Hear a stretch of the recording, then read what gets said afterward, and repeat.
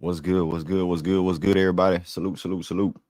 General salute. What it do? What it do? What it do? YouTube. What it do? YouTube. What's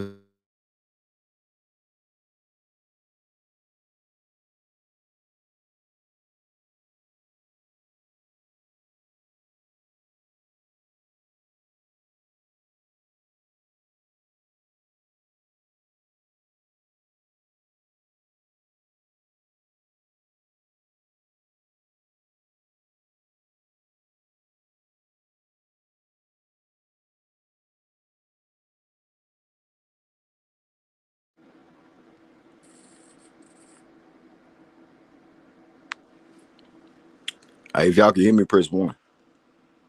If you can hear me, press one.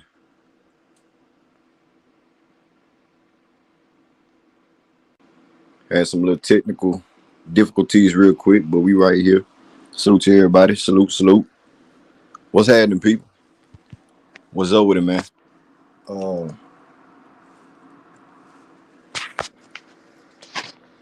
Got some things to talk about today. Shout out to the chat, man. Shout out to the chat. Shout out to the members of the channel, all the mods. Everybody showing love to the channel, man. I appreciate y'all. But I want to come and do this stream today about, what's going around in the Rockets community as far as who we should draft, and in my personal opinion, I think it's a lot of up and down about, who's a mock draft for this team and that team. But for the Houston Rockets, Reed Sheppard, man. Reed Sheppard. They have the Houston Rockets picking Reed Sheppard, multiple articles and things like that. And we familiar with Reed Sheppard over here. We familiar with Reed Sheppard over here. And we have some good things to say about Reed Sheppard. I'm trying to get my PC to jump up real quick. But yeah. Y'all get the likes up, man. Get the likes up, man. Let's see who in the building, man. My boy Vic in the building said, "What's good, family? You know I'm going to look out for you soon, man. Salute to my boy Vic, man. Hey, you already know what it is, Vic. General salute to you, homie. You know what it is, fam. Chris Strange TV in the building. He say, I'm about to make my Reed Sheppard video. I'm going to tag you in it. Hey, man, handle your business, bro. Handle your business, man. Handle your business. Salute to you. DeQuan Davis in the building. He say, salute Greenleaf for chat. That last live you did had me dying. Dying laughing. I'm sorry I missed it, but I went back and watched it. It was amazing. Yeah, man. You just never know what's going to happen during these live streams, bro. Conversations get heated, you know what I'm saying? People's perspective, people's, points of view, opinions. It's gonna get heated at times, man. For me, it's all love, man. It's all love at the end of the day. It's basketball. If you're a real hooper or if you're passionate about anything, man, it gets like that, man. It gets like that. But shout out to you, homie. DeMarcus Johnson in the building. What up, DeMarcus? Salute, salute. Zachary saying, what's happening, bro? What's happening, Zach? Salute, salute. If y'all want to donate to the channel, you can donate here. It will be pinned at the top of the live chat. So if you want to donate to the channel, it will be in the chat. What up, Tyler Brown? Salute. What's up with the G? What's up with it, Tyler? All right, can y'all hear me? Y'all can hear me now, huh? All right, salute. Well, Miss Kiki Wild Citizens in the building. Miss Ron in the building. What up, Miss Ron? What's up with it? Y'all hit that like button. Y'all hit that like button. Salute, Wise. Salute. Salute. Frank Miller in the building. What up, Frank? What up, Frank? Daniel in the building. What up, Daniel? You say, hey, everyone. Happy Thursday, man. Salute to you, man. Salute to you, bro. Salute to Tommy Mack. What up, Tommy? What up, Tommy? Hold up. Y'all give me 1 second.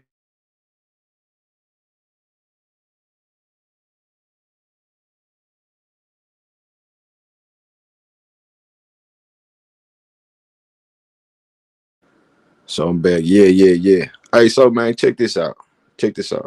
What up, Yazin? Yazin, what's good with you, bro? What's up with you, bro? So let's talk about it. Reed Sheppard, right? And when we talk about the title of the video, as far as what's the right pieces for this team, what's the right pieces for the Rockets, and it's a lot, bro. It's like it's not no one way street, no one way thing going with it. It's if you want shooting, and that's what Reed Sheppard is. That's what Reed Sheppard can provide.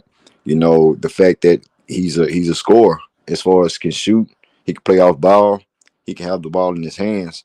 And our main thing was the whole last year, right?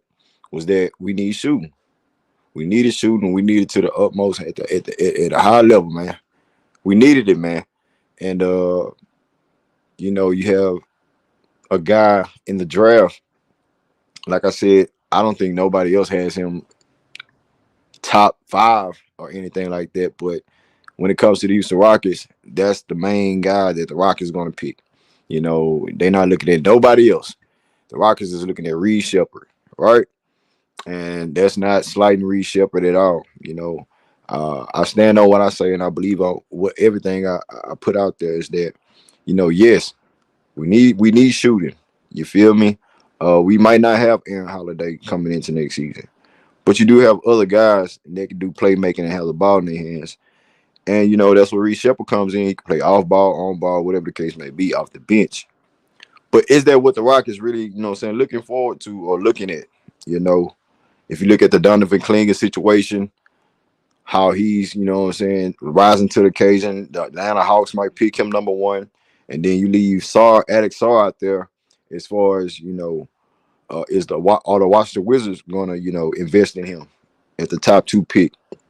Or are they still looking at, Zachary Ricochet or Zach, the homie Zach? If you're looking at him, then, it's going to get a little tricky. So I'm looking at a scenario if Reed Sheppard is the guy that they say that the Rockets is looking at, which I like Reed Sheppard. Like I say, I ain't doing no hating on the homie. But what I'm trying to say is, they say we need Reed Sheppard. Okay. So yeah, Reed Sheppard, man. If you're looking at a situation where it gets a little tricky in the draft, right? Where guys don't go number one, certain guys get passed up on in the draft in the top two, and we sitting there at number three, trying to make a decision. Is Zachary still on the board? If all this goes down, and when you talk about shooting, he provides that. You know, I don't think the Rockets was actually saying, okay, yeah, we want to draft another point guard. I don't think they there yet. You know what I'm saying? But it's an option on the table for them. It's something that you can look into, and it might be good for the Rockets. You know, but are we looking for another point guard? We lost Aaron Holiday, but he wasn't our main focal point guard coming off the bench when we thought Ahmed Thompson was that guy, right? So that being said, Aaron Holiday was just a pickup. He was just a pickup, and he did a hell of a job under Ime Udoka's system, under the whole Rocket scheme of things as far as the guard play off the bench. Now we understand Fred VanVleet needs help as a backup point guard. He needs it. He can't be playing all those minutes that Ime Udoka provided for him. But what else you gonna do when he's probably your first best veteran on the court, and he's your best player to a certain degree. Not counting LP and Jalen, but as far as running the offense, getting you to where you need to go, trying to close the deal in the fourth quarter, not having those blank moments in the fourth quarter, that's what Fred VanVleet provided, right? So when you're looking for a backup point guard for him, it's going to be somebody who's, if we not,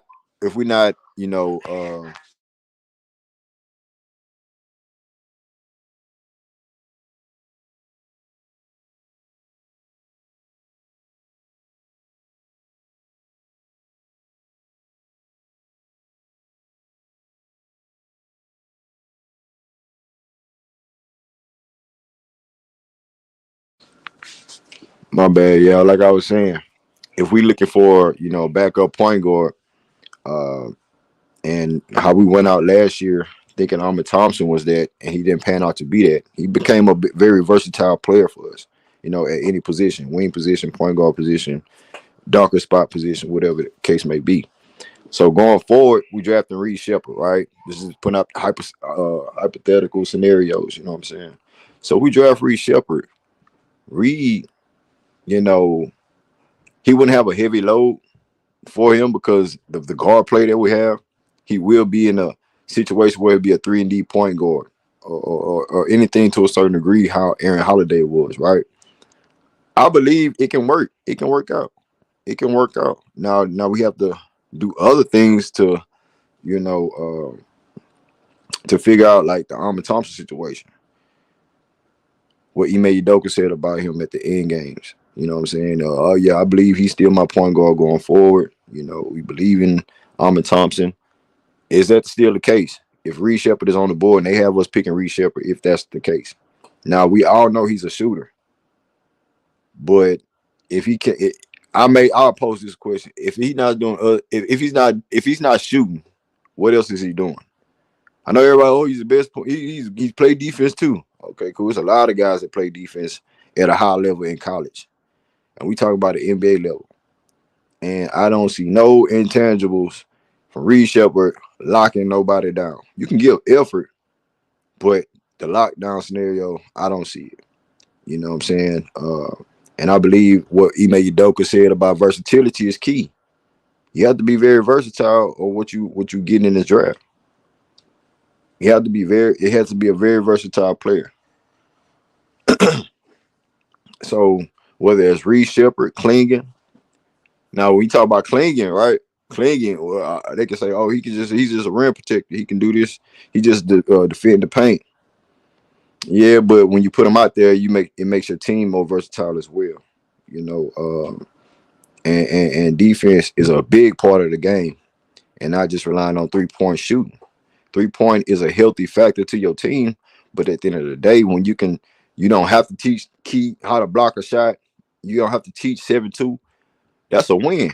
You feel me? That's a win.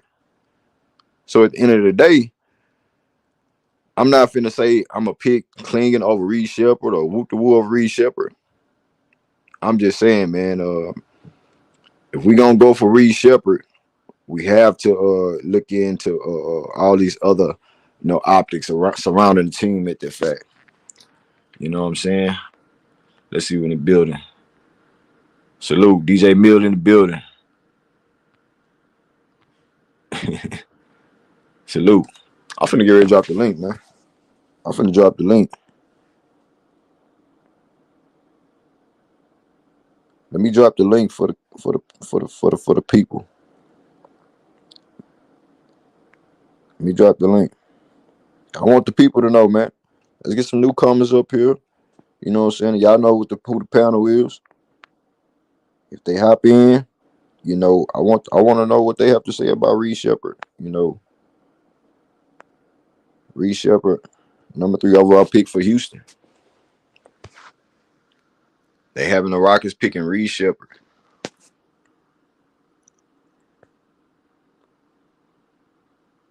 So let me drop this link for the squad for the fan. Y'all let me know what it is, man. Y'all get the likes up as well, man. Y'all get the likes up, man. Get the likes up. Help the algorithm out for the channel. Hit that notification bell. That way you get every update. If you're not aware, if I go live, I see y'all watching the streams. I see y'all enjoying the channel, man. So go ahead and make it easy for myself and yourself, and just hit that like button. But yeah, man. Reed Sheppard, and let's talk about his 3-point shooting. Let's talk about his 3-point shooting and percentages.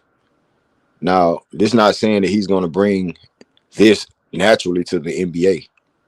It's going to be some pressure on him. It's not going to be too much pressure. I don't think any number 3 pick that we get is going to have pressure on them. It's like any other draft, right? Any other draft, a number 3 pick will have the Brandon Ingrams of the world. I'm not Brandon Ingrams. Well, you could say Brandon. I'm saying like the number 3 pick. We know that's a solidified pick, right? So what I'm trying to say is this year, it's not that. It's not that. I believe for the Rockets, they're going to be a role player, off the bench player for us. Not fighting for a starting position. None of that. Hold on, let me see what this is. Let me see. You got somebody pulling up.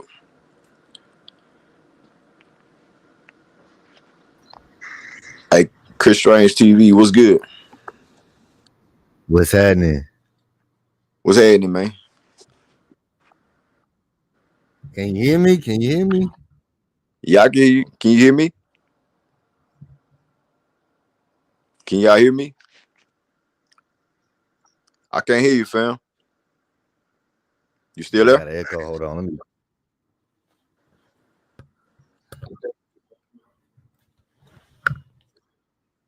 Get your mic. Try to get your mic settings in the settings, man.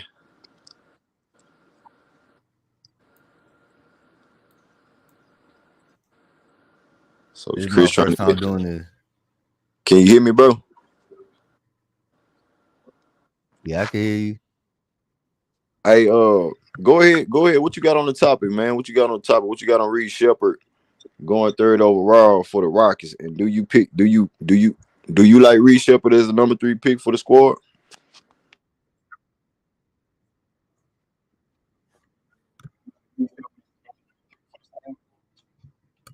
Hold on.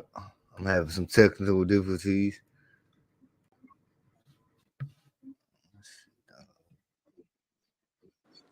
Hey, try to go out and come back in, Chris Strange. Go out and come back in the same way. Just get your the mic settings right first. I can hear you. You might have a delay.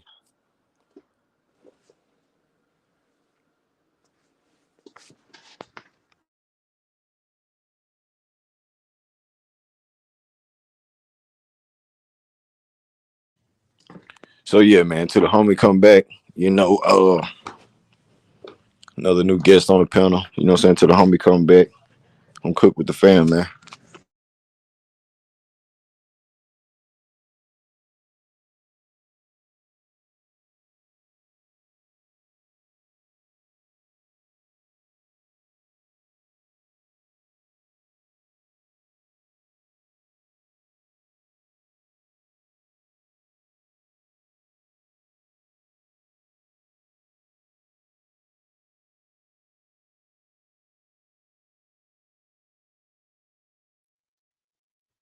Yo, Yo, I think I got it right now.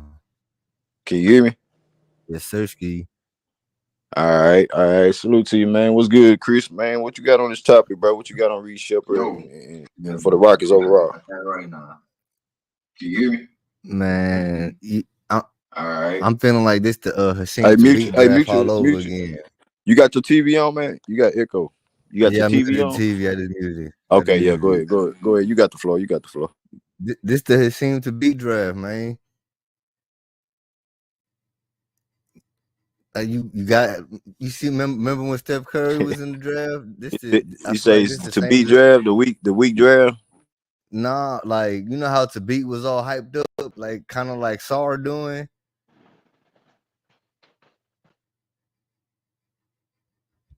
Yeah. Elaborate on that. We listening. So like I think so Sar is to beat and Reed is Steph. You gotta take him.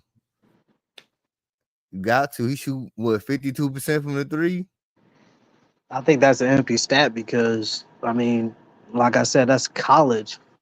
Hold on, hold Doug, on, hold on, hold Dougman on, was a hold on great one shooter mission. at college One too. mission. Hold on one mission. My Let him fault, bro. finish. My fault. Yeah, I'm gonna get to you. I'm gonna get to you. Hold on, real quick. Go ahead, Christian. You say so you think this he gonna transition that into the NBA, those 50-50 numbers. Man, He's gonna shooting transition that to transitions everywhere. Shooting and athleticism always transitions to an NBA.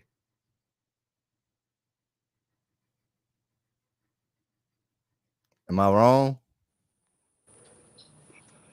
no, it don't always transition. They gonna always backdrop because I'm saying like as far as what numbers you expect those 50-50 numbers in the league off the rip. Not off the rip, but he probably hit close to 40, and that'd be phenomenal. Yeah, okay. That's what I'm talking about. Cook. I would say Reed is a my fault. Hold My on, fault. I don't hold want to on. cut anybody off. My bad. My bad. Yeah, I got you. I'm gonna come to you. I got a line. I'm gonna come to you one minute. I got you. I'm gonna let you have the floor as well. But go ahead, Chris Strange. You saying you saying that he's a Stephen Curry again, right? Basically, he's Steph Curry of the draft, man. You don't want to pass up on that. And we low key like the Warriors. We making a dynasty through the draft. We ain't trading for nobody. Hmm. I mean, but we have to see it, right? We have to see it. I think he the missing piece. Why are we the only team that has Reed Sheppard going number 3 for us, but for any other team they don't have him going as high like that? Cause it's about need. Everybody know the Rockets can't shoot threes really all that good. So I mean, they I think they did well at the back end of the season when they start clicking it the right way as a team. You know what I'm but saying? the back end of the season is after the All-Star break and teams really stop trying, you know what I'm saying? Well, not And not necessarily true. I get what you're saying, but that's not necessarily true because at the back end of the season, you got some teams that's trying to make the playoffs and play in stretch as well, so they're gonna try to go harder too. yeah, you're right. But I'll say a good more than 51% of the teams is like, let's let them shoot. You know what I'm saying? That's why Jalen Green do good after the All-Star break every year, but before the All-Star break, he be blah. Gotcha. So you think you saying Reed Sheppard the steal of the draft, huh? That's what, man. I've been saying that we need Reed, bro.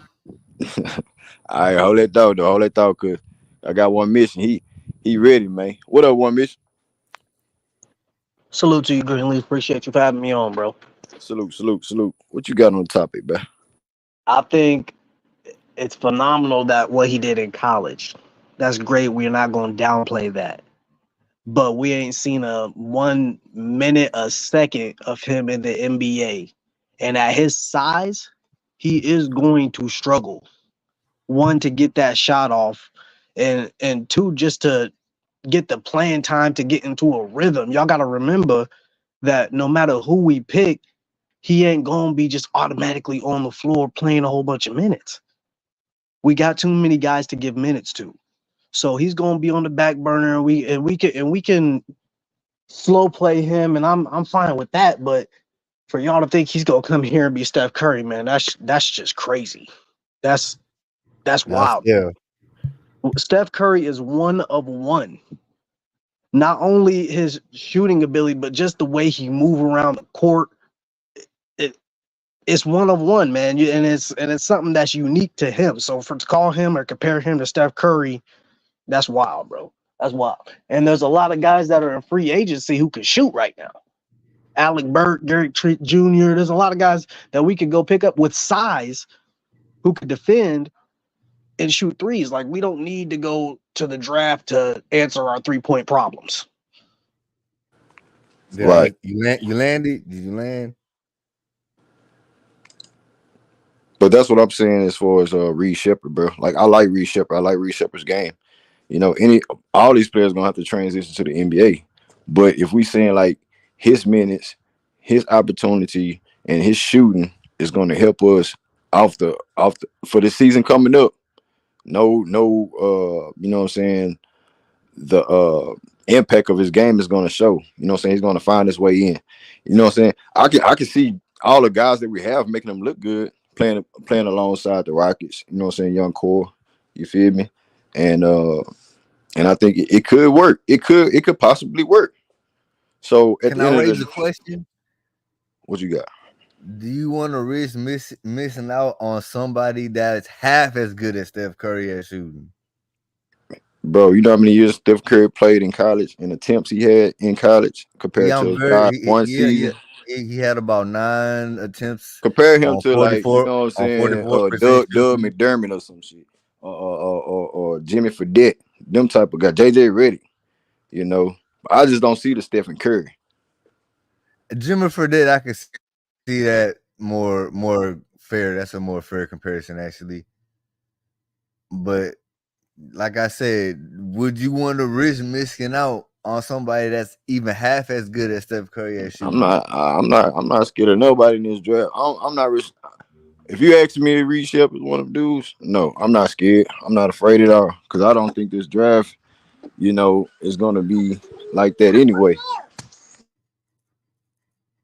Was Steph Curry's draft even like that anyway? Either wasn't that a rather weak draft?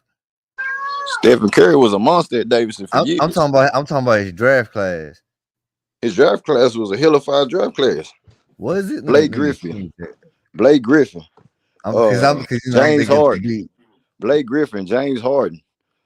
Who else? There was a lot of niggas in that draft. Steph went 7. Yeah, I know. What year was it? 09? Yeah, 09. Let me check that joint out. But like the homie One Mission said, Steph Curry is one of one. He won a one, bro. Yeah, you're right. I ain't gonna argue that. I'm just saying, like, Steph Curry had to become Steph Curry. You feel me? And then I say it took a minute. He had to have that opportunity. He not. We trying to draft him. I wouldn't knock him. And if I would relate him, relate him to a great, if I were like to put him next to a great as far as what I see him being like I don't know, maybe Steve Nash or something like that. I don't think he run the offense as well as Steve Nash. Would be phenomenal. I'm not saying he's not. I'm saying he's going to be a good shooter in the NBA. But to think he's going to put up Curry numbers is crazy, bro. Because you put words in my mouth, though. I ain't say Curry. Curry is 1-on-1. I agree with you. I don't think he's going to be Steph Curry. He's the best shooter ever. Not only does Curry shoot well, he's a menace off ball. He's impossible to guard off the ball. And there's not a lot of guys like that. That's systematic though, because that's how the Warriors run. I don't care what team you put on. I don't care what team you put him on. Curry's going to be a menace off ball. Just the way he runs through pit, you can't guard him off ball. You can't stay with him. That's because the Warriors run a lot of off ball screens. That's like systematic. I mean, a lot of teams run off ball screens though. Not like the Warriors, because not everybody got Curry. They're like everybody got Steph Curry. They're like the cranked up version of the Pacers with Reggie Miller, basically. Yeah. For sure.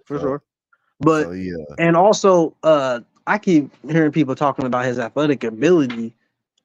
I'm not like I see he can jump a little bit, but I don't know if he's crazy athletic like everybody's saying, bro. I'm talking about 6'1", 6'2". I'm talking about in game. Not off a Facts. fast break by yourself. I'm And talking he about. better be dunking on dude like Steve Francis. Yeah, he's He not doing he's nothing like that. he's definitely more shifty than Steph Curry is. He's more shifty Yes, like side to than Steph side, Curry. lateral with Man, the ball. stop it, Yeah. bro. No, Stop you're it. Hey, crazy, bro. Chris. You're crazy, bro. We talking about Steph Curry, the handles, No disrespect, bro, but the I'm the just the, saying Steph the Curry is one-on-one different. play. You Steph Curry is way different. Now, if you want to keep it shooting, like we can keep it shooting. Like, yeah, he was a good hellified 3-point shooter in and his college. stroke look good. I But he like how wasn't he the only holds one. it. I like how he holds it in the air. You know what I'm saying? His stroke look phenomenal. But Steph Curry's different, bro. We probably won't see another Steph Curry for another 30 years. Okay, let me You reword know what I'm my. saying? I shouldn't have said shifty. He dribbles faster than Steph Curry. That's what I should have said. Steph Curry got You think his handles are better than Steph Curry's? well. I say he dribbles faster with the ball than Steph Curry. Like on 2Ks, speed with ball will be faster than Steph Curry. I don't know. You like I said, you guys are looking Steph at this Curry at the do got the college level. crossovers. He You guys got are the watching him. You guys are watching him blow by zone coverage at the college level. You're not watching him go by elite defenders in the NBA. These guys are bigger and they move laterally faster than any college player. You know what I'm So saying? do you believe the defensive intensity is stronger than the NBA defensive intensity? Absolutely not. The So defensive intensity and in guys college is a I feel like college play they play harder defense in college. That's my opinion. I don't think so because you got to think the guys. To be honest, guards are being told now that they need to be an asset on defense or they don't get playing time. Just normal guard. Any guard Reed on any Sheppard, team has to be an elite defender, or not an elite defender, but an above average defender. Reed They're Sheppard is being an asked above to average all be defender. two-way players Reed Sheppard is an above average defender at the college level uh, against guys that's his size. hey. It translates the way if you see the way he I gets want you to steals, I want you to think he played about putting Jalen Green in front of Reed Sheppard not in and letting front of him. Jalen Green He try to coming cook up. him. Wait. Okay, say it again. Put Jalen Let Green in front. Jalen Green get the ball and put him in front of Reed Sheppard. What do you think Reed Sheppard gonna do? Jalen Green has the ball. Not a damn Well, thing. no, he can't hold. I Damn mean, he thing. can't. He can't hold him like anywhere Hey, outside can the y'all hear perimeter. me? Yes, I can hear sir. you now, bro. All right, bet. Like, because that's somebody. Because you see Green have trouble with some guys in the NBA at the point guard position, at the shooting guard position. Guys will stay in front of him. It's tough, but you see guys stay in front of him. Green isn't really. He's not that fast with the ball in his hands, though. And he dribbles with his head What? down.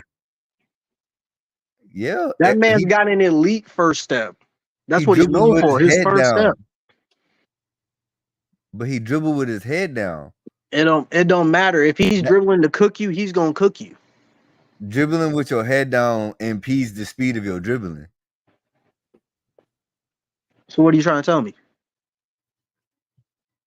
That he's not that great of a ball handler. So what you're telling? Actually, you're proving my point because you're telling me dribbling with your head down impedes the speed of your dribbling. He dribbles with his head down, and guys still have trouble staying in front of him.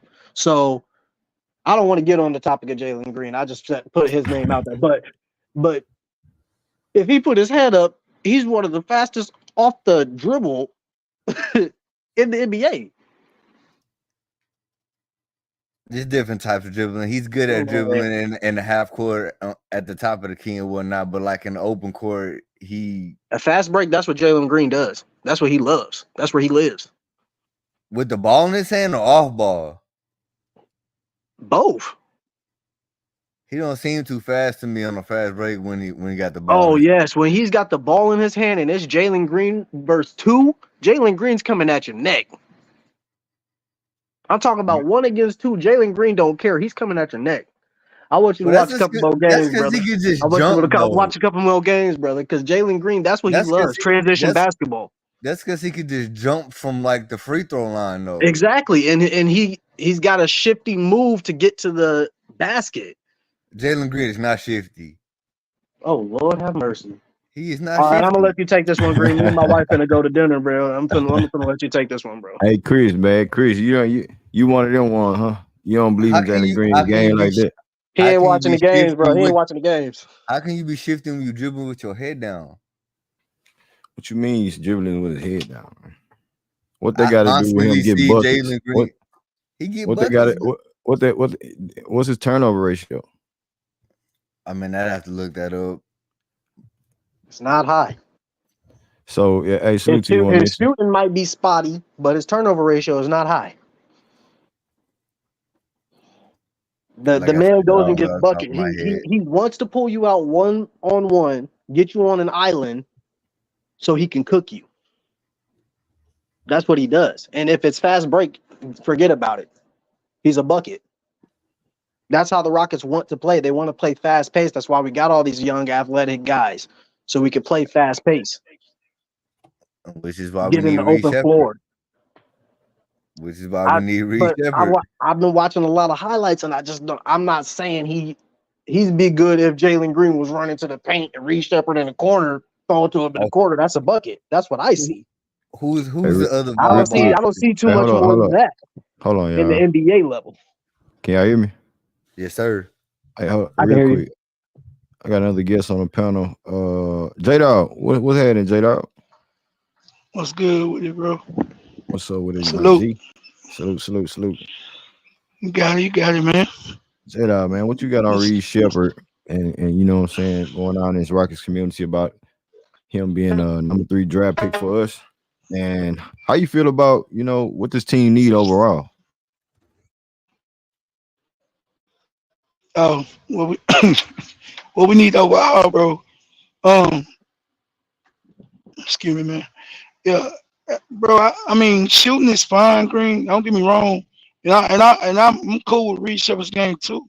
But when I go back and look at the season last year, and I watch how we played, bro, in the first half, and I watch how we played, and as far as our pace in the second half of the season, it was night and day, bro.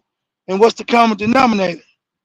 We were spreading the floor, contesting at the perimeter, and switching everything and getting out and running, bro.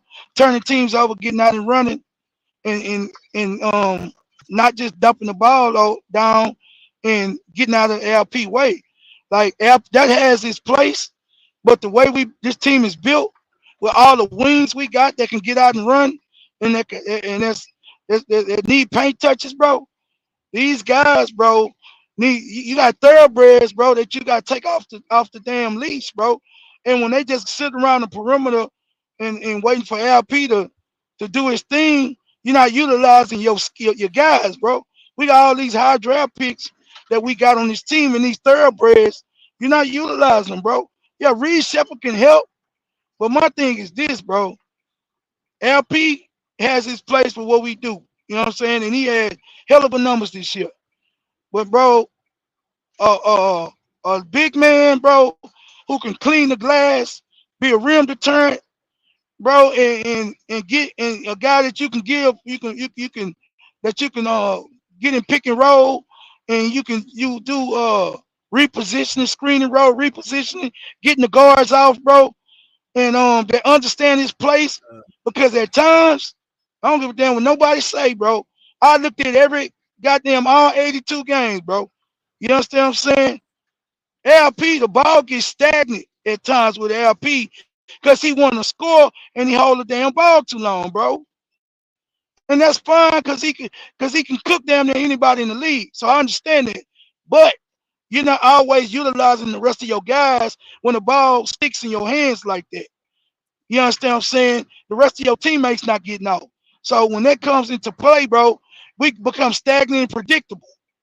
And what I understood was when Jack Landale had the opportunity to come in and was able to space the floor and hit some threes, hit some mid range, and crash the glass and kind of shot block and switch, we were playing fast. We were playing to our strength, bro, and we looked dynamic.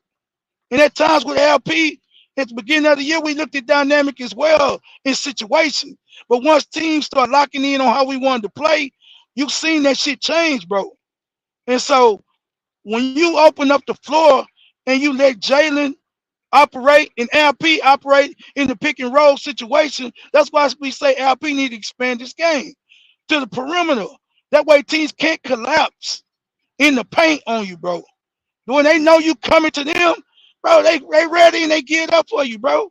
But when they don't know if you're gonna shoot it or pass it or take it to the rack, now you become unpredictable. Now your offense is multi-dimensional. But when you just throwing the ball to him and then trying to spot up, that's not playing to our strength. It's not playing to Cam Whitmore's strength, even though he's a good spot shooter. He's there. He's a hell of a slasher. It's not playing to Tari Easton's strength. He can slash to the rim. It's not playing to Armand's strength. He needs space so he can get offensive rebounds, get the glass, and catch lobs. It's not playing to Jabari's strength, to his strength, because he needs to do what he needs to do at certain times instead of just spotting up. He needs to be able to operate in the mid-range. But when you got everybody in the paint collapsing on LP, bro, then your team is just you basically reduced to just spot up shooters. That's the only way you're gonna win. And this team ain't built like that, bro. Do you believe that Reed Sheppard, is a good pick to a certain degree? Not at 3, bro. He gonna be a backup, bro. Who place he taking on this team to pick him at 3? And not to say Clingan is, but Clingan's 7'2", bro. You can't teach size. I don't give a damn, bro. You cannot teach size.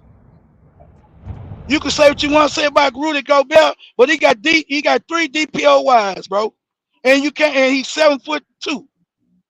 And he a shot blocker, and they got the #1 defense over there. Yeah. Like guys like that are impactful players for what they do. Exactly. So how many of those walking around like that? Ain't that many, Green. Ain't that many. We talk about Rudy Gobert like he can't do this, he can't do that. But guess what? He's impactful for that team, bro. And how many Rudy Goberts in the league could do? And you can say how Rudy Gobert ain't shit. He got 3 defensive player of the years. So everybody don't think like that. And he effective for what he do. But do you need multi-dimensional players around him so you can make that shit work? You goddamn right. And we already got that. We got a bunch of multi-dimensional wings that can already go get it at a high level in different areas. They ain't no spot-up shooters, but they some damn good athletes. They can get to the rim, and some of them can get their own shot. But when you start reducing them to spot-up duty, now you make your offense predictable, bro. And that's not. And we haven't drafted for this offense to be in a predictable state.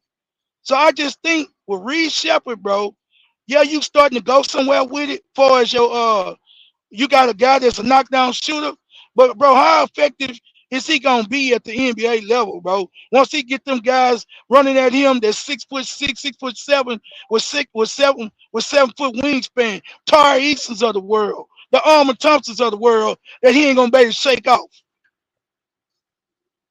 That's what I'm saying, bro. They gonna swallow him up. It's gonna be hard for him to get his shot off at a high level, and you're gonna reduce him to a spot-up shooter. And I'm not comfortable picking no 6'2" spot-up shooter at no #3 pick, bro. Just not. Yeah, I'm right there with you, mate. Hey, but J-Dog, hold that thought, J-Dog. Let me get to Mario and the panel open, fellas. Mario, what's good? Hey, what's up, fellas? Y'all good? Good, man. Salute, man. Hey, man. Shout out to you for the last stream. Hey, shout out to you for the last stream for dropping that cash up. Don't know too, man. Salute to you, bro. Oh no, man, no, it's all good. I'm gonna do that. Hey, man, I just appreciate you bringing the streams to us, man. It's all good. It's all love. Mario, yeah, man. What you got on the topic, bro? Man, I'm gonna just keep it 100, man. Like, I kind of can echo what J-Dog said, man. Like, we talking about a defensive center right now that's playing backup on any team, probably starting on some teams right now. If you want to be real about it, like Donovan Clingan, he probably starting on some teams, and I'm gonna stick to the topic at hand about Reed Sheppard. I don't want to cut you off, but that's a good point, because why is his stock rising? Come on, man. Come on. It's a reason why Memphis Grizzlies want him, man. Ja Morant. the boys smart, man. They know the agenda right now. They like, hey, we lost Steven Adams. Yeah, they got one of the defensive player of the year guys in JJ. But at the end of the day, they thinking about defense because they know that's how they was able to get far, not just during the season, but a catalyst to get them to the playoffs and kind of you know press on from there. So I think Clingan right now, man, is like he defensive ready. He can start for all of the bottom of the pack teams and Wizards and all them other teams. They need a player like that. The reason why they wouldn't get a player like that is because they thinking upside, and that be their problem half of the times. I think this is the opportunity for the Rockets to say, squash it. Let's go ahead and go big or go home, and I think that's what they might do. But if they go after Reed Sheppard, man, like you said, we see the reports out there. I can make a little case for him, man. I think at the end of the day, homeboy, yeah, he ain't got that much size on him, and all this stuff about Steph Curry, man. Come on, we got to stop that because at the end of the day, he's not gonna be playing Steph Curry minutes. But as far as him being the seventh player that's gonna get minutes behind the other six guys that's supposedly gonna be healthy, I just think he probably gonna come in and just make a case for himself. You got to understand, Udoka gonna do whatever he can to try to get everybody on board. So you don't know what kind of minutes he gonna play, who he gonna be playing with. So other guys can probably help off of. If I'm making a case for Reed Sheppard, other guys probably can benefit, by getting in open lanes and getting, situated down low.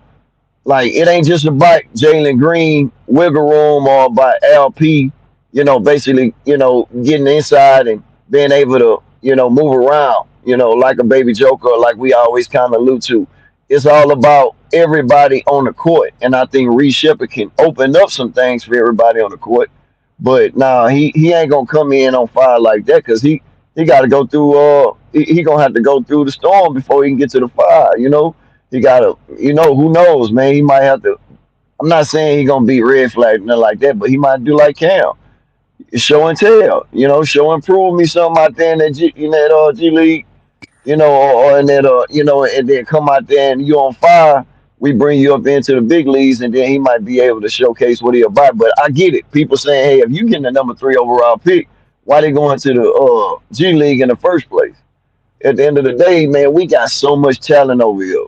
I just think right now, to be honest with you, he might not get the opportunity per se right off the rip like a Donovan. Donovan Clingan is like, okay, hey, Yeah. we see how injury prone our big man are at this particular juncture. Everybody pretty much got hurt last year. We didn't even have Steven Adams yet, but he was hurt when we traded for him. So he would have been right in play, behind Green. Jeff Green will probably started over Green. So I just think the big man would have probably, be the best place for us to go. But I think I was just making a case for Reed Sheppard. He definitely not gonna be like no Curry. But he just gonna come in and hopefully show that he can keep a high level of shooting the rock. Which is what he did in college. So who knows, Yeah, man. Clingan's not gonna be Yeah, available. hey Mario, because We're not I know you know what I'm saying, you talking about Stephen Curry, Reed Sheppard. So I want to address Chris Strange because he's still up here. Salute to Chris Strange, new on the panel, but he ain't new to the channel. You feel me? So with this Stephen Curry thing going on, man, I don't see it, Chris. I don't see it, dog.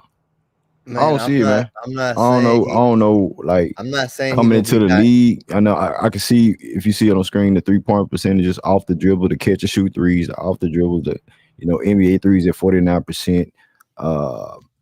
On what 81 attempts right there. That's good.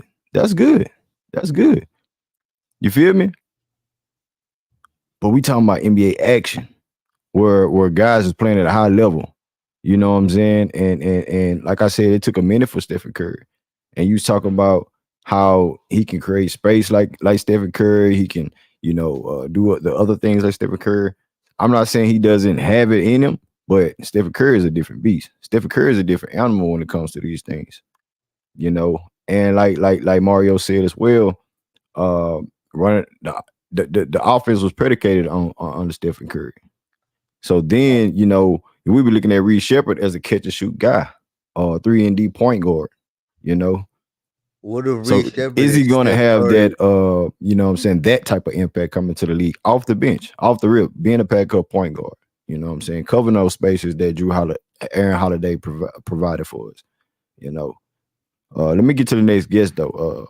Vic, what's good, Vic? Hey, what's good, man? Can y'all hear me? Loud and clear, man. What's happening, Vic? What it do? Hey, man, I just want to come on here, man. Shout out to everybody. And everybody know who I'm for. But let's not get it twisted because I don't want nothing else to happen. And people say I ain't like them. I like anybody we get. You know what I'm saying? Whether it's Clingan, whether it's Sheppard, whether it's Reed, anybody we get, welcome to the Rockets. But we all know my preferred pick is Reed Sheppard. And the reason I said we want Reed Sheppard before is because of the shooting ability. I don't need him to be Steph Curry. I don't need him to be Klay Thompson. I don't need him to be none of that. I need him to open up the space for Jalen to drive, open up the paint. So when LP get double teamed, he got somebody to shoot out to or throw the ball out to. And just that threat of shooting alone makes him valuable. Now, on that same token, J-Dog said something that made a lot of sense about Donovan Clingan. But I think if we're going to get a center, we need more versatility at the center spot. Right now, everybody do the same thing. Going to be in the paint. Nobody going to step outside and shoot threes, Jock Landale. But if we get Clingan, we're not going to have Landale playing a lot of minutes. So right now, everybody going to be clogging the paint. So where is our versatility at at the center spot? And that's all I got right now.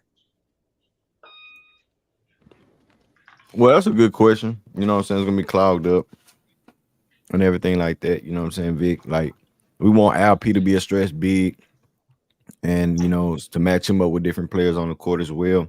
So I get it. If you draft Clingan, he's not that, you know, as far as, you know, stretching the floor, shooting shots. And wouldn't we want that for LP if we asking him to play alongside a guy like Clingan? Not saying you, Vic, but I'm saying the guys that see him playing alongside LP and want LP to, you know what I'm saying, stretch the floor at the 4 position.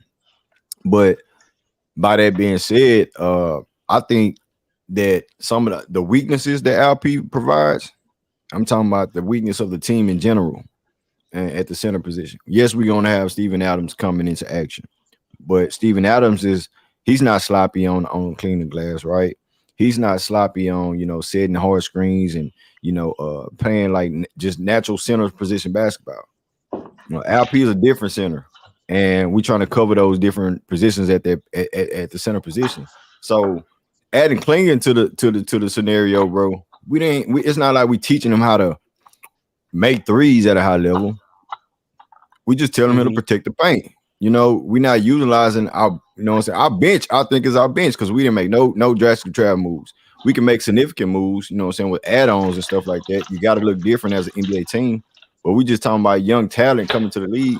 Whether that's Reed Sheppard or Clingan or Ricochet, they're going to take a back seat to a certain degree. And I just think that we can cover the shooting because we seen at the back end of the season, which is a hot tell and tell for us. We was okay in shooting threes. It's about the individual players making their shots. So Reed Sheppard coming to action and he breaking it off the wall. Then what? Back to the old formula. Instead of having a perimeter protector who ain't got to put that, you know what I'm saying, pressure on him making threes, and we could develop as a team shooting threes, Cam Whitmore. We know what it is about Ahmed Thompson. Like, and I get it. You would want a guy like Reed Sheppard alongside of him if he's out there on the court. If Fred VanVleet not out there, Jaden and the whoop so goes on. But you want to be missing a lot if they're elevating their games. I'm talking about the core 6. If they elevate their games and you have a certified rim protector, you ain't got to teach them how to protect the rim at a high level. He won 2 championships off of that alone, and you won't be adding too much to the team. You'll still be adding key pieces to the team at the same time. That's just how I feel. Yeah, no, I get it. We're gonna have Alman gonna be off the bench along with Clingan. That's already 2 non-shooters already. That's just my take. But see, this the thing though, bro. Yo, Blue you the got 2 sports writer. What up, non-shooters. Blue? You got 2 What's up, non-shooters, Green? man. What's up with it, Salute, man? Luke. What you got My on the fault. tape, man? Go. What you got on the Go top? on, go. Well, Green, first off, I want to say I'm sorry I have not been around because right now I'm dealing with stage 4 colon cancer. I'm trying to get better. So, Oh man, prayers up, Luke. You in my prayers, bro. You in our prayers, bro. Hey, yo, one Well- love, man. Prayers up, brother. well, Green, I am from Kentucky, so I have to see Reed Sheppard play a lot this season. And I know what type of player he is. And for y'all, if y'all gonna pick him number 3, I say good luck with that. Cause I feel like he's like a late first round pick. Like if you hoping for Reed Sheppard to come in and be like your boy from Miami or be like your boy from Boston, yeah, he can shoot, but a part of me don't feel like he's tough enough to battle down low with the big dogs. It feels like he like if he ain't getting shot off quick and he can't bring nothing on the defensive end and can't bring anything other than his shooting ability. That's it. Like he ain't tough like his daddy was, because if you know his daddy was a dog at Kentucky, and even though he never make it in the pro, but his daddy was more tougher than he is. So if you that number 3 pick is. So what you seen from Kentucky, Lou? Like, and I know you paid attention to the Rockets and how we play and everything like that. You kind of skeptical about just the number 3 pick in general, right? Yeah. And how that fits with the team. Do you see him at do you see him fitting in with us as far as what we do? Well, y'all got drivers. Y'all got like guys who can really get it when they need to get it.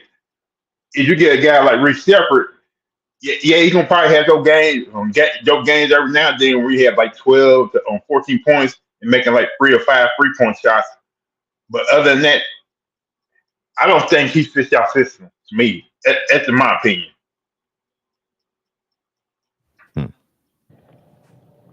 Can I speak on it, Green? Yeah, I want to back door. The more prevalent thing that the Rockets need to me is the defensive first rim protection. Oh, go ahead, Mario. Go ahead. You had something to say about that? Yeah, I mean, he was cooking on it, but I just wanted to say, like, if you look at the totality, man, I just think if you get this guy, I'm vouching for Cleveland, because at the end of the day, we need some size and we need defense, man. Defense wins championships. Defense wins. We know that. Offense sell tickets. But if you look at it, I just think if we happen to get this guy, I ain't gonna lie, man. Like he gonna open up the floor. It's plenty of games in the fourth quarter. I know he's saying, man, that guy ain't gonna do nothing but shoot 3 or 5, 12 points, 14 points. But I mean, hey, having a guy like that in the fourth quarter in the clutch when you need a shot, if Green or Şengün cooking, I hate to say it, man. I sure wouldn't want to be passing the rock over the tape. You know what I'm saying? I'm just saying. I'm not trying to say that I'm all in on him, but I'm just saying to echo Vic's point. Somebody on the court that can shoot the ball can be reliable. In that instance. But I still make my same case, man. With Vic, I'm gonna tell him like this here. Yeah, you put Armin and you put Clingan on the court. Man, that's a lot of defense. So we can talk about they ain't gonna do that much on offense, but they for sure gonna make sure they cover you on defense. They man ain't gonna get a shot.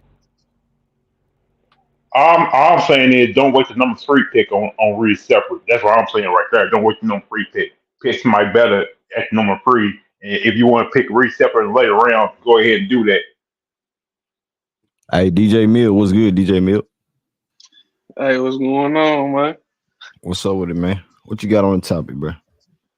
Man, I feel like I like Sheppard, man, but I feel like, man, we trade LP to the Hawks, grab Saw, and you grab Reed at 3. Crazy. You get your size and you get your shot. Not You get your baby size and you Joker, shoot. man. Come on, man. Hold on, you said trade Man, he ain't LP. baby Joker, he baby Sabonis, man. Come on, y'all gotta Come stop on, man. with Stop it, Jokic man. comparison, Stop that, bro. man. Stop that, man. You know that boy star, man. Man, come Hey, on, DJ man. Mill, you say trade LP for the just trade him straight up for who? What you say Nah, again, bro? not straight up, man. I mean, get something back. Trade him to the Hawks for the number 1 pick and something else. We draft Saw. We got your rim runner and your rim protector. Let his offense grow. His defense gonna impact the game off top. And then you grab Reed Sheppard at 3. I You don't know what know, I'm saying? man. That's Instead, kind of you heavy keep right there, man. you what's gonna happen is you keep LP, you pay him, you still gotta get a rim protector, you still gotta bring in somebody. At the end of the day, you still gonna have to bring in somebody. You still gonna have to question can LP coexist with whoever? Because he So can't why not pick that up in the play the draft? 4. Why Who not you gonna pick that pick up in the up? draft? That's what I'm saying. You grab Saw, and you grab Sheppard at 3. Yeah, he's saying offer LP for the number 1 pick. And hell. something And else. you can still kick Hell. or something else. There's so many big men that are rim protectors in the draft right now. Any one of them is gonna drop to 3. Okay, so then what you gonna do with LP? You gonna play Keep him? him on You the still team. gonna and play him how many minutes? Start a minute. Start him, man. What do you mean? What we talking about, man? Come on. Hey, So what's gonna hey. happen in the playoffs when you gotta switch up your defenses? Somebody go small. LP can't go small, so you still need a real protector out there. How many minutes he gonna play in the playoffs, dog? Big dog. Bro, he's gonna be the man in the playoffs. Is LP right now a top 5 center in the NBA? No. Big dog, answer that question. No. Come on, man. He better than Embiid. I'd say he ain't got no versatility. Is he top 10 though? Is he a top 10 center in the league right now? Top 10 doing on offense? This ain't football, dog. This ain't football. Top 10 on offense. But it don't matter. Top 10 period. Top 10 period. Name 10 centers better than him. Scratch that, man. Name 5. Scratch that. Name 5. Embiid, AD, Sabonis, Jokic. Shit, I ain't go one of them boys for Phoenix. I'd even go Jared Allen. I don't think Sabonis is better than him. Jared Allen's definitely not better than him. What you asking him to do? That's what I'm saying. You keep talking about offense, but the teams don't. What does Jared Allen bring you other than slight rim protection? And what does Sagoon bring you other than bullying his way in the paint? Scoring, high level scoring, bro. High level scoring. Because you can't win a game without scoring. But if you got Donovan Mitchell to do that, why do you need Jared Allen to do all that? That's what I'm saying. Hey, hey, DJ Mills, stay right there, man. Hold that thought. Hey, Genius, man, what you got, Genius? You want to rebuttal what DJ Mills talking about, or what you want to get to, bro? I'm gonna get to my topic, but bro, this bless up, man. This blasphemy that I'm hearing on this on the stream tonight, bro. Guys, come on. Did you guys smoke some of the Jamaican weed that I got here right now, bro? I don't know. This guy's talking about what's his name? Jared Allen being better than Şengün, bro. All Jared Allen does is block shots and a lobster. That's it. You can't run no offense through Jared Allen. Şengün is an offensive engine in the league, bro. I get that, bro, but every team not asking they send us to be that, bro. He can't go to no other team in that team. He gonna go to Dallas and run the offense through Dallas. You gonna take the ball out of Luka hand for him? Come on, dog. He do one thing good. I get that. That's the thing with Şengün, he can play with guys like Luka because he's a player that nobody's gonna take the ball out of Luka hand and put it in no damn Şengün hand, bro. Nobody's taking the ball out they perimeter guard hand to put in Şengün hand but the Rockets, bro. Come Exactly. on, man. So why do you think we should trade him to another team who don't need a guy who can pass in the middle like Joker and can score at a high level? There's not a lot of centers that can do that. Period. A lot of centers not asked to do that. That's what I'm saying. Exactly, which How is do you why know he's a that? diamond in the rough. Why are you trading that? Come That's a on, bro. special talent. He a diamond in the rough, but he brings no defensive versatility. And He's second He of can't all, stretch the bro. He's floor. not He a can't stretch defensive the floor from slouch. three. He's not a defensive slouch though. So let me ask you something, bro. He's not. He may If not what be you a ball if stopping defender, but he's not a slouch. let me ask you something. If Sengun's skill set is what teams value the most, why did the Pacers choose Miles Turner over Sabonis?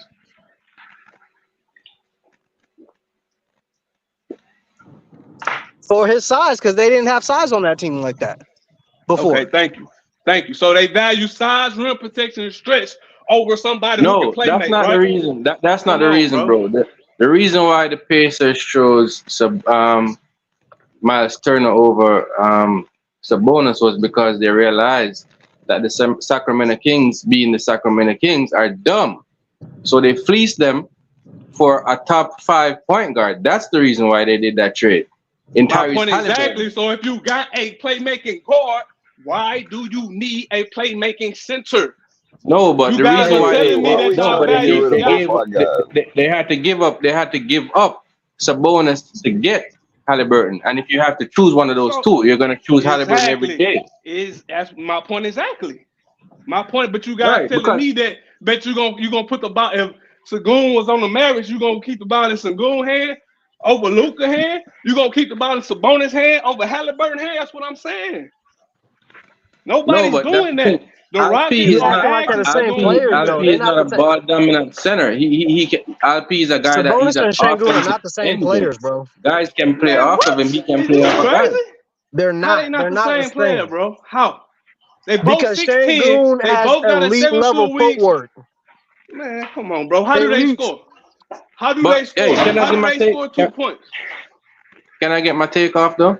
About Go the ahead, topic. man. Yeah. So this is my thing on the topic right now. We're debating over Reed Sheppard and Donovan Clingan, and I've been doing my research, and I told you that each time I come on this thing and talk about the draft, it may change, and I'm leaning towards this, bro. I think the Rockets are gonna shock everybody here. I don't think they're drafting Reed Sheppard, and I don't think they're drafting Donovan Clingan either, because none of those two players are high potential players. They're high floor, but their potential is limited. And when I say that, what I mean is those guys project to be role players in the league. And at number 3, you don't draft that type of player. You draft somebody who has high potential that can possibly break out into all-star type caliber, right? So I think that if they stay at 3, and I'm going to give you my 2 takes on this. They're either going to stay at 3 and draft somebody who we are not expecting, like a Buzelis, who has more upside, or I think that they're going to move back in the draft and get a veteran and a later lottery pick. Maybe like I'm hoping that they can do something with the Blazers at 7. Maybe getting what's his name? That point guard that they got. Anthony Simons. No. That guy, he was in Boston as well. Malcolm Brogdon. Yeah, I was hoping they can flip the number 3 for Brogdon and maybe get the number 7 pick with it. And then at number 7, I think that if Clingan is on the board at 7, then you take him at 7. But in the mocks that I'm looking at right now, I looked at the CBS mock, I looked at the Bleacher Report mock, and the NBA Draft.net, and I'm not seeing Clingan anywhere in the top 5 in any of those mocks. They have him at 7 to the Blazers, the highest that I've seen. So I think the Rockets should explore that number 7 pick for Brogdon.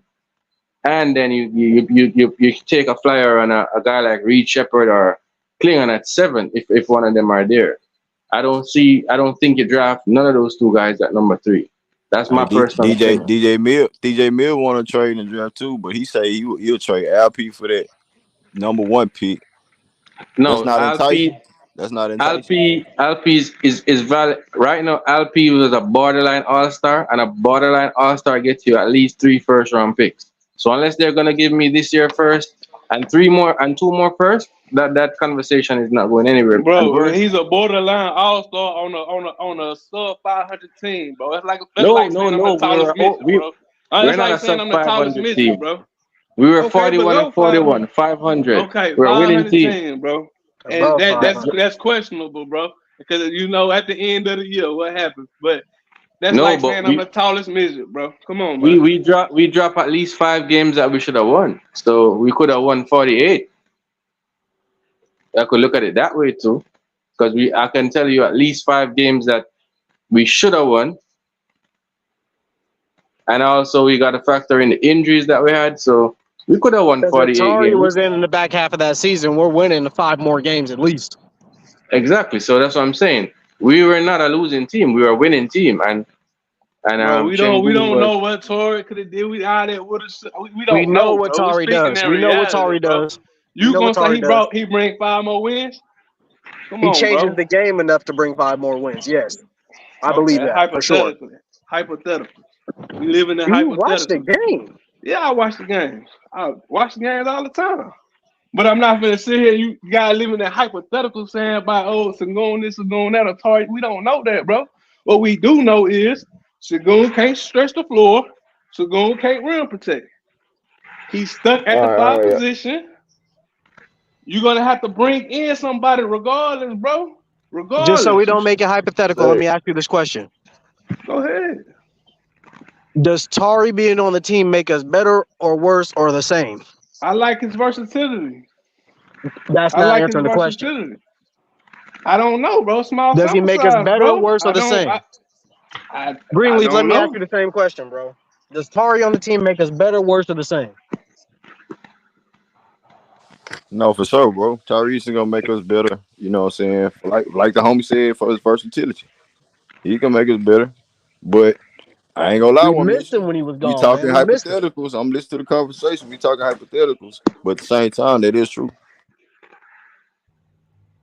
All right. Well, these Blues. But my question is this though: Why?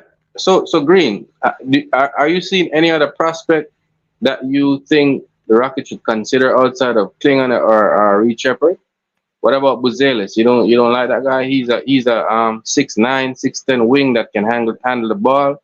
Yeah, I like him. You know what I'm saying? I think they role player material. You know what I'm saying? All these guys are really role player materials, which they are going to be. So to Genius' point, panel, do he have a point about the trade down you know what I'm saying, scenario as far as like not believing in nobody in this draft, really? Well, how you feel about that? Okay, go ahead, Mario. I'm gonna get to Yazzie next. Yeah, well, I didn't want to cut off Genius. I know he was still making his legitimate point about us moving back in the draft, but I still wanted to get back on Big Dog, man. Like, hey, I just got to say this real fast, quick and in a hurry, man. LP and Green are untouchables, man. So at the end of the day, man, that's our building blocks. So if that's our building blocks, we got to move past that and look forward to the future of what we gonna do with big man elsewhere, man. Like, we trying to compare LP, but at the end of the day, man, he here to stay, just like Green here to stay, you know. But I think we're gonna move back, man. I mean, I think if we move back like Gene is talking about, you just gotta find however many people. If they, like you said, if you move back 5 spots, you better make sure you know another 8 rookies that you really want. You know, like you say, you move back to get in Memphis spot. You know what they number 9. You got to know 9 guys. You know, it don't need to be just okay. We didn't look on film on Zach, Ricochet, and you know your boy Star. It should be Ron or Holland. You know the guy like Gene said. You know that guy. You know Reed Sheppard, Dillingham. You know it better be like 9 guys that you for sure know that who you want. It shouldn't just be about we gonna get Malcolm Brogdon and whoever else. You know, it got to be guys that you really want because you still want to make them somewhat of the foundation, or if not the foundation, a good piece that you can have as a trade asset, you know, later on down the road. You know, but you know, that's neither here nor there. I just wanted to make sure I kind of hit that point real quick about LP and Green. But, hey, Yazzie. Go ahead, Gene. Yaza, you there? Yeah. Can you hear me? Yeah, you good. Hey man, what you got on everything, man? Yo, What you Green. My whole plan tonight was to listen to you guys talk. I didn't want to participate tonight, but I hear one guy, I don't know who it is, but he's talking shit about LP. Who is that? Because it makes zero sense. I don't. Who you talking about? DJ Mill? Is it DJ Mel? Because it doesn't surprise me. DJ Mel is in the comments every single fucking day talking shit about LP. It makes zero fucking sense to me. Hey, well, make it make sense then. Listen. You're arguing. Make it make sense. DJ Mel, listen. I listen I hear where you're coming from, right? There's certain things that LP needs to do better. Everybody can agree with that. LP stands, LP haters, everybody can agree LP needs to shoot better, right? From the three. But listen, how many centers in the league can shoot from the three? That's number one. Number two, you compared LP to Sabonis. They are not the same player, and I hate that reference. Listen, rookie year, sophomore year, if you want to make that comparison, there's a whole meme with like the Charizard, the Charmander, all that shit. If you want to compare him and say, look, he's the Sabonis and Jokic tree, okay. But year three, LP showed you that he's a very different player than Sabonis. The types of assists that he makes, Sabonis is a very simple, like he gets 8, 9 assists a game, but they're simple fucking dribble handoffs. Like anybody can do that, right? LP is creative with his passes. Any type of pass you can think of, he can do it. That's why they compare him to Jokic and not to Sabonis. I'm not here saying that he's gonna be Jokic, but I'm saying that's a better comparison. But even then, he's more athletic than Jokic. He can shoot with both hands. Last year in the playoffs, everybody saw that Sabonis was, they saw his weakness. All he does is know how to shoot with his left hand. LP can shoot with both. Underneath the paint, left, right. His fakes are so much better than Sabonis. If let's say we're in the playoffs, right? Everybody's talking about, LP is gonna get picked on from the opposing side. They're gonna keep attacking him. It's a possibility, but that's why this year you saw that our defense, Udoka did a better job kind of working on the weaknesses that LP had defensively with guys like Jabari, Tari when he was playing, and then Fred Dillon obviously made a big impact. So next year with Tari here, I think we're going to be able to cover his weaknesses even better, and he's going to improve defensively. But what I'm trying to say now offensively is not only is he a good creator, right, engine-wise, he can get his own fucking points, man. Like Sabonis can't do that. If you give Sabonis the ball, he's going to look for fucking Fox. Like, where's Fox? Where's Fox? Let me give him the ball. Where's Fox, right? Şengün, if he can't find Jalen Green, if he can't find Fred, Cam, whoever it is, he can say, all right, fuck this. I'll go to the paint. I'll drive because I'm not scared of anybody. Even if against stronger players like Embiid or bigger players like Jokic or Brook Lopez, dude, he's not afraid to go at guys. The 45-point game that had against Wemby, dude, he got blocked, 5-6 times? If you told me, and I didn't watch that game, that Şengün got blocked 5-6 times, I'd be like, damn, bro, he got bitched. But then if you show me the box score, 45 points, yeah, not all of it was against Embiid, but he kept going at him. He kept going at him because LP is fearless, bro. He doesn't give a fuck who is defending him. He keeps going at him. And another difference is between that you need to understand the importance of Şengün. And I heard J-Dog talk about it before too. I kind of disagree with J-Dog here. LP is a ball hog. I don't know if you said ball hog. Don't quote me there. I'm sorry, J-Dog. I ain't say no damn. I know. I got you, man. I'm not trying to create lies here, bro. I respect you. But you were saying that he does have the ball in his hand a lot. I agree. It sticks sometimes. Sometimes it sticks. But J-Dog, do you know why it sticks, man? Because he gets the ball and he looks for players to make the cuts. He looks for players to give the ball to. And sometimes the movement's not there. And look, I love Jalen Green. I will also be the first one to criticize that he had a pretty shitty season for about at least 3/4 of it. And one thing that I didn't like about Jalen Green this year was he was a bit too stagnant, man. Like when he makes those cuts, tell me not that LP looks to pass it to him first. Sometimes Jalen has a ball. He's not sure if he wants to take a step back three. He's not sure if he wants to take the guy one-on-one. LP's like, give me the ball. And he's like, go. Like he makes eye contact with him. He's like, go. Like before he gets the ball, he looks at him. Jalen then understands, okay, let me run. Jalen is an athletic motherfucker. He can jump, but he's also fast too. He's quick. He's not only fast, he's quick. He can beat 95% of the league in a short race, right? So LP takes advantage of that. When Jalen makes a run, he passes it to him. And guys, listen, I listen to every fucking LP interview, Turkish, English, whatever, translations. LP always says one thing, guys, since rookie year. He says, "I'm a pass first player," and it.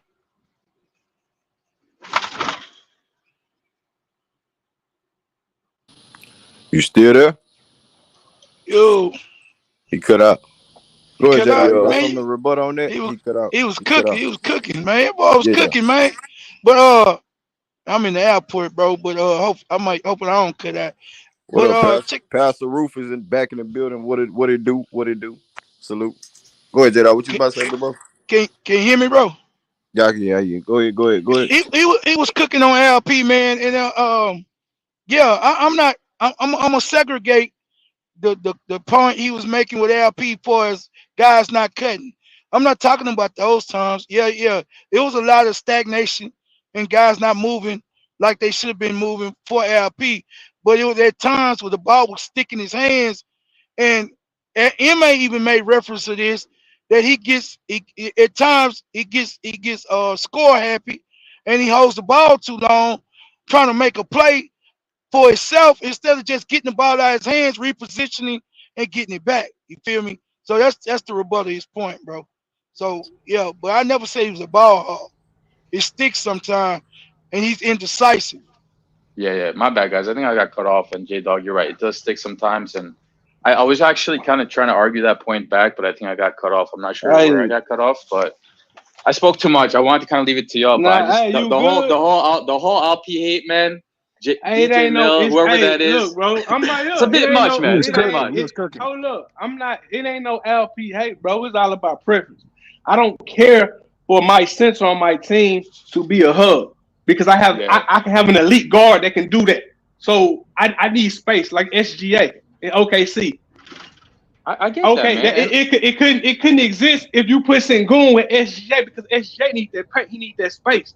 It works. On OKC, I need somebody who can defend the paint and stretch the floor as a big man. If it's your preference as a hub to have that, cool, bro. Fine. If that's the game you like to play, then cool. What I can tell you is the rest of the NBA don't think like that. You got Sabonis and Jokic, and that's it. Everybody else values having the ball in the guard hand. Why? Because he can generate the three, more points per possession in the guard's hand. DJ, is that not? Hold on. But DJ, I'm gonna ask you a question, bro. Yeah. Is that not a good asset for the Rockets though? If you got not even a handful of niggas that can do that on one team, on the team, so that's not a good weapon to have on your like team. Who? We talking about LP? Yeah, LP. Yes, if he could shoot. Certainly, if he could be a Draymond Green, dog, pass the ball, facilitate all that. But guess what? He stretched the floor to allow Steph Curry to want to dribble through the lane. He allows that. If Sengun can shoot, bro, hey, I'm with it. But the fact that he can't, this ain't the 90s. We ain't running the Draymond Green can't shoot. Two things. But I'm saying you gotta respect it. You gotta just as good as Draymond. But you gotta respect it. You gotta respect it. True, Ain't that's nobody true. respecting Sengun, right, bro. You got his center all in the paint, bro. You got Jalen Green. No, DJ. You gotta respect. Only time you respect it because he playing with two great shooters. You know what I'm saying? Cool. Really one. But LP not working with that. You know what I'm saying? To a certain level. I get it. I understand what you're saying because he made Doko try to address that with Sengun as well. Yeah, and I know somebody. I know LP. You know what I'm saying? Made statements that Steven Silas was holding him back as far as passing up threes and things like that. And he carried it on to this season to a certain degree. And Ime got on his ass. So I'm with you about him stretching the floor, but in my opinion, bro, he's still a good asset for us going forward. He's a good asset. Don't get me wrong. But it's gonna come a time and a point when you're in a playoff game or anything, bro. Your defense gonna come into question. Now, how much is he gonna be an asset to you on the defensive end? See what I'm saying? So now you gotta now what you gonna do? You in the predicament Can I interject with that? Answer that question. Go ahead. So who won the championship last year? Denver, which was in question. Go ahead. And they did not say Joker's defense was in question last year. Didn't they say that? Jokic has a 7'4" wingspan. He can be a disruptor. Was they still going at him on defense though? He can disrupt. He can steal. He can. You're not answering my question. He can make hot.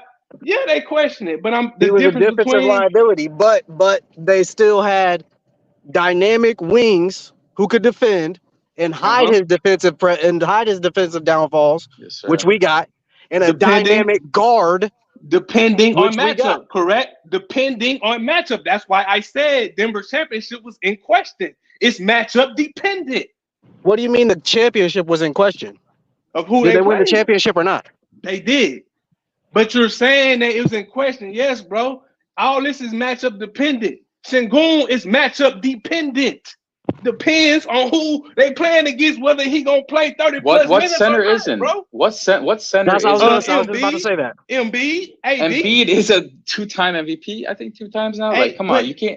But you're Not everybody has taking MVP. But you're taking. Embiid. But you're not looking at what they provide, bro. We're sitting here just arguing over needing a rim protector. We don't say that about Embiid. We don't say that about AD. We don't say, oh, let's go get a stretch because our center we got, he can't stretch the floor, don't provide this, don't provide that. Superstar centers provide everything. There's no going to go get a backup or somebody else out the draft to provide something that they don't. That's what I'm saying. So DJ, I'm gonna ask you a question, but before I do, a couple things. What team in the NBA has the biggest backcourt and the best rim protector and the defensive player of the year? And what did they do in the playoffs this year? Exactly. Matchup dependent. Okay. So look, that applies to everybody then, right? So you're picking not on at all. Rudy it Gobert is does. not as versatile as Embiid or AD. AD can play the 4. AD gets can cooked guard up. 1 through 5. What are you Can he really Embiid guard 5 can properly? guard AD, 1 through 5. That is as versatile AD as gets cooked too, man. AD gets cooked too. Sengun cooks AD. Jokic can cook AD. Sabonis, of all people, can cook AD. So he has. Let me ask you something. So let me ask you this: it's a Rockets question. Who's more versatile? Jabari Smith or Sengun? Sengun, man.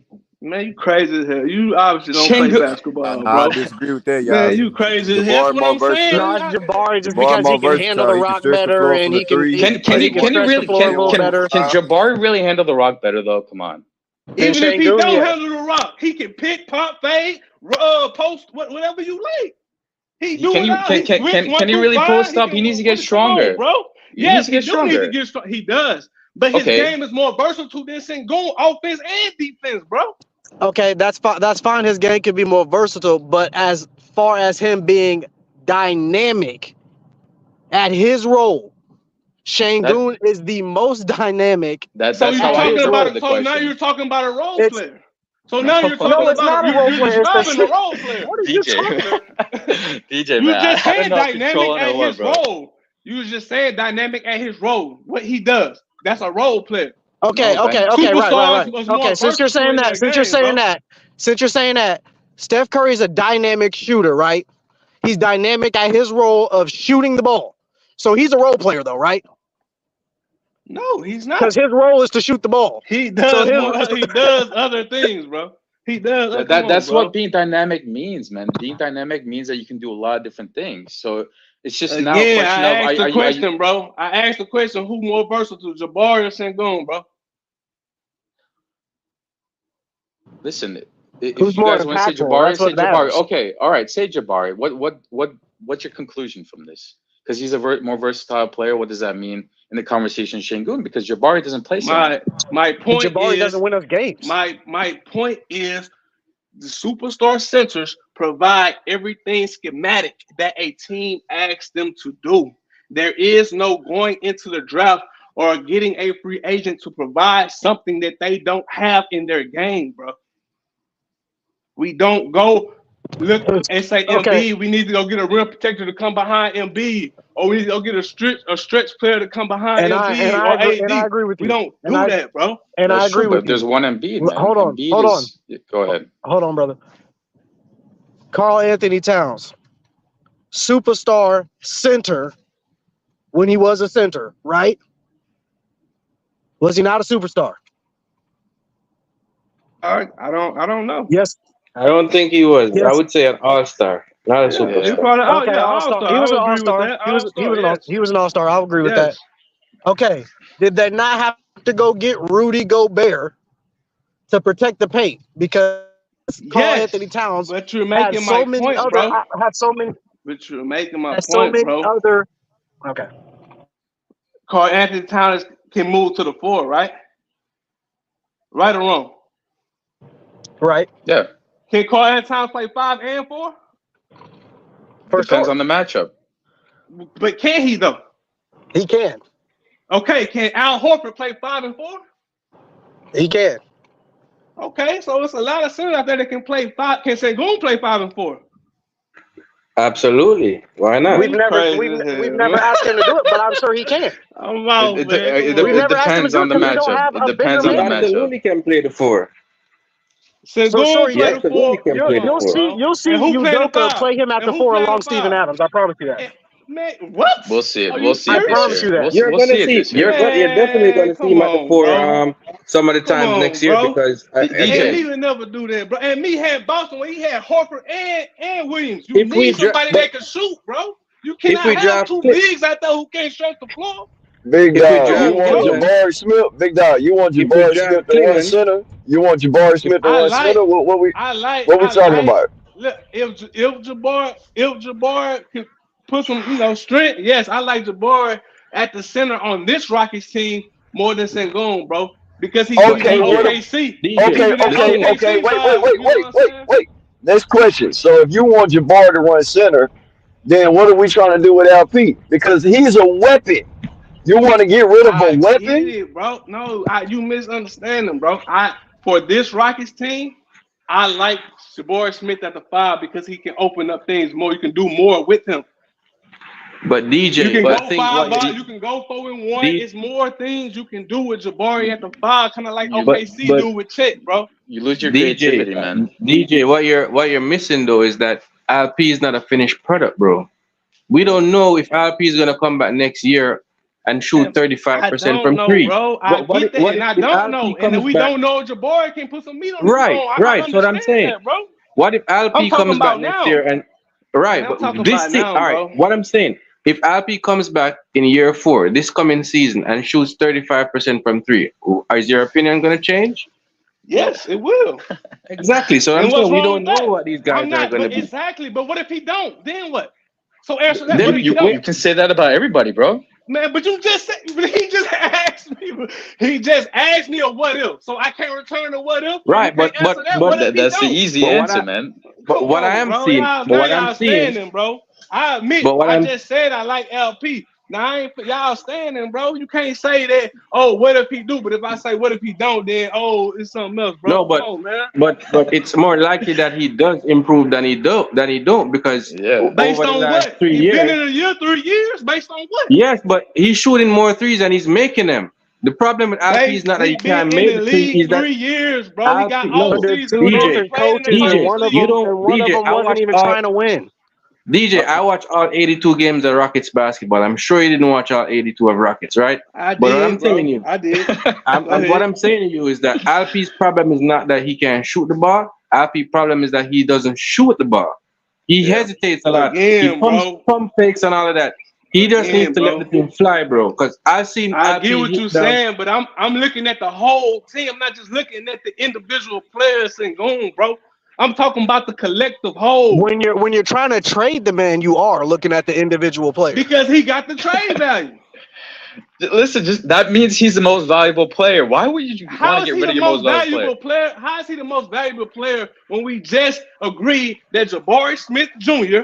is more versatile than Listen to this. Is anybody talking about giving Jabari Smith Jr. a max contract? No. It's not his we talk about listen, hold on. We talk about 2 players that we're trying to give max contracts to. Who are they? And why would you give a max contract to Sengun? Just answer the question. It's Sengun and Jalen, and one of them is no question. We question whether Jalen should get it. And why you not questioning Sengun? But why you're not questioning Sengun? Because DJ, every team would love a player like LP more or less. That's not true, bro. DJ, come on, wait. DJ, let me say that. No, hold on. Let me tell you something, DJ. Right? You standing now, bro. Come on. Listen. I go on every single game that the Rockets play. What do I do after the game? I go to the forum of the opposing teams, right? Let's say we played the Suns. I go to the Suns forums. I read everything that they talk about, right? They talk about their players, and they also talk about our team. I do this for every fucking team, every game. And what do I see in common? Fuck what the fans say, what the GM say, what the rest of the league say, bro. The Nobody's league, the taking the players ball out They got of Kevin eyes Durant's just like hands them. and putting it. Nobody's taking the ball out of Luka, KD, this is how I know Kyrie, you don't any follow other top media, player It's bro. just his bro. preference, man. It's This just is- your wait. preference, bro. It's your preference, I guess. DJ, Man, this is facts, how I bro. know. This is how I know you don't follow the media, because coaches, analysts, ESPN, everybody and their mother, players, coaches, after games, before games, they're talking about LP all season long. Nobody else as much as LP on the Rockets team. And why do they do that? That's because he is the most dangerous player on this team currently. It could be Jalen next year. It could be Barry That's next cool. year. Well, let me ask you this: Who Yeah. you taking? Who you taking out of Chet, Holmgren, and Sengun? Bro, I'm taking Şengün, bro, but that's me, and that you don't have to agree with that. Chet's a good player too, but look, are you gonna get? But they Chet? got different styles. But you're telling me that every team wants Sengun, bro. So you telling? I said every team more or less. I said more or less. Certain players, certain teams have their centers a lock. Why is that? Why is that? Because they value what? Because they found a good player, man. Because they value what that Sengun can't do. Say it. It's okay, bro. Listen, big dog, big dog. OKC rode around their grave, man. Understanding that they gave us that 14th pick to get Şengün, man. They messed up, so man. You think they rather have Şengün with SJ than Chet? Come on, man. I'm saying you think they rather have Şengün than Chet right now.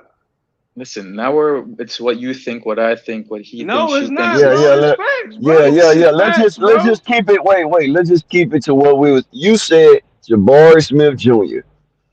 is better suited for this team running the center. I asked you, what would you do with LP? And you said trade him. I would trade him. But if I had to keep him, I have a role for him, bro. Wait. You got no chance to trade him. You got no choice to trade him if you saying you want Jabari Smith Jr. to be the center if he gained a little weight, and you saying he's more versatile. What I'm telling you is.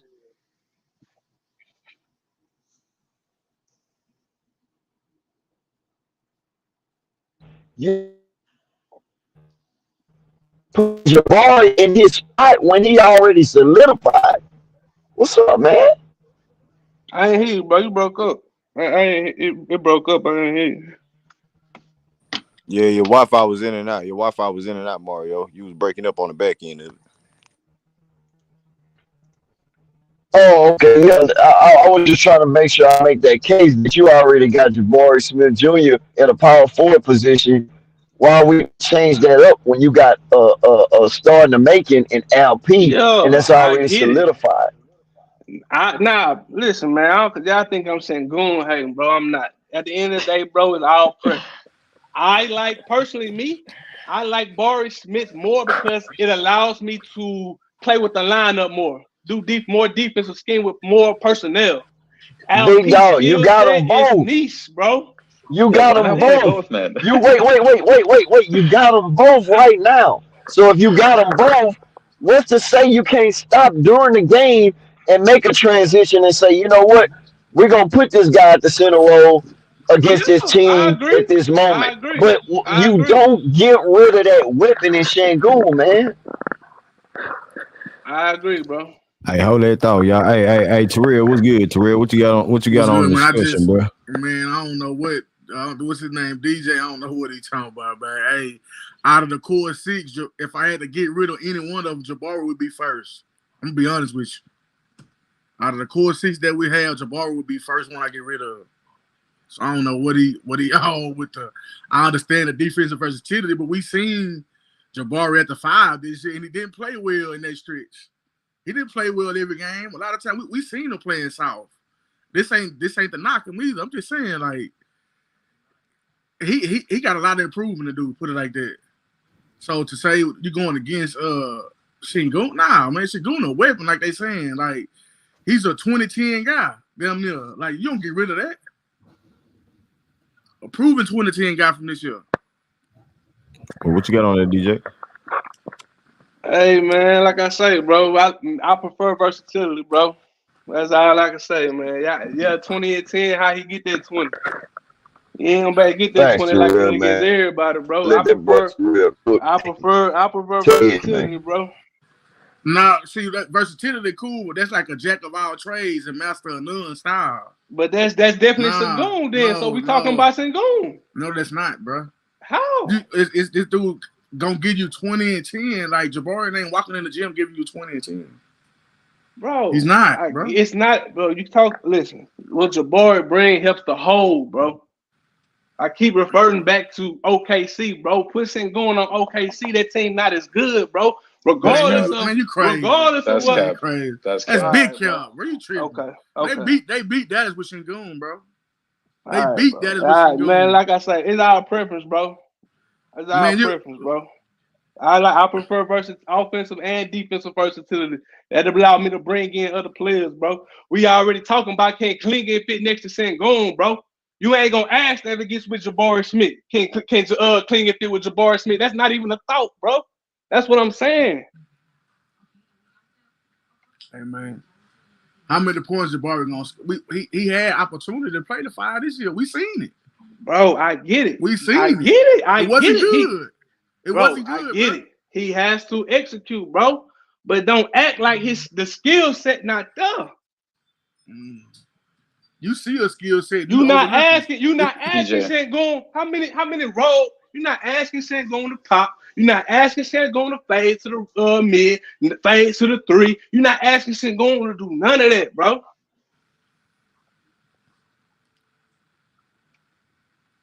Hey man, that's just you, man. Hey, that's all I can say, man. That's just him, man. Like I said, out of the core 6, if I had to trade one, I had to trade one, Jabari would be first. Just being honest. Out of all the players we have in that core 6, he would be first.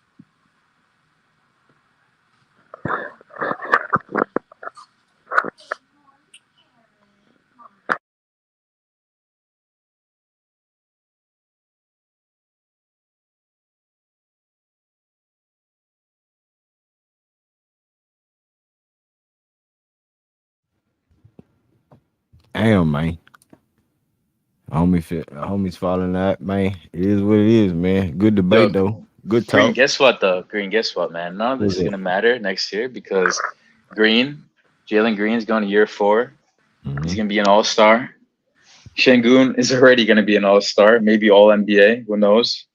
And the Rockets are going to be in the playoffs. Jabari is going to be year 3.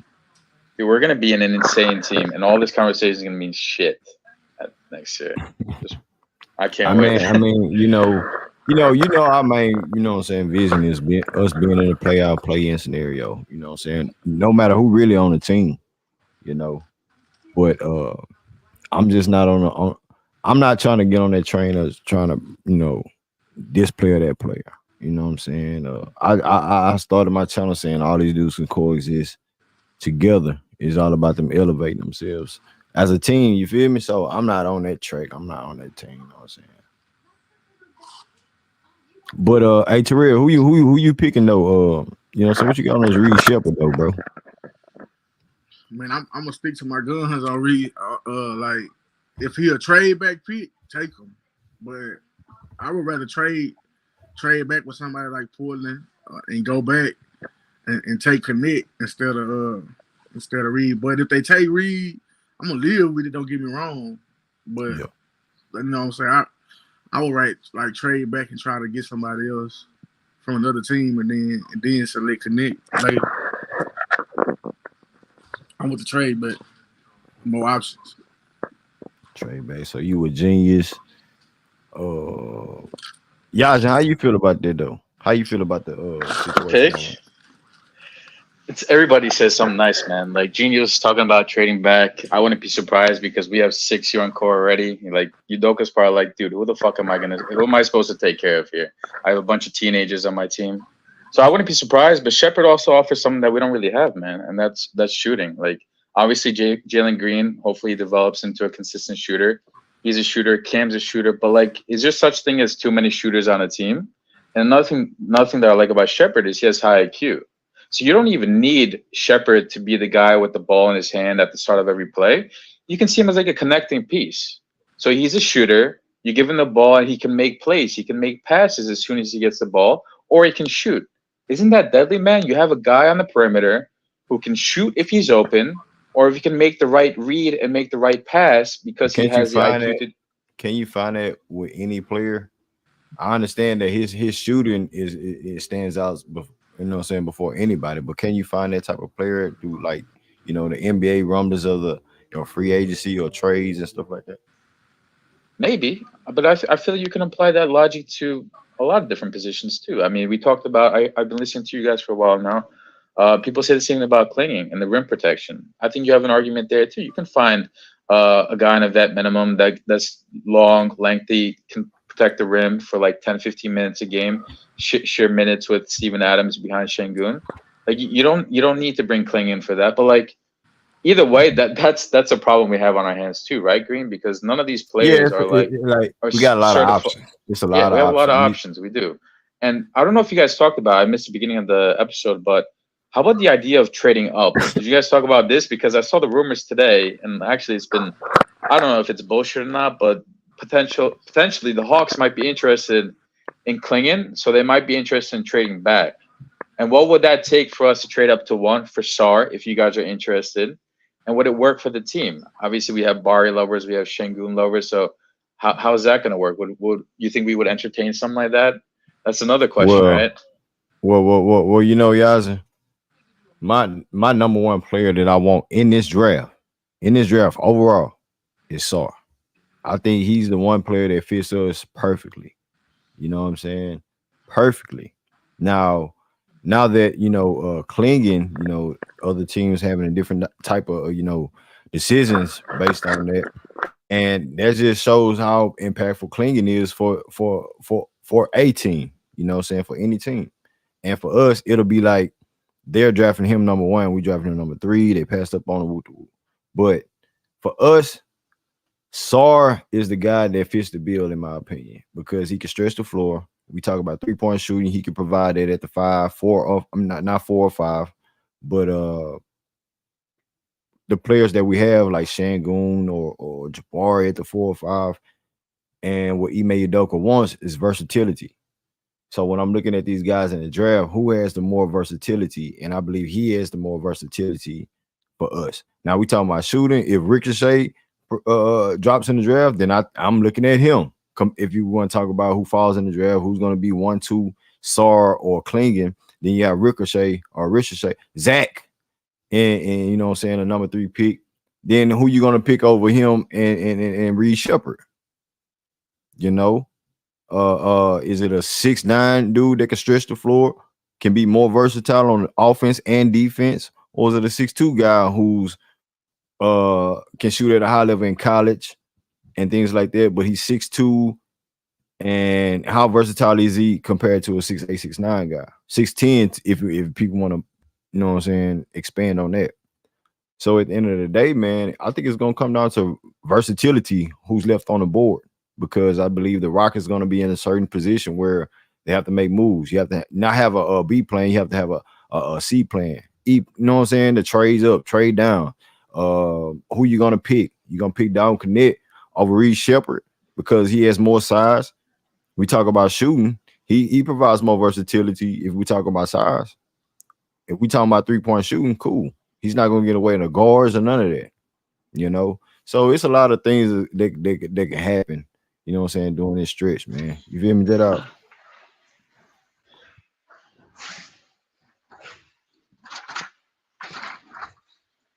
Hey, Green, I'm gonna go on mute, man. I'm doing something right now. Can you hear me, fam? Yeah. Well, we about to stretch out to this 2-hour mark, man. We ain't gonna be too long with it. We're gonna shut it down. Too long with it. Yeah. What y'all? Nah, go ahead. Handle a bit. Give me like 5 minutes, bro. I ain't gonna be much longer than that, man. What y'all got on the? What y'all got, y'all? What y'all got on that? Nah. Go ahead. Hello, y'all hear me?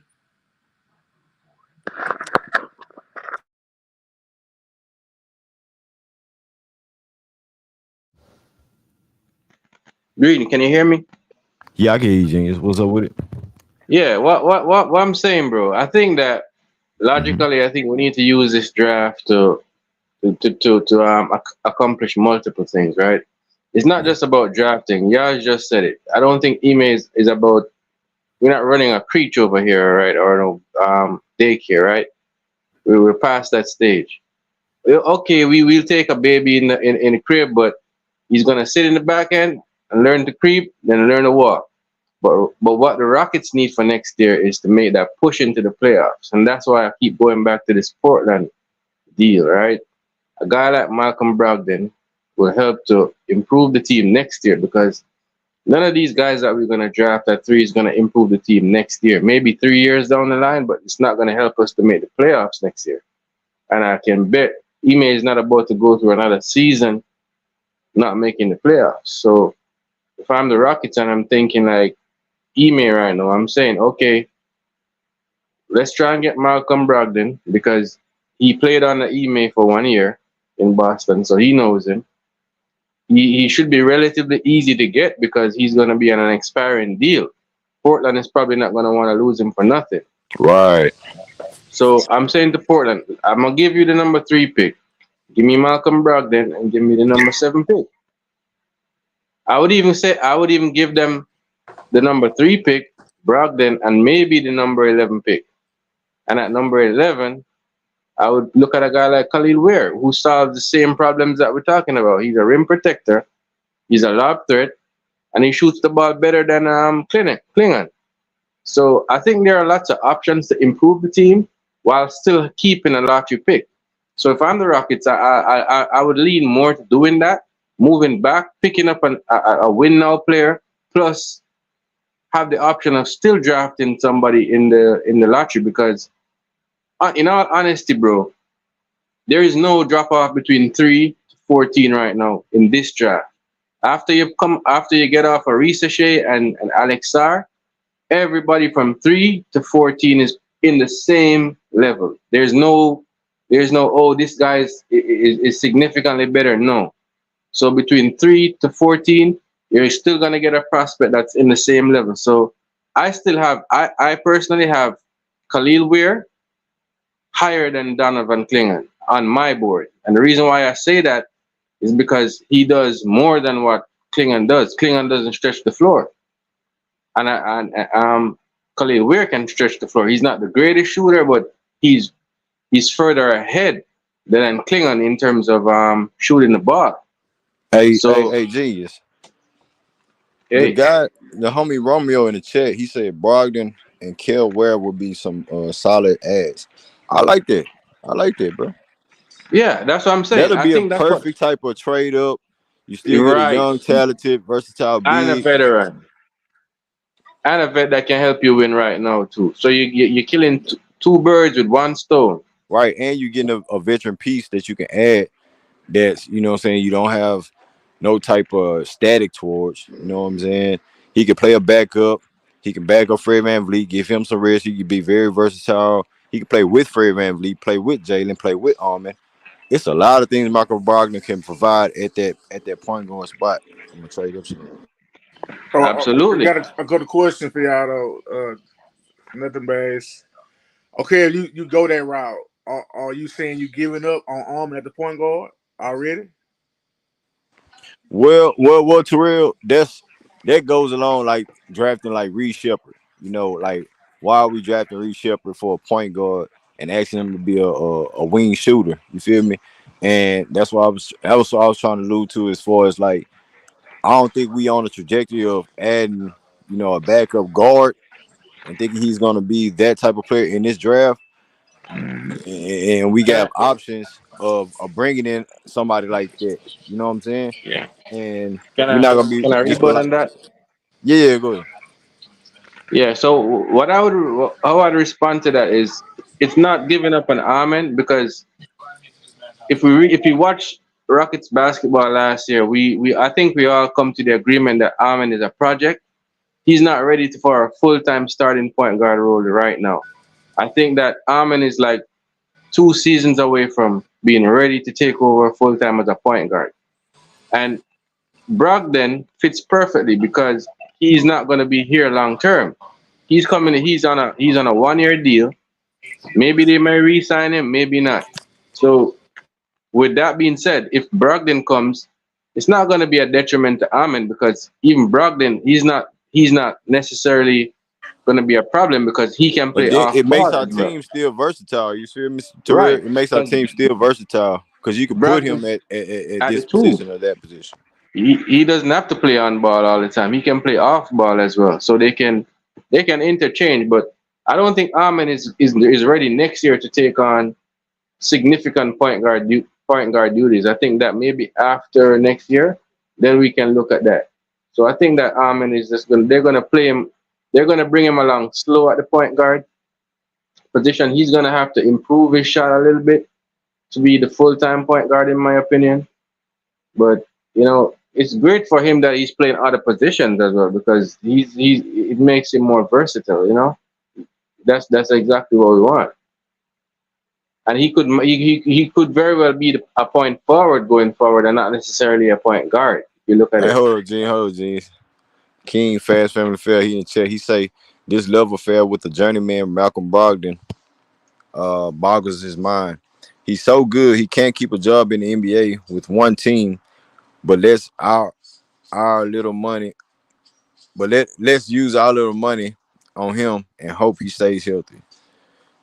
Hey, we taking a risk on anybody in 1 year.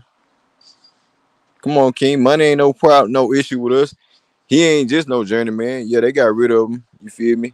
But he won $6 million of the year when Ime Udoka brought him in. That was his guy to bring in to back up Marcus Smart when he knew his issue was starting point guard duties. Well, I wouldn't say starting point guard duties. It was playmaking duties at the point guard position when he had, Marcus Smart out there in Boston. So Ime Udoka didn't play that season, and he ended up winning $6 million of the year. So I believe he was playing. If he would have played with Ime Udoka, he would have went to another level. Now Malcolm Brogdon playing with us, we talking about taking the team to another level. Do we still want to be complacent by rookie guys because we did so good? We won 41 games with no trades and things of that nature, right? So if we're trying to get better and we're not trying to trade the young core six, that'll be a good versatile player that you can use as a veteran for your squad. That's all we saying. Right, and Well, that's all I'm saying. the context in which we're trading for Malcolm Brogdon is not to come in here and be the starting point guard. He's going to be an insurance policy. Last year we had Fred VanVleet playing basically damn near 48 minutes a night. We don't want that. We need a competent backup point guard that can start for your team if Fred VanVleet goes down. If not, he can be the backup. That way, you don't lose those 5 games that we lost this year because Fred VanVleet was out. Those are the 5 games that we could have won and been in the playoffs. So he's a guy that raises the floor of the team. He shoots the ball well. He can play the 1. He can play the 2. And he's not going to come in here and demand 35, 40 minutes because he's a role player and he knows his role. So I think he's actually the perfect player. He's a low risk player because he's not on a long-term contract. All you're probably going to put in that package is probably the Jay-Sean Tates and the Lawndale contracts to make the money work. So you're really not losing anything. Okay. That's my thing. Can I write quick, man? What's up with it, King? What's up, salute? What's happening? Salute, man. Salute to the panel. Salute to the chat. So I can't stay on long. I'm at the gig, but look, well, I gave it a thought, right? That don't need another. I think we need another stretch for to who can shoot the ball consistently. I think that's what we need. If we had if Jeff Green was younger, I think he'll be the perfect player to put at the backup 4 spot behind Jabbar. But Malcolm Brogdon, he's been on what? 3-4 teams already in the NBA. I mean, he won 6 Man of the Year in Boston with MA, but we now going on 3 years removed from that, and still the dude can't. No. He won it last year. Ime brought him in, but he didn't get the coach. He didn't get the coach on Ime. He ain't play under MA. No. Ime took that. Remember, know what I'm saying? Ime was in that situation the year before this past season. Before that, remember, Yeah. know what Okay. I'm saying, with the Okay. situation. But Ime brought him in to be his backup point guard. Okay. So ultimately, my point is, we gonna spend the money that we got, not to go to address the need that we have of a stretch four. You want to use it as a backup point guard for 1 year, which means that next year we in the exact same position looking for a backup or a starting point guard. King, I thought It Tari Eason was a stretch for, you know what I'm saying, off the bench. well, Torrey, you know, is in that range of he could play the 3 or the 4, but he ain't a stretch 4. He's a high energy guy. Like he's a playmaker. Like he's more like a playmaker. He gets steals, get rebounds, dive on the floor. You know, he's that type of guy. But I'm talking about a legitimate 6'4". I mean, stretch 4 who's 6'10", 6'11", can shoot the basketball. You know what I'm saying? That type of thing. Plays defense. I think we need that more than we need a backup center, a fourth center. And we do have a need for a backup point guard. If y'all talking about bringing in Malcolm Brogdon, he gonna be here for the next 2 to 3 years. That's one thing. To talk about giving him a 1 year deal, and Fred VanVleet is on basically an expiring contract, so we gonna be right back in this position next year, looking for a starting point guard. If Almond don't elevate to that position, and a backup point guard, or a backup point guard. But Like by that time, King Femo, that don't you think the guys will be at a level where it don't matter what type of point guard that we have? Jalen Green can handle duties. Armin can handle point guard duties and playmaking duties. Well, we the jury's still out on Armin, and yeah, Right. Jalen's gonna have the ball in his hands, but you still gonna have to have a point guard, because you're not gonna want him with the ball in his hands the whole time. But what was okay, King? Let me get to the shits, King. Can you hear me, bro? Cause it sound like your mic, sound like your Wi-Fi breaking up. Okay. Let me get to it, King. What's gonna mean more? Drafting a rookie point guard, Reed Sheppard, a guy that you want to draft in this draft, or a guy like Malcolm Brogdon? What's gonna take us to a different level and position us in a good position all year long, play in the regular season and in the play-in playoffs? Well, if you wanna just do the short-sighted 1 season outlook, the veteran, yes. If you're talking about um next year and moving forward, because I believe Reed Sheppard is going to impact the team as a rookie. Do I think he's going to be as good or better than Brogdon as a rookie? Nah. You know, Brogdon is a vet. He's been in this league. You know what I'm saying? That type of thing, right? But I don't want the team to be on this hamster wheel where we doing a bunch of, band-aid moves for 1 season, and then the next year we got to do another band-aid, and the next year we got to do another band-aid. Address the position, get it sold up, get it locked up, and let's move forward and let the team grow as a unit. Build the team for the long term, not just next year. We want to be a top 5 seed. We want to make the playoffs, and we're going to end up having to break up the team or address these needs, have these glaring needs the following season, because all we did was put a Band-Aid on the team for 1 year just to make the playoffs. Can I go, Green? Yeah, you go. I'm back, fam. Yeah, man, I had to finish up. King, when you got a project / point guard / wing like Armin, bro, you gotta kind of extend it out a little bit for as his time, bro, because you want him to get he's not there yet, bro. We already know that. Everybody know that. We know that. So guess what you're doing? Malcolm Brogdon got 1 more year on his deal. We ain't got to sign him, bro. We can make a trade. We can trade and make the money match up. We ain't got to spend no extra money. We still got our mid-level exception, bro. That we can go out and get a shooter if that's what you want to get, or a big man, or whatever. You feel me? So J Dot. What? So I'm Yes, gonna yes, let you. sir. I just want to ask you a Hmm? question because I gotta jump off. I'm gonna keep listening though, right? I understand. Yeah. Okay. So what you saying is we can make this trade for him. Hmm? I want y'all, everybody on the panel, everybody listening, everybody in the chat, get Jay Sean bum ass Tate out your mind. Get Jock Landale out your mind. Ain't nobody trading no quality players for Yeah. those guys. So either we giving up future draft assets or we giving up a No. young promising player that we No, want I think you missed for him. the They coming off the you books. you missed the They I'm coming gonna off the trade. say that. I'm books. gonna jump off and I'm gonna listen. Y'all got it. Hey, salute to you boys, man. Salute, salute. Yeah, Luke King. salute King, but I think King missed the Yeah, he missed hypothetical the trade part. Yeah. because we what we said was that we were gonna trade back with the Blazers. They're gonna get the number 3, we're gonna get 7, and they're gonna give us Brogdon for us trading back to 7. So I think that he may have missed that part. We ain't giving up But no more assets than moving back. right. I see y'all, but the thing is, if we all saying that the draft is equal from 3 to 14, I said it before. Who gonna trade up if they can get who they want at number 7 or number 9? Who gonna trade up? No, because the Bro, Blazers are motivated to move up because they have their eyes on Klingon. So Memphis is too.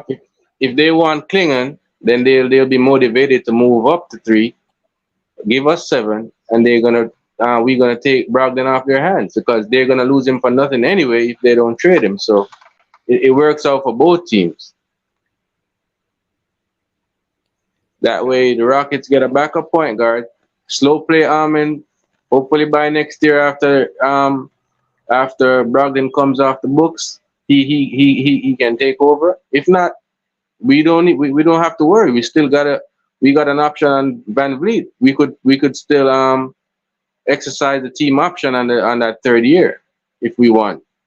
So we're hoping that by after the next season that Armin is ready to take over, but that's not a sure thing, The jury's out on that. So I think that the Brogdon deal, I think that is a good option because what we gotta do, we gotta appease both sides of the fence. I know that as a GMs want to keep their draft picks and they want to be credited for developing and finding gems and all of this.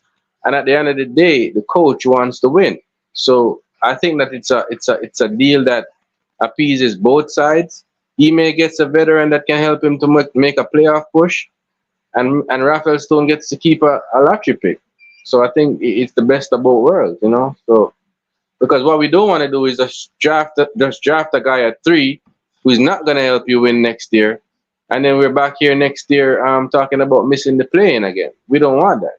So my next question is, if we're not trading any players back as value in this trade scenario y'all talking about, how much is Malcolm Brogdon making next year, this upcoming year, that's going to be on our books if we make this trade? And can we afford him? Right. Malcolm Brogdon is making about $18 to $20 million right now. So if Jason Tate and Landale's contract, when you put those together, that trade can work. So basically, all they're giving up is 2 expiring deals back to Portland. So they're not going to take on any long-term contract either because they're in a rebuilding situation. They don't want no long-term contract. So you give them 2 expiring deals and the opportunity to move up to number 3. So that's what's in it for Portland, moving to 3.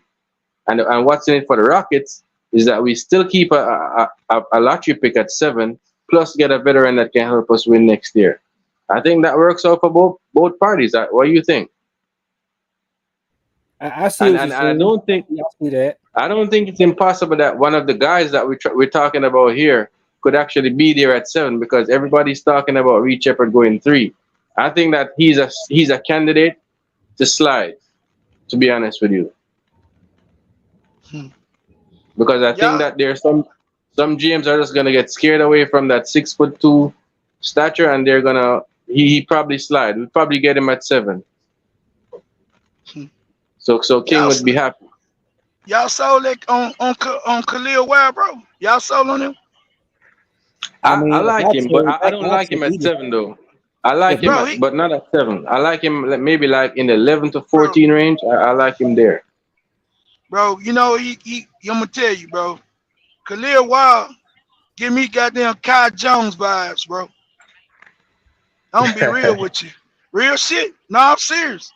I don't. He ain't got no. I believe Kai Jones had more of a motor than him, bro. He hot and cold, man. I don't like that shit for no big man, bro. I don't like that hot and cold shit. He hella Yeah, athletic. He could shoot a little bit, but if you got a big man, bro, and his motor ain't always on, that you gonna have a DeAndre Ayton type of situation. You feel me? so you got a point right there. That's why I wouldn't take him in the top 10. I would take him maybe 14, 11 to 14, where the risk is not as high. But you got a real good point there. I've been hearing that a lot about his motor, you know. So I'm hoping it's just a college thing or something or immaturity thing, but I don't Yeah. know.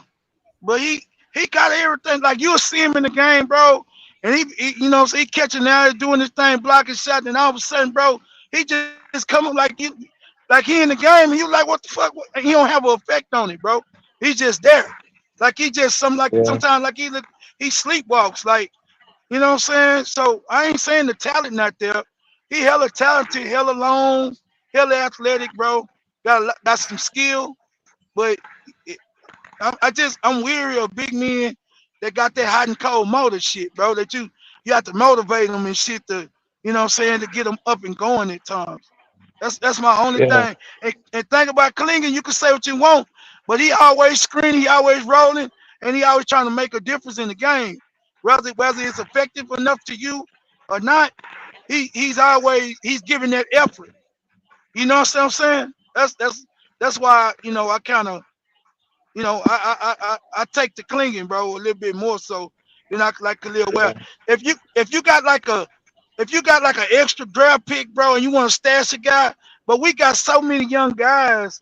I think Khalil Well is one of them guys. You just like, nah, I don't need, you know, we got enough developmental projects on our hands.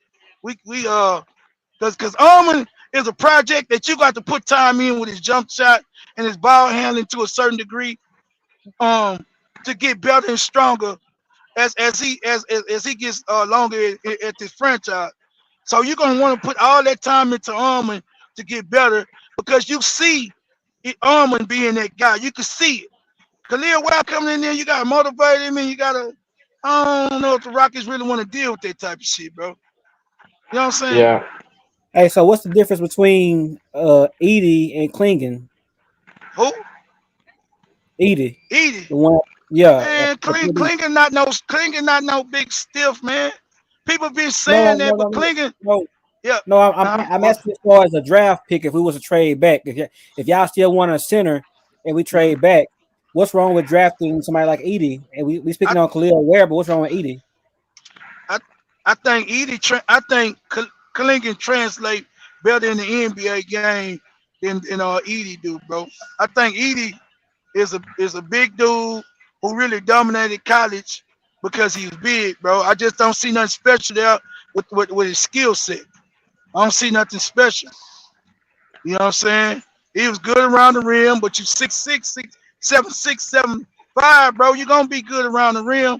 You know, his jump shot touch ain't really outlet to me. You understand what I'm saying? I don't see nothing special for his skill wise. When y'all was that big coming out of China, y'all was special. Y'all had excellent footwork. Y'all could shoot with each hand. Y'all had range, and y'all goddamn was good in the mid range, good under the rim, and good from the outside. So y'all was a big old guy that you say that was highly skilled with a high basketball IQ that you know you can run your offense through. I'm not so sure if Edie is that guy, bro. And I really don't believe he could really do that for you. I think he gonna be out of place a lot of times in the NBA, and I don't think he quick enough or fleet of foot enough to get back in place, bro. He ain't no real live threat like that. He not vertical. He not athletic. You understand what I'm saying? I just don't see. He just big, bro. He's big to me. I don't see it, bro. I don't see it. Yeah, And to me, Clingan, bro, I just think Clingan, as far as an athlete, Clingan is not no athlete like that, but he's fluid. He position, he screen and roll, he move, he's able to move on the perimeter when he screen and roll and get to the rack. You know what I'm saying? He runs the court bad and eat it. To me, I seen that shuttle run time and all that. He did a better time. Bro, turn on the game tape, bro. Yeah, he got with Clingan in the March Madness. He did. But I expect for a guy 7'6" to be able to do what he need to do. But how many 7'6" guys in the NBA? So I expect for Edie to win that matchup. So that's my thing, bro. That's how I feel. I mean, some of y'all can chime in on it, man. But watching them head to head, bro, and watching their movement, I think Cleveland, I think he translate better to the league than Edie to me, man.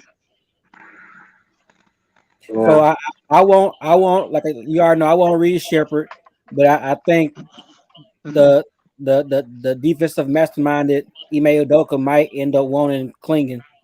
And like I said earlier, bro, I'm not mad at who we get at 3. I don't care whoever we get. Welcome to the Rockets.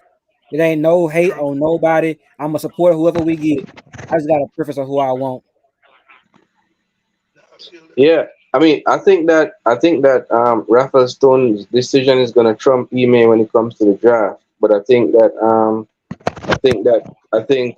is gonna have more influence on the free agent market because Rafael Stone is the guy that drafts players. He's the one that knows talent because he has a track record of finding good players in the draft. And I don't think, honestly, if they stay at 3, I don't see them taking either Clingan or Reed Sheppard. That's just my personal Hey, opinion. but genius, do you feel like a possibility can happen where Saul falls to 3? Do y'all see a possibility in that? I don't. It's possible if the Wizards because they in the recent mocks has they don't even have Zara at number 1 anymore. Risa Shea has leapfrogged him in terms of the number 1 pick because he has a higher potential and he fits a bit of a 6'9" wing who can handle the rock, who can shoot the ball, 3-and-D type. That's more valuable in the league than a big man right now. So if Atlanta takes Risa Shea, it all depends on who the Wizards value more, whether they value Clingan or Zar. And I still don't think Zar is gonna fall past the Wizards because I think the Wizards probably gonna go with Zar over Clingan if they had to choose. James, let me ask you this. Now I don't mean to cut you off. You through with your point, because I want to ask you something about what you just said. Have you been hearing the reports, bro, that Sarr don't want to play center? And do you think that's contributing to him dropping a little bit? It could be. It could be. Have you been hearing the reports? Yeah, I've been hearing those rumors that he don't want to play center because he's really thin. He's actually really thin, He's not really the big guy, to be honest. So I could see why he wants to play the 4 instead of the 3, the 5, because I think he's gonna get bullied earlier on in his career if he plays the 5. He can't hold up against guys like Embiid and Jokic and those guys right now. But see, you could play. But see, that's why I envision him. You know what I'm saying? Being a guy. If he failed to us, being the perfect guy. You know what I'm saying? Like Green was saying, because you could play him with LP. You could let LP play center, let him play 4, and you could use him. You know what I'm saying? In certain stretches when Jabari ain't on the floor, or vice versa, and in spot duty, and he's a shot blocker and he can stretch the floor and shoot it a little bit. So you kind of get the best of both worlds, bro. You feel me? And that's the type of thing I was saying. I think actually if the long term, I think guys like Sarr is gonna fit better next to LP than Jabari because Sarr covers up the weaknesses of LP, which is he's not a rim protector. So he's actually the perfect fit next to LP. He can stretch the floor, and he can be the last line of defense. So I think that's the archetype that you need next to a guy like LP. I'm hoping Jabari can turn into that, but I don't. So far, I have not seen that defensive intensity in terms of for a 6'11" guy. Jabari doesn't block enough shots, bro. He plays smaller than his 6'11" frame. We're gonna have to do a stream about Jabbar. Yeah. Yes, And that's the problem. Jabari, he's a tweener. That's the problem with Jabari. He's a bit of a tweener because he has the frame of a small forward, but the height of a power forward, and he doesn't handle the ball enough to be a three. He needs to improve his handle if he wants to play the three. So that's the dilemma with Jabari. But if he's going to be a long-term 4 or 5, he's going to have to be more aggressive. He's going to have to block more shots and rebound the ball better than he's rebounding the ball. I see. I feel you on that. Nah, that's what it is. His handle ain't good, and he going into year 3, which we ain't giving up on him. But your handle got to get tighter if you want to do the more versatile stuff, as the guy was saying. But if his handle don't get better, he got to become a more girthier shot blocking type big. You know what I'm saying? Yeah, I think he a prototypical type of stretch 4. Yeah. Yeah, he ain't no shooter. He ain't, but even in college though. He is stretch 4. He is, but he like his shot ain't good enough right now to say he is. But I would like the percentage to go up. I mean, compared to AD, his numbers is better than AD at the 4. I mean, as far as like the 3-point percentage, 3-point percentage, 3-point percentage. I'm not talking about overall, but 3-point percentage. No, Cat is a stretch 4 now as a 7-footer. You know what I'm saying? He's one of the best 3-point shooters as a big. So we talking about those type of prototypical players. Like, and I'm just sizing our team up as far as everybody else. We know we was 3-1 against the Jokic and Denver Nuggets of the world. You know, Ant-Man and them boys got our numbers this year.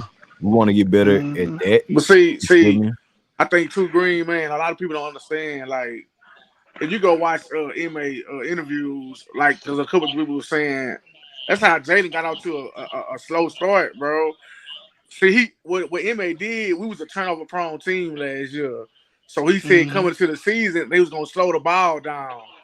And that's what they did with Fred VanVleet with the pick and roll. Another thing too, like we talking about LP, we talking about Jabbar, we talking about Jalen, bro. All of them didn't get to figure that game out like all around.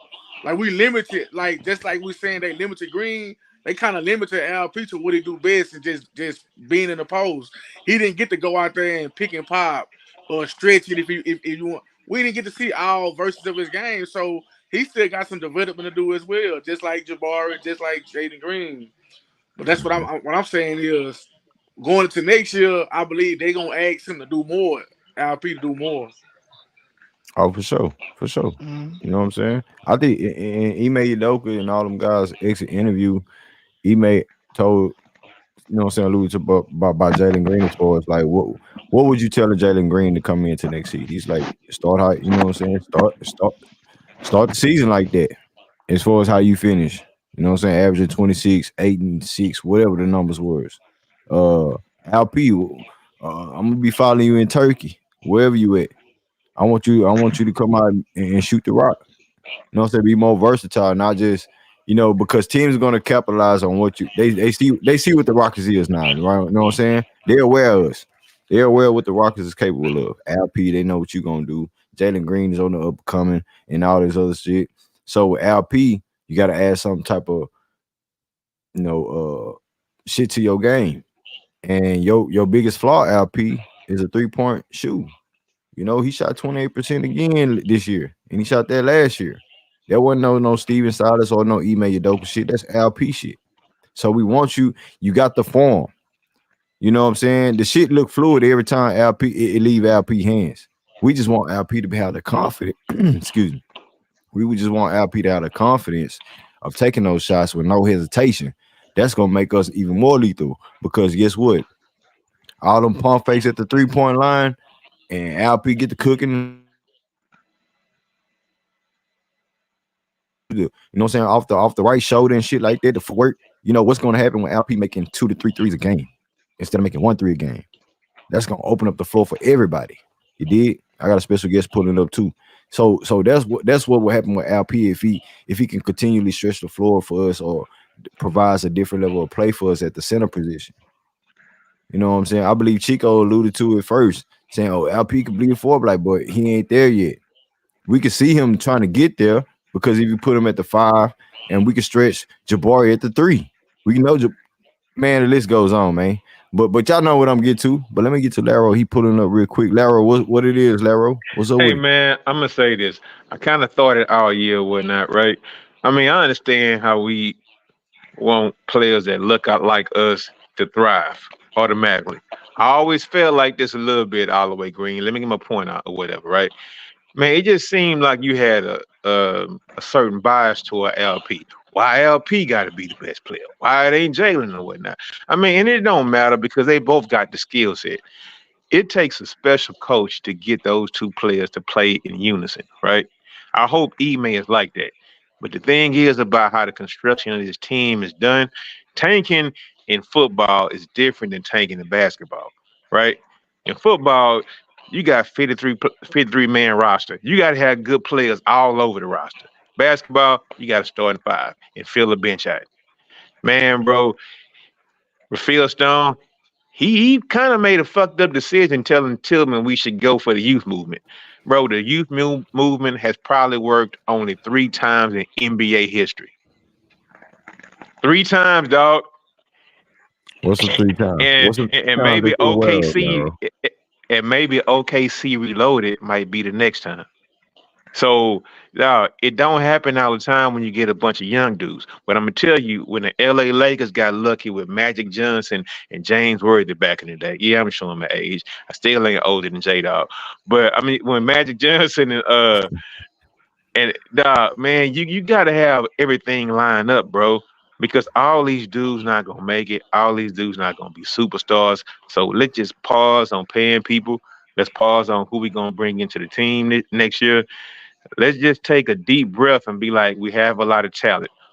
Let's take this year and be like, if you go into the next season not paying none of our guys is on deck to get paid, that jeopardizes your organization of them walking freely.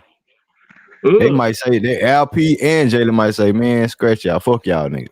Y'all don't want to pay me the max. What I'm guaranteed for, in negotiations, all that. It's just kind of like, bro, show you worthy. I mean, if you sign next season, you can sign a better deal. I mean, bro. No. Laro, what I'm saying is, if you have the open lance of letting LP and Jalen Green walk next season, if you want it, like, where are we gonna be then? If they decide, say, hey man, the Rockets don't believe in us, man. They was trying, I wanted my money, whoop the whoop. Both of them. Okay, so what if that player said, you know what? If LP go to Jalen, Jalen go to LP, you know what? We ain't won shit. Let's win some shit this year, and they gotta pay us. I mean, bro, I know players don't think like that. They want the bag right now. But the thing is, think Jalen and LP thinking like that? Here's the thing, Green. Think organization first, player second. That's what I've been doing. That's what I've been doing, bro. Hold up, bro. Think that shield first. That's what I've been doing. Think the Rockets first. That's what I've been doing, nigga. What you talking about? No, what I'm saying is the best thing for the shield probably would be to wait a year. Do you see it? No, I mean, feelings aside about the players. Yeah, I know. Somebody I'm gonna let you elaborate. I'm gonna let you elaborate on. But if you he can go. That's cool. He can go. No, I'm let him rock out. But what I'm saying is, Laro, if they have the opportunity to walk, right? Let's just say they don't extend them through all-star break or nothing. You know what I'm saying? Trade scenarios come along. What did that do to LP and Jalen Green mentally? Hey, here's the thing. That's not going to come until... Answer the question, bro. What is that going to do to him, bro? But it doesn't do anything until the year after next. You see how... No, this is the last year of their contract under the Rockets. No, what I'm saying is we have the option to pay them the rookie extension, or we can let them go another year and match other teams. No, this is the year. That's what I'm talking about. This is the year. We can't wait no more years. Recent history. No. Laro. Oh, okay. Go ahead. You got it. Check me out, bro. Check me out. This is the year 4. If they don't extend and Yaz, and I'm gonna let you walk in on this. Yazin, am I lying? This is the last year that you can let them be under the Houston Rockets contract if you Yeah, don't so extend them. yeah, so this is their last year, but what's gonna happen if we don't pay him now, like this offseason, is they're gonna play one more year, and then we either give them the max, let's say Jalen and LP No, both no, no, finish no, 20. no. Not if they make a decision on if they want to walk. If We another walk They, team they, is they willing, will. year. The if Rockets. another team is willing They're to give going to them be the max next year. restricted Green, free agent. exactly. Yeah, Hold they're on. restricted. So go ahead, Green. No, that means they have 4 years under the Rockets contract, bro. Yeah, Exactly, after exactly. next year, they're But restricted What free year? agents. What They're not unrestricted. so that's walking into the end of this contract next year. Right. So next year, if we don't sign them this year and next year, after next season, they're And what I'm restricted. saying, and what So I'm if saying, anybody signs them, we can match Genius, it. if we don't extend them, they can walk regardless after this season coming up. No, they Hey, can't Green, walk. you act They like can't walk. if they no. have I a see. good I see season. what Green's saying. I You see act what like Green's saying. Green, you act like if they have a good season, that's trying to roll backdoor Lil Joe back to back. Bro, come on, dog. I mean, it's not like we're extending ourselves outward like we expect. No, but what I'm saying, bro, come on, is, bro, Laro, check me out, dog. Check me out. So, Yazin, back me up. Genius, back me up. I'm breaking it down. So we going into year 4 with Jalen and LP, right? Yeah. Yep. Year 4. So that means if they don't get extended before October, whoop the whoop, then they have the option, if they don't get extended throughout the season, that they have the option to become a restricted free agent, an open free agent. We're not talking about this. But we have the first refusal to match any other team, whatever they try to give them. Exactly. Okay, but if that option comes, what does that? That's what I'm trying to get to. How does that make you feel as Jalen and LP? You don't believe in me. You don't want to extend me. You still want me to play out a year, but the other team putting out more money and believe in me. I'm gonna take their deal, and I'm trying to put you in a situation. Are you gonna match this shit? You know what? For all the stat nerds, let me ask you something. Who was the last player who came up? I think it could have been Joel Embiid, because he was hurt all the goddamn time. Dog, teams do it, bro. They make answer his question, man. Hey, Answer his dog, question. I'm Green, just Green has a telling you, question, dog. so answer that. Bro, I'll I'm answer telling you, it. teams make you play that year to see if you're durable, if you consistent. They do it, dog. They do it. Green. Joel Embiid is the elaborate perfect on what I name just I said, came y'all. up with, dog. Like real talk. Ain't no feelings around here. Joel Embiid, foot broke first year, foot broke second year. Came out, had a decent year. You know what? They made him play it out. Who you comparing, Jalen or LP? I'm comparing the fact that the MVP of our league had None to of those go guys were his number one fourth year, picks, bro. Laro. None of those guys were the number one pick, right? None of those guys Joel were the number Embiid, one hold pick. on. What pick was Joel Embiid, bro? Come Number on. one. I gave the perfect example of what I'm telling you, Jalen bro. going to. Come on, bro. Hold on. Pipe down. I'm trying to simplify for it. Who you comparing Joel Embiid's situation to? Jalen and LP or just Jay? Okay, Jalen Green. Number 2 versus number. Okay, Jalen Green. So was Jalen Green injured every fucking year in the NBA? Since he but the thing is, the comparison is when it's time to pay you. No, we're not gonna pay you too quick because you just got this money these first 2 years for free. Just because you had one good year, no, we not. I'm telling you. I get it. You know what I'm saying? I get it. I can see if you said Ben Simmons, but Joel Embiid proved more than Ben Simmons to a certain degree. You feel me? And we talking about just paying a guy because you drafted him as a high lottery pick. Jalen Green showed I averaged 17 points, and I was in the corner under Steven Silas. Second year under Steven Silas. You know what I'm saying? No John Wall. I'm dealing with a prototypical point guard and Kevin Porter Jr., who dudes was trying to run him off the block, saying, "Oh, we don't need him as no point guard," but we just saying, at least he's doing his job. Let me ask you this. Hold on. I'm getting somewhere. So by that being said, bro, so when Jalen Green averaged 22 in that season with a non-prolific point guard, you ask him to do something in his third year, and coming to his fourth year, you don't extend him. All I'm saying is, Yazin, like, if I'm Jalen Green, you don't believe in me. If I'm LP, you don't believe in me. I was a borderline all-star. So I agree with that, Green. But look, when the season end comes, right? Either both are going to deserve their contract and get the max, or they're going to get sub below the max, and we're just going to match whoever pays them and then trade them if they're not good. But I think they're going to be good. So what's going to happen, in my opinion, is they're going to hit restricted free agency, and we'll give them whatever they deserve. And at that point, Jalen Green and Alpier, they're not going to be like, oh, this team didn't pay me. Dude, at that point, if you pay them the max, they are the franchise players. They are who you build around, because I think we can all agree. Do we all agree, though, that they are those two guys right now? If right now, I think so, too. But look, okay, so why do we have to wait? Why do we have to wait, though, bro? Why do we have to wait? This team, for this team, two reasons. But not for a championship team. Maybe they might not be. For this team, for us trying to want to make the playoffs, maybe they are. Yeah, why the rush though? Well, why the rush? Because he explained it. What you mean was the rush? There's no rush. Let me tell you why. 3 years and another years. That's no rush. No, but Green. You don't think Alpine? You don't think Jalen Green showed what they capable of this year? I have to do them. No, but listen, Green. I have to look at both of them in different ways, right? What does Jalen Green have to do to extend to Jalen Green? Jeans. Yeah. Go ahead. I know you getting it, bro. What did Jalen Green not do this season? And what did LP not do this season?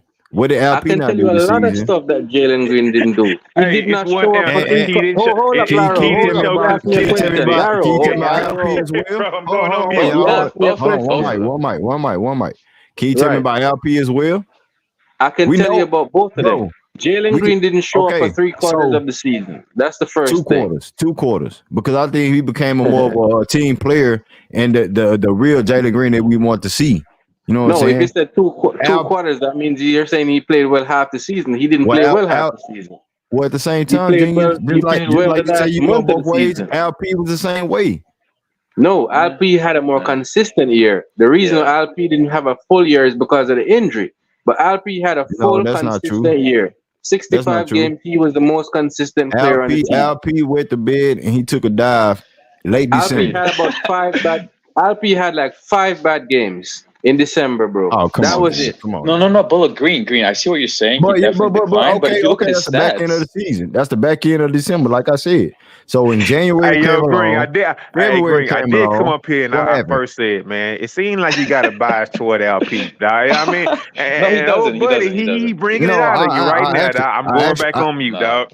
Lero, I actually don't. I can defend you with this. I actually don't. I just point out the obvious. I point out the obvious on everybody. I just want everybody on my I can't believe. Hold on, Lero. I just want to point out the obvious on every individual player. We can't have one agenda about Jalen Green need to go and LP need to stay and do all this shit. Have the energy for all these players that we talk about. Right. So Green, listen, I'm gonna make a very, very controversial take right now, bro. And I'm gonna take the heat for it if it comes. I'm gonna tell you this, bro. Jalen Green is the most risky player I've seen that's drafted in the top 5 to re-sign right now in the last couple of years that I've seen. I think that it's going to be a hit or miss with Jalen Green, bro. And that's the problem that I'm having, because I've seen Jalen Green for 3 years, bro, and he's hot and cold, inconsistent. He shows up 1 minute, he's out the next minute, bro. He is the most risky player right now to re-sign. How many superstars that we know to this day were struggling in their first and second year? Whatever situation. And those guys don't get extended in third year. They hit restricted free agency. Man made the USA team in 2 All-Star games, bro. Stop it. He made 2 All-Star games in the Olympic team. Stop it, man. Stop it. Devin Booker, Zach LaVine, all these guys. How high was Devin Booker drafted? That's what I said. Jalen Green is the most risky top 5 player. Top 10, top 7 pick? But I'm just talking about his what position. I'm saying. Are we talking about 2 guard positions? I cannot remember a player drafted in the top 5 over the last 10 years. I'm so worried about giving him a contract, bro. Craig Cunningham. He can't stay. My bad. Okay. Yeah, no, that's a good. They're not worried about Cade. We already came to that by Cade. Shut up. That's a good point. They paid Cade, but he always injured. That's risky. So you want to compare like Right, RJ Barrett? and What that did doesn't RJ mean you the talking about Rockets need to RJ do Barrett? that. You talking about like an RJ Barrett caliber player that was top 3 pick? Exactly, and RJ Barrett did not get the full max. But And did he RJ Barrett also present anything that Jalen Green presented? Hey, Green, there you go. That's a perfect comparison. A Did dude RJ coming in the Barrett, did league, RJ Barrett blue do chip, anything that Jalen Green presented in the league? Well, and what let's give happened? Jalen Green The Knicks RJ Barrett's shipped his contract ass then. off. If you're giving him RJ Barrett's contract, I'll sign him right now. But why though? A 5-year, RJ Barrett Because $140 he million. didn't show Give him that. everything. He I'm not consistent. arguing He with only that. showed flashes, dog. He showed flashes. RJ No, Barrett showed You flashes. hold on, slow down. I can't talk to two Okay. niggas at one time with two different talking Hey, points. we all talking about the same No, topic. we're RJ not. Barrett No, showed we're not. You want me to flashes, talk to bro. you, Genius, Yazin, I mean, Drake? we talking I'm it. We trying to get chopping Dre it in up. there. This your channel. We're You just decide agreeing what you on do. this, slow man. It's your down, channel, slow bro. down. Well, if you shut Hold the up, fuck Larry. up Hold at up. time and time, I can do that. Let me talk to Genius, and then let me rebuttal your punk ass points. You feel me? So Genius, RJ Barrett. Let's stick to RJ Barrett, right? What did Right. RJ Barrett do in his first 2 years? In a losing situation compared to what Jalen Green did in his two situations. He Numbers did and nothing everything. different. Nothing different. And that's the Okay. great example because he was just as inconsistent as Jalen Green, which is why he did not get the full max. That's what I'm saying. If you're telling me that you're gonna give Jalen Green $140 million over 5 years right now, I sign him right now with the blink of an eye. But don't tell me nothing about $200+ million. Was he playing with a RJ? Was he playing with a all-star caliber player? Structure and things like that. Yes, he was. Julius Randle did make an all-star team that year. Okay, so what he all-star did. Now I'm just saying. You asked the question. I said yes. Julius Randle made an all-star team. So let me say this: what all-star was Jalen Green playing with? He hasn't played with any all-star thus far. Okay, cool. What structure was he playing under? Okay, but he had structure this year, and he still wet the bed for 3/4 of the season. How you wet the bed? He was trying to formulate himself, just like Reed, the guy was getting benched. Hold on, night in, night out for about. James. We talking about Tom Thibodeau, a hard-nosed coach, right? Mm-hmm. So RJ Barrett was bred into that, and then Jalen Green bred into that. What the numbers look like?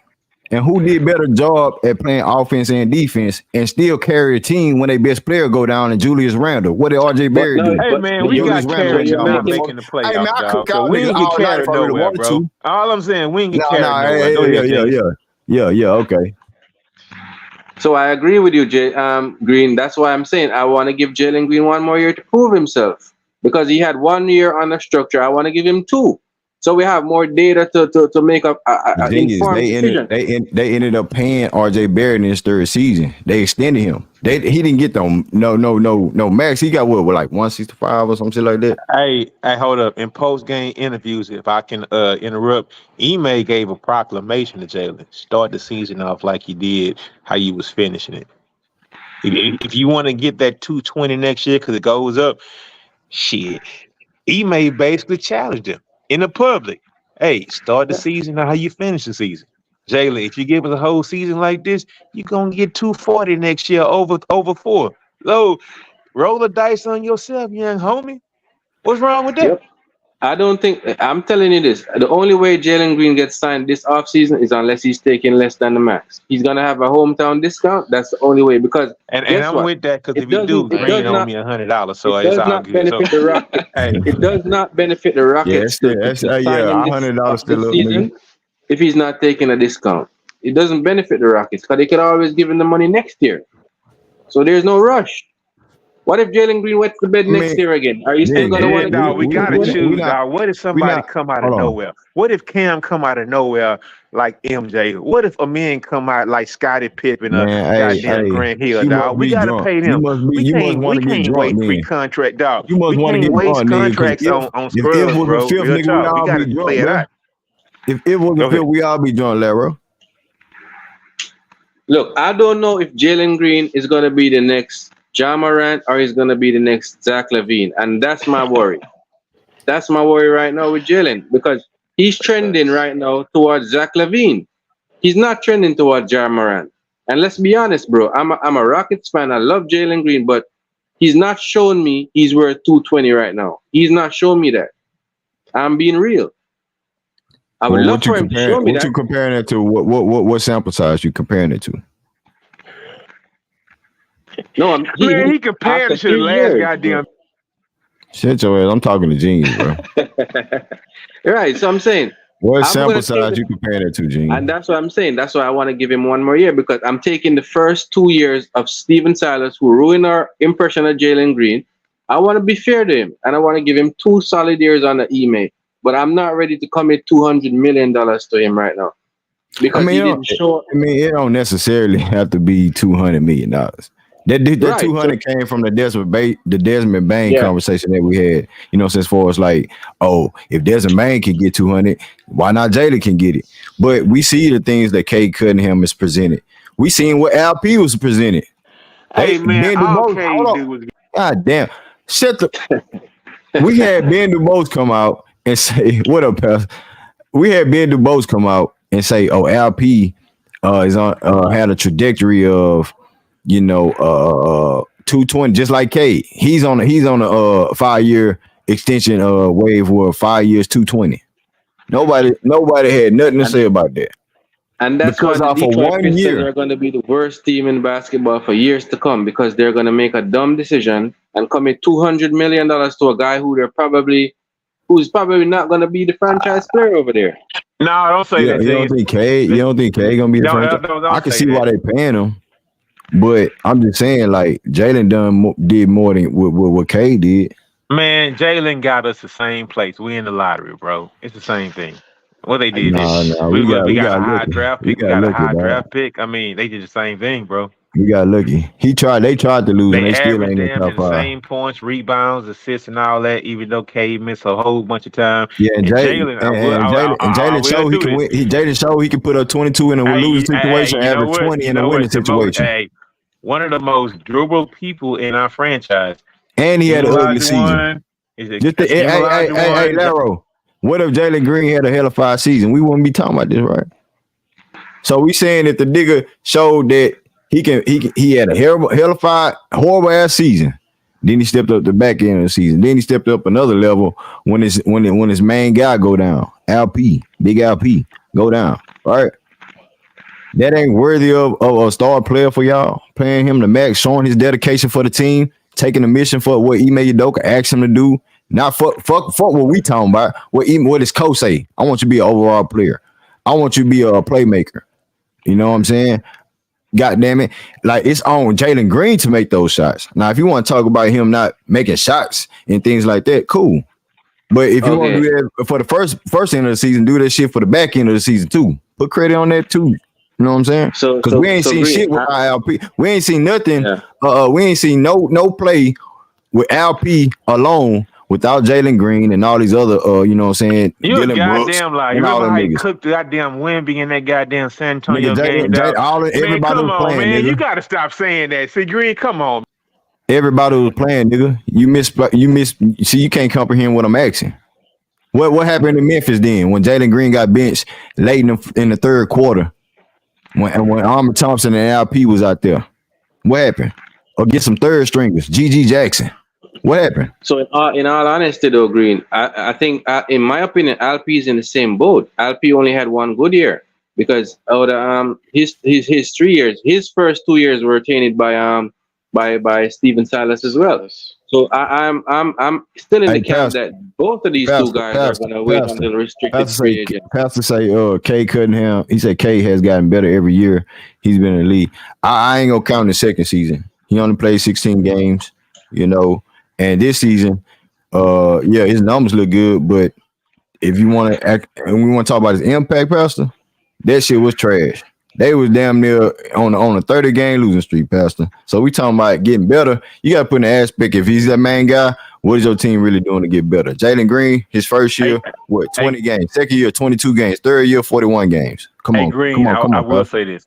Hey, Pastor, this was a discussion talking and about yesterday. Monty Williams went to the finals as well. Monty Williams, as the head coach, went to the finals as well. Why he couldn't buy in with what's going on So in they in there about goddamn players making Detroit. random finals, bro. I mean, random finals about different players. No, I'm talking about the head Everybody coach. might get a I'm ring. talking about the head coach. But I said the head coach went to the finals along with Ime. no. It was the first thing that Pastor had presented to you or whatnot, right? So I mean, bro, it's all kind of reason why players don't get rings, players don't go further or whatnot. Because you know what? And this is why I tell dudes who like Y'all don't think 30. Jalen Green got better as an overall player this season under Ime Udoka? Y'all don't believe he got better? Not just Man, focusing that on jump scoring. shot still broke, dog. Real He talk. got better though. I mean, every player has a but weakness. why is the Jalen Green jump to get shot better, still bro. broken though, bro? Of course he did, man. I mean, he still has areas he needs to work on, but he is a better player than he was last year. There's no question about that. Man, it's a lot of people. It's a lot of people jump shots broken. Here you go. So Pastor brought up a point, right? He Yeah. brought up K's, getting better versus Jalen getting better or whatnot, right? Jalen, look, I don't want to see you in the same ilk as Fred VanVleet shooting 32% for a career from the 3-point line. I don't want to see that, but he's on the trajectory to do that, bro. I don't want to see that. So if I come up here and call him out for, bro, you got to make better threes. I don't need 8 dudes coming at me saying, why you just getting on Fred, bro? Because he shoots 30% from the Fred three for his don't shoot goddamn no career, bro. 30% for no, bro. He shoots around 36, 37. Bro, why you lying, bro? All right, put money on it. Lying, bro. Keep man, bro. Fred shooting All right. around. Nigga, He shoot I put better money than on it, that. nigga. I'm He talking shoot about from how much three. you want I'm to bet? talking about He's a from 33% career Hold 3-point on, shooter. hold up. The nigga put his foot in his mouth. How much you want to put on it? Fred shoot over 36% for his career from three. You talk that shit, nigga. Put your money where your mouth is, nigga. I'm talking about playoff games included, J Dog. Oh, I you will. fraud. I said you said All I for his said was career, playoff nigga. games included, bro. Man, you full of shit. Okay, I'm gonna go back on mute. Laro. Hey, Fred with 38%, 38.387, For his 39% this year. For his career, he 37%, 37.5. Man, I wish that bitch say, man. That nigga be talking too much. Laro, you know damn well, man, I'm shooting no 32%. You doing that shit for shock value, bro. Don't do that shit. If Jalen shoot like Fred shoot from three, we'll be good money. What the hell you talking about? You get $400 million. On top of that, in the playoffs, Fred shoot 37.2 from the 3-point line. There you go. I googled all that just now.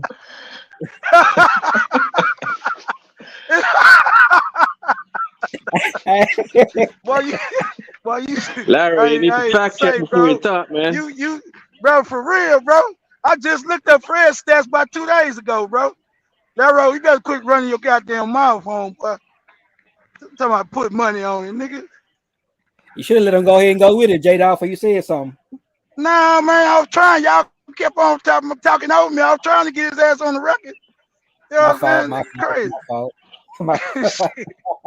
He wasn't gonna bet. He was talking shit. Larry talking shit. He wasn't gonna bet, man. He wasn't gonna bet it. Fred is a better 3-point shooter, really, bro. Damn near than he is a 2-point. Well, he's a better 3-point shooter, bro. He don't shoot that good from everywhere else. But from three, that's his bread and butter, dog. You know, he a small guard, so that's where he make his money at. So, I mean, that's just what it is. But y'all go ahead and do your thing, man. Y'all cooking, man. Shit. I ain't trying to stop y'all cooking, bro. Yeah, man. So like I was saying, Green, if Jalen Green gets signed this offseason, it's because he's taking a hometown discount. The Rockets have no motivation to just give him the max this offseason just because they can. Because they can always give it to him next year. And there's a blueprint for that. Tyrese Maxey, he had to wait on the restricted. So if Tyrese Maxey can wait and he's not frustrated or mad at the Sixers, he's gonna get his $200+ million. Yeah, man, it's easy to look good with an MVP level player, and you know what I'm saying, James Harden, player to make you look good. Like I said, the homie Jaden ain't played with them type of caliber players before, so we can say that he deserved this contract because they was in winning situations. That's what I'm saying. Like a lot of star players been in losing situations. Like our guy in Jalen Green, you feel me? Now if we saying okay. But this is the thing, man. Let me just get to it. Why is it that we have LP on the team. I understand it, fam. I understand it. We have two guys that we can pay at the same time, and Jalen needs to take a pay cut for LP. LP might need to take a back end for Jalen. Why is that though? Why is that? In my opinion, none of them need to take a back seat in terms of their money. But I still think that none of them are gonna get paid this offseason, to be honest with you. Neither Jalen nor LP. Unless one of them are unless one of them are taking Genius, a do you discount, believe in them they're though? not getting paid. That's genius. Do you believe in Jalen and LP under Ime Udoka from what we seen in one season? Now I know all we asking is they have to coincide together on the court. Granted, Oh that's boy, cool. let me answer that. I don't think that Jalen Green is ever going to be the best player on a championship team. That's my personal opinion. I think he could be a great number 2, maybe a number 3, but he's not going to be the guy that's going to lead you And that's as the fair. number That's 1 fair. player That's fair. to That's the fair. to the championship Hey, to the genius. promised land. That's fair, genius. That's fair. I don't believe in a lot of players in the league that could be a number 1, and that's fair. That's cool. I like that objectivity. You know what I'm saying? But I'm just saying for our core, I just believe that Jalen and LP can coexist. And Absolutely, they can. at the same time, I think we should pay our guys. So I don't want them to walk and have an open mind to say they can go somewhere like we was dealing with Chandler Parsons situation. No, the Chandler Parsons situation is different because back then Chandler Parsons was a 2nd round pick, so he was not a But that's how we Thank treat you, them, though. sir. That's Thank you. how we treat. That's how we. That's It's how not the we same treat. thing. That's how we treat Jalen Green and LP that they 2nd No, round but the picks. difference between Jalen Green and LP is that they can't walk. We can match anything that another team gives them. So But even if why we should we don't pay wait them for this that? year, My thing is genius though. Check because me out. Why should we yeah, wait for what other teams gonna provide for them? Why we can't set the standard for what we one of the got? If reasons they why if they that good. yeah, let me tell you why. Because we don't know the true value of Jalen Green right now because of his inconsistency. So we want the market to dictate his value. So if the market says somebody's out there willing to pay him 250 million, then that's what the market says. But we Hey, don't want to. genius. Who are we Genius, bidding with you right are now? right. Hold on, Larry. You know, he is I got a right. couple He's more right. guests. I got a couple more guests, but go ahead, Larry. I got a couple more guys. I just want to make this. No. What I wanted to say is, genius, he is right. But what I'm trying to say is that I said it last night. We have the right to sit back and chill and see, and we got the Rockets had a right. I'm not gonna say we. The Rockets had a right to put their thumbs and their fingers in a lock behind their heads, sit up on a lawn chair, and sit back and see how they play this year. So we don't have to pay them this year. I would rather pay the truth than make a mistake. So let them play it out. That's how I feel. I ain't got to say that shit no more this summer. Let them ride it out, and let's see how they do.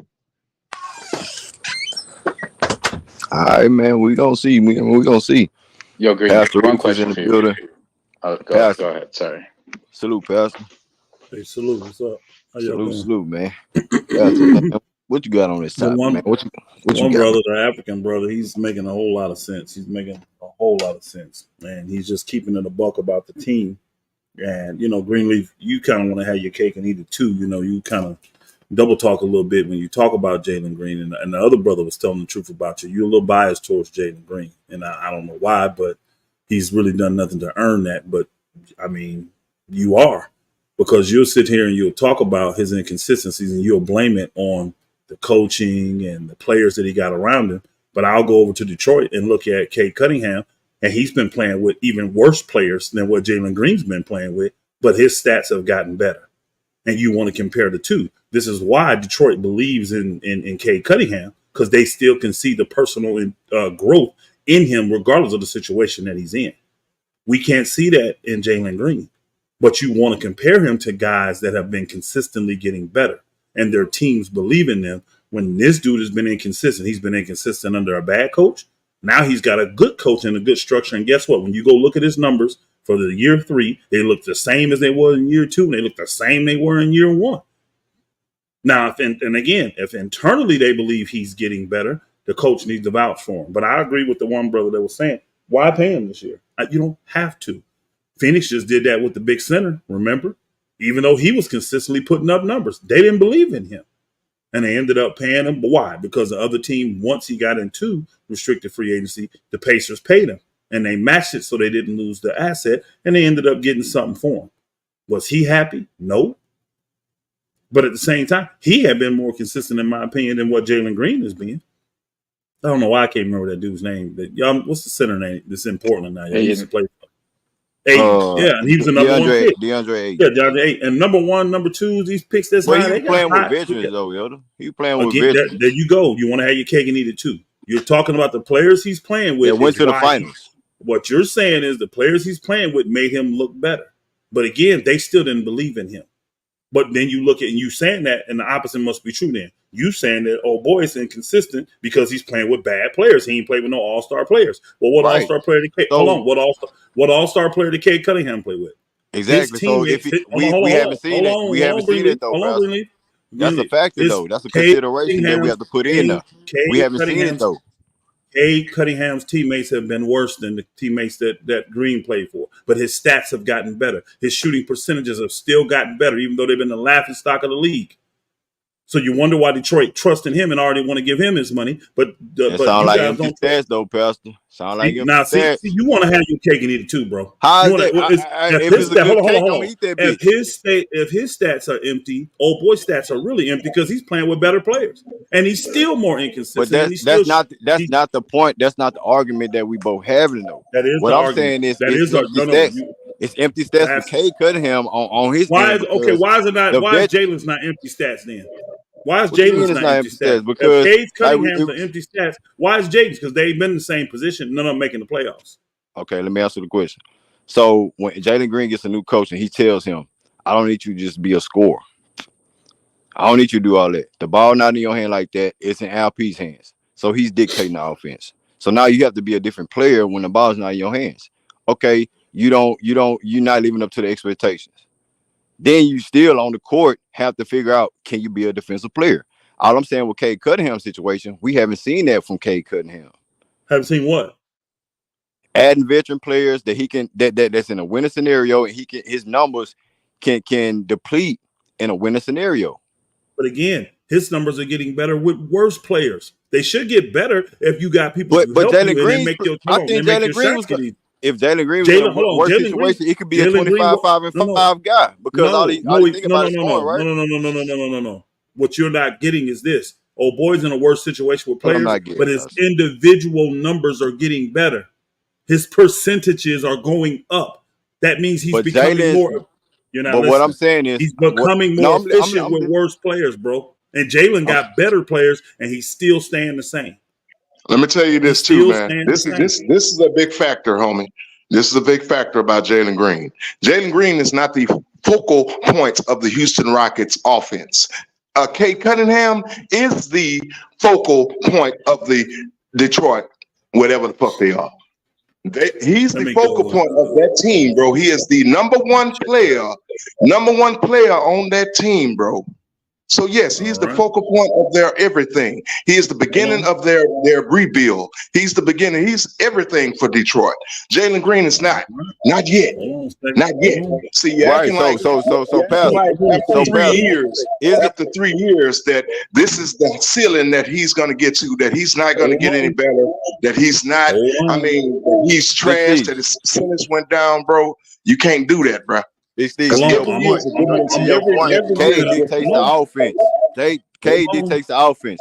Who was the offense dictated when the numbers looking good at the time for the Rockets? So if the ball in your hand, what happens? Your numbers go up. They still shoot the same amount of shots. They still shoot the same amount of shots. They do. Come on, man. They still shoot the same amount of shots. I'm looking at it. Oh boy, hold on. Who took them? Hold on. That's not every game. Hold on. That could be a different kind of content. Hold on, Greenleaf. Who took the most shots for the Houston Rockets this year?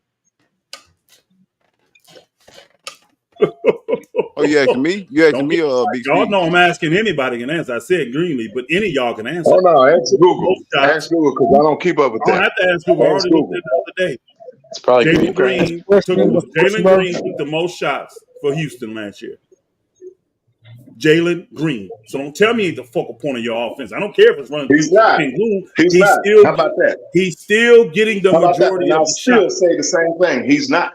Hey, brother, it We have doesn't a matter. To be fair, though, did we not try that? He's still getting the same amount of shots. He's still getting the same amount of shots. And that's cool. That's cool. That's cool. But Jalen Green, hold on. Let me rebuttal. Let me rebuttal though, pal. So when you saying that, at the same time, it's a fact that LP was getting the most, you know what I'm saying, dictatorship as far as, you know, being the touches. So yes, okay, Jalen Green, he's still your guy to get the shots. He didn't start the season off well, but the back end of the season they turned up because he was the main focal point. So those were the main shots come from when LP went down there a whole month. A nigga, just like nigga, I say, we ain't gonna even look at Cade Cunningham first year elder pastor because you know what I'm saying. You can just scratch that 12 games and average 22 points. How much is that? How much is that as a sample size? No, his second year. I'm saying his second year, not his first year. That was his second year. Yeah, that's what I'm saying. His second year, we can scratch that because that's out of there. That's we can't even look at that because they saying he averaged 23 points or whatever in 12 games. So it don't matter about what the numbers is during the season. We don't know. Jalen Green played 82 games. Cade played what 60 some games. At point in time. In this league though, I can't be mad at a guy who plays 60 games. That's decent. Shoot, these bookers they only want to have 62 games on the damn schedule. So a guy that plays 62 games in this era now, they about a guy to play 82. That's even better. He's more durable. But again, what difference does that make? 60, 80, at the end of the day, that's a big sample size of what kind of player you are. And if you got one guy showing you, if you got a guy telling, man, ain't no way in hell, I guarantee you get no GM in this league that would take Jalen Green over Cade Cunningham. Cade Cunningham just showed you he is a more efficient, more well-rounded, just a better player. He's a better defensive player than him. It looked good though. I think it's a mirage. Old boy may be able to score. The one thing he may have with him is just scoring. Like he's a more what do you call it? Got bigger bag or well-rounded. But whatever Cade Cunningham doing for Detroit, Pastor, it ain't showing no winning scenarios. It ain't doing it with old boy because they ain't doing shit either. They ain't winning either. We won 41 games. Yeah, okay, brother. All right, and you get at the you get at the him, or you get at the Van Fleet, you get at the adding those veterans that you added. No, I mean that, but it comes down to the team scenario though. It comes down back to the team because he was your. It comes back down to the team. That's why I say. All I'm saying to you can pay Cade. You can pay Cade because that's all you got. You can't have, but you ain't never seen Cade in a no winning scenario. I'm gonna tell you this: Cade is getting paid because he's shown consistency, bro. Even in a bad scenario. Even with bad coaches and quote unquote good coaches, he was really in the same scenario. Had bad coaches there. Hold on. Then they paid all LaMelo Ball. LaMelo Ball. About him. But I'm talking about this. That's the same factor. What I'm saying is this is a very similar scenario because he had bad coaches in Detroit. Then this past year, they paid all that money to old boy to come from Phoenix, and he had a so-called good coach. And guess what? They still didn't do nothing. They still didn't make the playoffs. Now, they didn't add the veterans around him. They got rid of all of his veterans. Houston added veterans. Y'all had a better statistical season numbers-wise, but the team still didn't make the playoffs. And Jalen Green numbers look the same. Yeah, we tough out there. You already know what the Wizards are. You know what the Wizards are capable of. I ain't gonna lie. I agree with the one brother. There's no reason at all for Houston to pay him now. Me personally, I'm paying Sengun now because I believe more in him than I do Jalen. So I would pay him now. I'm not taking the chance of losing Sengun. I'm not taking the chance of pissing him off. Even if Jalen Green's more durable. He's got the He took different missions. He's got the skill set of what's trending in the NBA right now. Can Jalen be that guy? That's only one player. But that's only one player. That's only one player. You probably comparing him to Jokic, but he only won one time. We haven't really got no real formula about what's the back-to-back championship. There's trends, bro. And these guys, old boy, what's trending now? He's trending towards that type of player. No, it ain't Jalen. It ain't Jalen Green. Don't say Jalen Green is chin. I ain't say Jalen Green. I just said guard. Jalen Green, the one brother was telling the truth. Jalen Green is more like Zach LaVine than he is John Morant. He is. He's closer to being Zach LaVine than he is John Morant. I guarantee I Chicago, mean that's whoever paid. different people's Hold on. opinions. I I look guarantee. at it Hold on, otherwise. I'm gonna ask you this: Zach do you LaVine think? didn't Do do you what think? Jalen Green did. Do you really?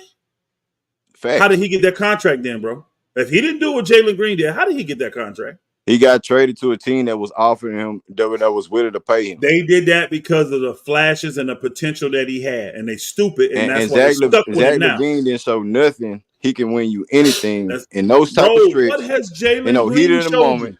you? Jalen Green ain't showed you none of that either, bro. Jalen Green ain't showed you none of that, bro. He ain't showed you nothing. Zach LaVine as well ain't showed you none of that. What was Zach LaVine showed you, pal? And again, you're making our point when you say bring up Zach LaVine. Because Zach LaVine's but I'm saying like Zach LaVine ain't on his level. But what I'm saying is Jalen Green is on a better trajectory than Zach LaVine. No, he's not. No, he's not. That's why Zach got. Hold on, bro. That's why Zach got the max deal. It wasn't no question. And don't nobody want him because they don't believe in that contract. And guess what? That's exactly what's happening with Jalen Green. Don't nobody want that's him. what you Nobody saying. believes I'm in him. saying the Rockets gonna pay him. They believe in him. And I'm gonna tell you right now, where are you hearing that from? That's your opinion, but where are you hearing that from? I ain't gonna name no name, but I got my people behind the scenes. I got you, bro. At the end of the day, I'm gonna tell you this. This is what I personally believe. If the Rockets decide to pay him that money, I think it will set their franchise back 8 to 10 years. I really do. We can do that. We can do that for a lot of people, though, bro. The one brother, I don't think paying other people would set you back 8 to 10 years. Nobody knew what none of these players could be capable of, though. The one brother, Jalen Green, I believe the brother that was talking, he said Jalen Green is not a number one. He ain't leading no team to no championship. And I agree with him. From what I've seen out of Jalen Green, he is not that dude. So to pay him number one, to pay him the number one money, I think that'll be a problem. I think it's going to be a major problem for him. And I like what the one brother was talking about when he said, that it ain't really work with this youth movement thing. It hasn't. This youth movement thing don't really work like that. You got to have what about OKC? It's working for them. They ain't won nothing yet, but yes, it is working. But they on a trajectory of getting somewhere. They have to make some. You know what I'm saying? They have to make decisions and moves. But us in our talent, we on a trajectory of getting better too. They are one of the few teams that have been able to do it with the Durant and them and got to the finals, right? And then this team was first in the West, so they're showing it now. But guess what they're missing? What caused them to get out this year? No veterans, no bench. They was too young, no girth. The things they need. They're going to have to add quality veterans if they're going to want to get over the top. I said that last stream. If they we already know what they're capable of. If they don't make no moves, then we already know what it is with them. Think about Boston, bro. That's how they got over the top. Jalen Green and Tatum wasn't enough. But when they brought in White, and then when they brought in Porzingis, and then when they brought in Holiday, now they got these crazy. We talking about 5-6 years in the league. Then we talking about year 3 with these dudes. So we bringing in the vets that we have in this early stage of their career, Pastor. What the brother was saying that we on the trajectory of next year. We waiting on our guys to develop into the guys that they're supposed to be. What the brother was saying gonna do veteran things in the playoffs. The youth movement is not going to win you no chip. You got to get quality veterans. You're not worried. Was trying to tell you, and you finna spend your money on the youth, and you ain't gonna be able to get the championship run. If we on a championship run, Dylan Brooks not gonna be here. Fred not gonna be here. You gonna be able to form. Y'all ain't I'm not saying we're gonna win a championship next year. I'm saying we're gonna make the playoff next year. That's all I'm saying. And the talent that we have, the veterans that we have, I believe we already there. 50 wins, man. All right, bro. We got our bet on that stuff. I don't see it happening. But again, what the brother was trying to tell you, if you gonna go to youth movement wise by paying these dudes, you ain't finna pay the veterans now. You ain't finna have the money for the veterans. So now you go in the youth movement, and that don't typically work. We got a few teams that you can look at and say they've had any modicum of success. None of them have won, but you may have a little bit of success. Even that team he named, he said, well, Magic came in and they won when he was young, but Magic has some Hall of Fame veterans on his team. Named Kareem Abdul-Jabbar, Jamal Wilkes. He had Norm Nixon. He had serious level veterans on his team when he came. That's why they went to the chip. You can't do it with young players is what he was trying to tell you. It don't work. And now y'all gonna pay these dudes and what you think, what you saying, you're gonna pay them and it's gonna ruin Houston. Watch. It'll ruin y'all. Y'all gonna be jacked. Y'all pay them, especially if you pay them this year.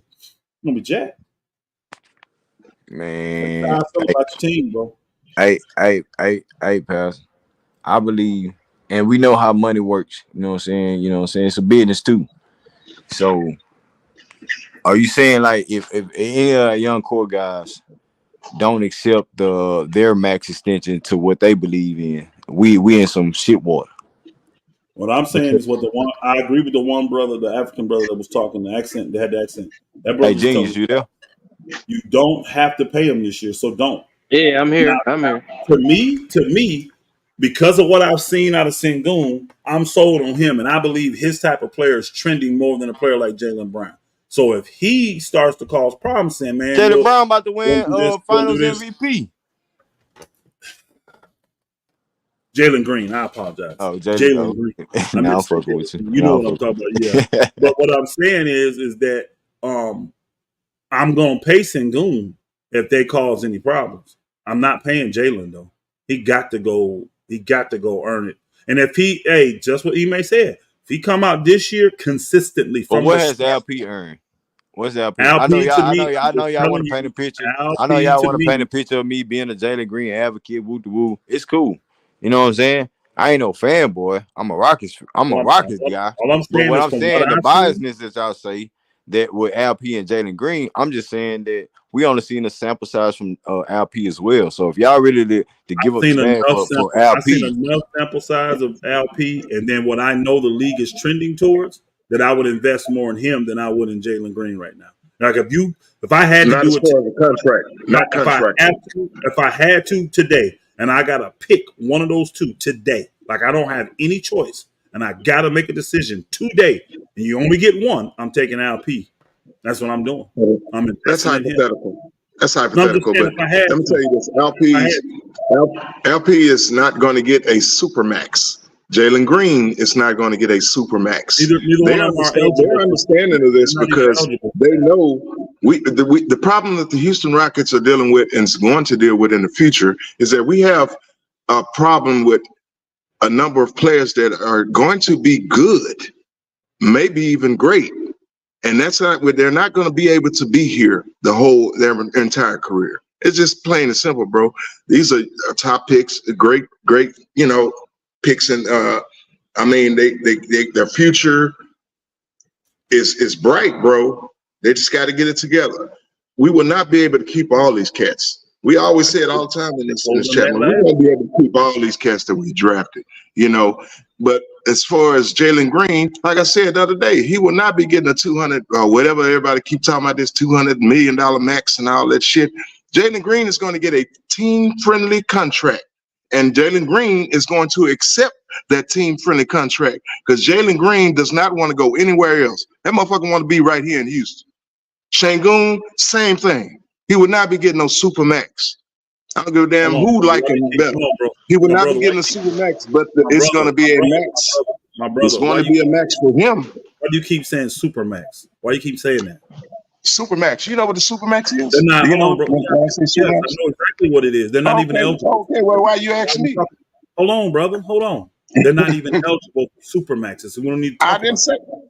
You did. Okay. You said it 3 times. You kept saying they ain't getting no super max deals. They're not even eligible. Because I'm responding to what I keep hearing people talking about a fucking super max. I said super. They said max. It's a max deal and a super max deal. It's a max deal for the Houston Rockets. They're not eligible for 4 or 5 years. Deals.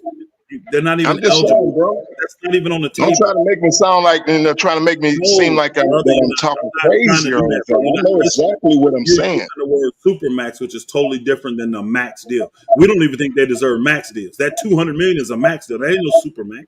That's just a max deal. 200 plus. I don't give a fuck what you say. That's who got a max deal?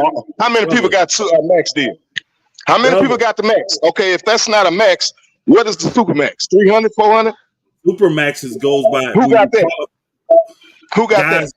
Jalen Brown. Harden got Jalen Brown. Okay. Yeah, and guess anybody what? Else? Yeah, anybody else? No, they talking about recent, bro. The reason he got I said anybody else got super max. Bro, it's been Westbrook got a super max. It's been plenty of people got super max deals, bro. Anybody else? Come on, that's 2 people. It's damn near 4,000 people in the league. LeBron James got super max deals. Okay. How many years ago was this? All these dudes getting super max deals that are qualified for them. You have to Okay, and qualify. how much was that Supermax deal for LeBron? It depends, bro. It was 200-something million, right? It depends, brother. And all I'm I'm saying just to you saying, is, don't try to make it seem like I'm contradicting myself, bro. I know what the fuck a Supermax deal is. You don't. Supermax is over 200 million.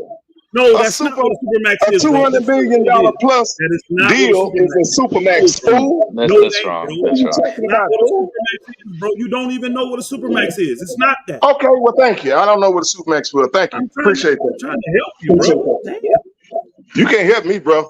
I'll be 50 in 2 weeks, bro. You can't help me. 51 now. Nah, we bro. just I'm talking about rookie year extensions. understand, We talking about rookie year extension, man. Those aren't Supermax, though. What old boy got in Memphis, that's not a Supermax. That's just his rookie extension. Bang. That's just his rookie extension. He ain't get a Supermax deal, even though it's over 200. But what Jaylen Brown got on his third contract was a Supermax deal. That's why his stuff went over 3. The amount does not equate to Supermax automatically just because it's over 200. Okay. Well, thank you for that. Appreciate it. Well, appreciate it.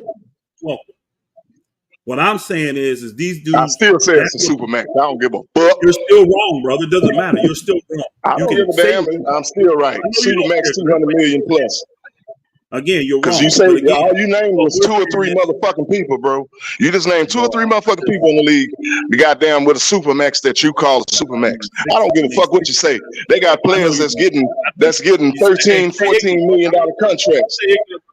You can stay without the knowledge. There's no problem. You can stay ignorant on the fact. Keep saying anything over 200 is a Supermax. Whatever. Keep telling people. All right. Whatever. Keep telling them. Whatever. I'm just responding to the people that's on the chat talking about Supermax. I mean, talking about max deal. That Jalen ain't this, that, and that. What I'm saying is, guys like in Jalen Green's class, K's up for a $200+ million contract. That ain't no Supermax. No, I'm not. I bet it's a Supermax for Detroit. I bet not another motherfucker go get more. You know what the max is? That means the ceiling, the top, it's filled up. That's what the max means. The max means that's what you're gonna get. You're not gonna get a penny more. Is K gonna get paid? K gonna get an extension, right? K gonna get an extension. Scotty Barnes gonna get an extension. Evan Mobley. And that's I don't think he's gonna get an extension. And all these guys been in different situations other than K in a winning situations. They on the cusp of getting an extension, a max extension as a rookie, wherever the numbers may be. What's not a max extension? All right, so this is the thing though. A max extension is 25% of the salary cap, and the supermax is 30% of the salary cap. That's the difference. And when it comes to Cade and Scotty Barnes, the thing that's unequivocally that we can't argue about is that both of those guys are the best players on their team. So they're gonna get the max regardless of what we think. I don't think Jalen Green is the best player on this team. It's debatable between him and Şengün. And then there's also other guys that could become better than both of those guys in terms of Cam Whitmore, and Thompson. So I think that's why Jalen Green's extension is a little bit more tricky than a Cade or Scotty Barnes, because I think what you're saying, well, in my opinion, I think Genius to a certain degree that you're saying that LP is more safe because it's a lot of two guards that can run around, can be replaced like Jalen Green, and LP, his game is the only thing that's holding him to a big contract. We can find another Jalen Green. We can wait on another Jalen Green. We can add on somebody. We can make trades for somebody. We can't make a trade and find another LP. That's what you're saying, bro? I'm just asking. No. Well, no. Let me just clarify. What I'm saying is that because what's his name? Scotty Barnes is gonna get the max, and Cade is gonna get the max because they're the best players on their team. So what I'm saying is that if in this rebuild over the last 3 years, let's say Jalen Green was the only top 5 pick that we had on the roster, and he was the most, he was the best player, he would get the max without a doubt. But it's not the case because we drafted other guys in this 3 to 4 year span that are arguably just as good as Jalen Green in the case of Alpi. So the Rockets are not in the same situation that the Raptors or the Pistons are in, because those two guys are the best players on those teams. Jalen Green is not necessarily the best player on this team. If you do a vote now, it's probably 50-50 with people That's what going I'm to say saying. That's Alpi what I'm is the saying, best Pat. player or Jalen Green. That's what I was saying. That's what I'm trying to say. He's not the absolute focal point. I don't give a damn how many shots he took, bro. He's not the focal point of this offense. This offense is a spread offense, bro. Jalen Green only took that many shots because he was receiving the passes from other players. Fool. That's all I'm saying, bro. But and God to that damn. degree, we talking about best player. You feel like Jalen Green? I mean, Jalen Green is not the best player. You feel like LP was the best player. But I feel like Jalen Green's gravity as the best player when LP wasn't there, and a bigger sample size, that makes him the best player. Guys fell. You know what I'm saying? They was when he was leading, they followed. Cam Whitmore had some good games. Ahmed Thompson stepped up. Fred VanVleet started deferring, like you were deferring to him and LP. You know what I'm saying? They was giving the rock to him. So I'm just saying, like, if we talking about that in this season alone, it can go hand in hand. It's an unbalanced scale right now because one guy you can make a debate for, and the next guy you can. I'm not disagreeing with none of y'all, but at the same time, what was more impactful? So this is the predicament the Rockets find themselves in, right? So in the case of Detroit and Toronto, both of those teams have one player that they have to offer the max to. They don't have two players vying for the money. In the case of the Rockets, they have two players that they're gonna have to think about paying in terms of LP, Jalen. Plus, when you look at the pipeline behind those guys, Who was playing with Scotty Barnes his rookie season and made him look good and all that, and made certain big men look good over there as a veteran. Fred VanVleet, right? As soon as Fred VanVleet leaves, he with the Siakam was shit. there. Siakam was there. Mediocre. He looked like a mediocre ass player. Again, though, the problem y'all are having when y'all compare Jalen Green with these dudes is at the end of the day, their teams believe in them. Their teams believe in their growth. You saying that the Rockets don't believe in Jalen Green? You are having been watching. What I'm saying is this. I haven't seen anything or heard anything. Well, you need to get some glasses. Go get you a prescription done and get you some glasses, fool. Because we've seen plenty from Jalen Green. Yes, inconsistent at times. Yes, a lot of the time. I haven't heard last year, saw any a few kind of of the games, article he was saying inconsistent that with shot. But you can also say that. Can I I finish? haven't heard or I haven't Can I seen any finish? articles. Can I finish? Brother, I was talking Can to I you, finish, cut me bro? off. No, I was Can I talking to you, finish? cut me off, brother. Hold on, All brother. right, go ahead and finish. Go ahead and finish. You cut me off. Go ahead and finish. I haven't heard or seen any articles saying that the Houston Rockets believe in Jalen Green like that. That's why we keep having these conversations every day about Oh, really? That's why. Oh, really? I haven't. You want me to turn you on to some articles You with can put them Jalen in the Green link, on the panels? You can show me Talking with NBA players, homie? I'm not talking about Jalen Green. So you probably... I'm talking about articles that come out and saying the front office believes in him and they're going to offer him a max deal like they do. And what articles are you referring to? What is a newspaper? Nobody reads a newspaper. What? What you talking about? You talking about something online? Hey, brother, when a team believes in their player, they have no problem coming out publicly saying, "This guy's our guy. We're going to give him a max deal." That's what I've heard coach talk about it. I've heard the players talk about it. I haven't read or saw one article saying anything about it. Well, you need to do some research, homie. You need to do some research. You talking to Rockets fans?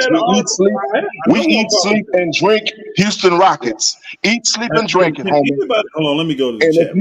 If you don't have the faith, and you haven't seen nothing from Jalen Green, if you haven't seen anything from Jalen Green that's positive and that we can look forward to in the future, then you just need to stop watching them. How about that? No, because we done seen it. We done seen it, motherfucker. We done seen it. That's real talk. I know the motherfucker can be great. He can be great. and they keep trying to compare him to a motherfucking John Morant. What the fuck is John Morant doing? That's your opinion. That's just your opinion. Yeah, that's your opinion as well. What I'm saying is, bro. I'm asking for that's not facts. That's not facts what you're stating. I'm asking for concrete evidence that Houston believes he's the man and they've committed to pay him that money. Where's that at? Where's the thing, man? Hold on. Let me speak on it, man.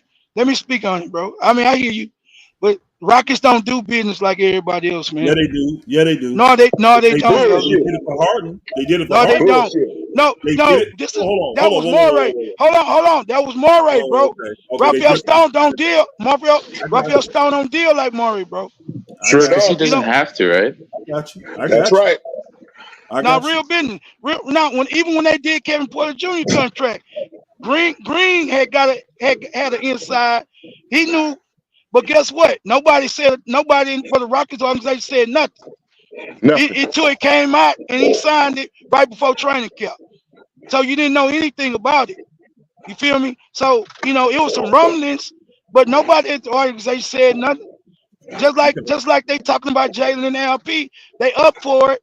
And you ask Raphael Stone about it, he's vague.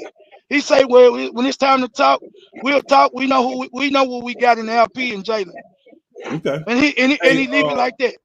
Hey, Greenlee, you said you got some behind the scene folk. Are your behind the scene folk telling you that the Houston Rockets believe in Jalen Green and they're going to pay him a max deal this summer? Is that what they're telling you?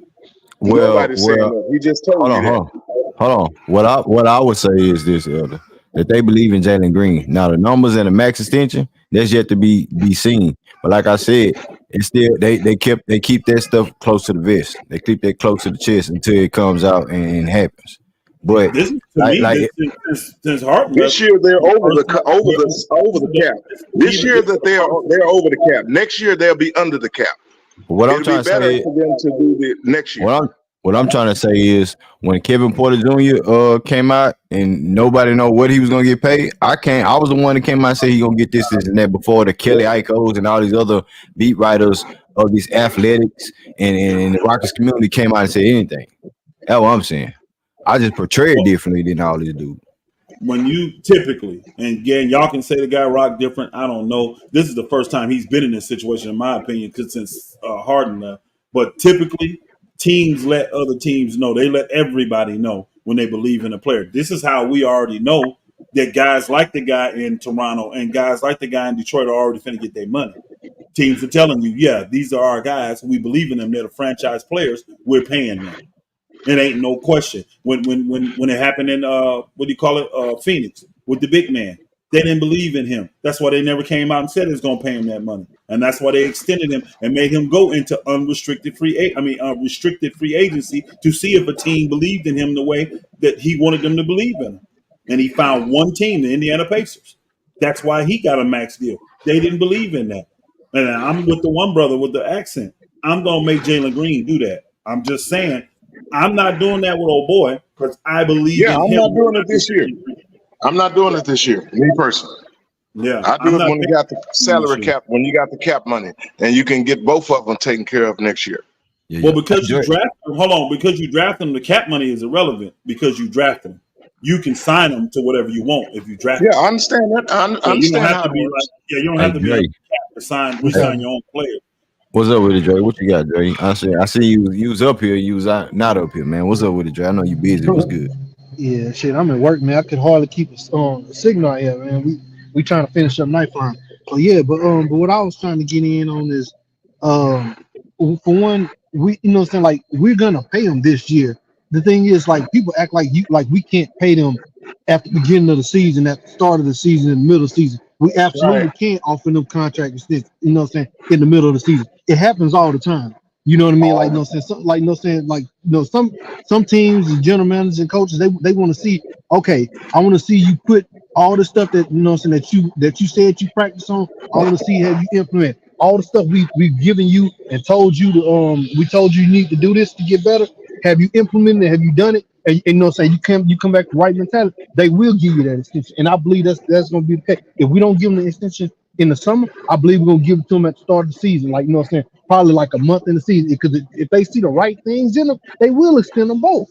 And I do believe that, because you know what I'm saying, because the thing is, I believe that the team believes in him. You know what I'm saying? The reason why DeAndre Ayton didn't get his contract, they were trying to give it to him. It's just he, you know what I'm saying, like, you know what I'm saying, Monty Williams was very clear. He wanted to see that level of physicality that he saw in the regular season, that they want to see that in the playoffs. He wasn't giving him that consistent. He wasn't giving him that. He was playing small, and you know what I'm saying, he was getting manhandled. And it's like, hey, you know what I'm saying, I believe, because you know what I'm saying, because he was on, I believe wholeheartedly in DeAndre Ayton. That's what he was saying on TV. I believe everything he can do. He can do that. It's just he's not playing up to the standard that he can play to. That's what Monty Williams was telling everybody in DeAndre Ayton. It's just DeAndre Ayton didn't hold up his end of the bargain. That's why, because thing is, he still got the contract, but they traded him because, you know what I'm saying, because he got into argument because Monty Williams was calling him out. That's why he got traded. But the thing is, Monty Williams wasn't saying anything out of pocket. He hard nosed like Ime. It's just he's a better communicator, but he still demands perfection. But it's like I say, DeAndre Ayton didn't do what he's supposed to do. That's all it is. But the thing is, he was trash in himself. Yeah, he was looking like trash out there. You know what I'm saying? And that's the thing. Like I say, and Steve was hitting it on. It's just like I say, when people bring up max contracts, they're not. It's not one set number. It's a tier. This is the range. You can get paid in the range of this for your contract extension. So you know, just like how that's why the max, such and such signed the max contract, but then a couple weeks later somebody else, they get a little bit more than the next contract. It's a range. It's a tier. It is a tier in which you can get signed under the max contract slot. It could be a low, like let's say it could be $150 million, or it could be $180, $200 million. But it's still that tier. It's that range. It's a lot of wiggle room. It's not like we asking them to not get paid. It's just like, hey man, we're gonna pay you. We're gonna pay you generational money. It's just we want to do it in a structured way where we can keep as many of our young guys together, because I believe our guys are made of the right stuff. And you know what I'm saying? It's called and they team-friendly contract, bro. Yeah, you know Team-friendly contract. You know what I'm saying? And the thing is, I don't believe that LP and Jalen gonna let that affect. Yeah, they want to get paid. They want to be top dog. But I don't believe. Hey, Dre, I don't believe. What's happening? I want to ask you and Pastor. You don't think Ime Udoka believes in Jalen and LP? You know what I'm saying? Coexisting together, even though he knows how they was trying to break up the Jason Tatum and Jalen Browns of the world. And you don't think he see what he see from this young core, this young group? Dre, you can answer that. Elder, you can elaborate off of that.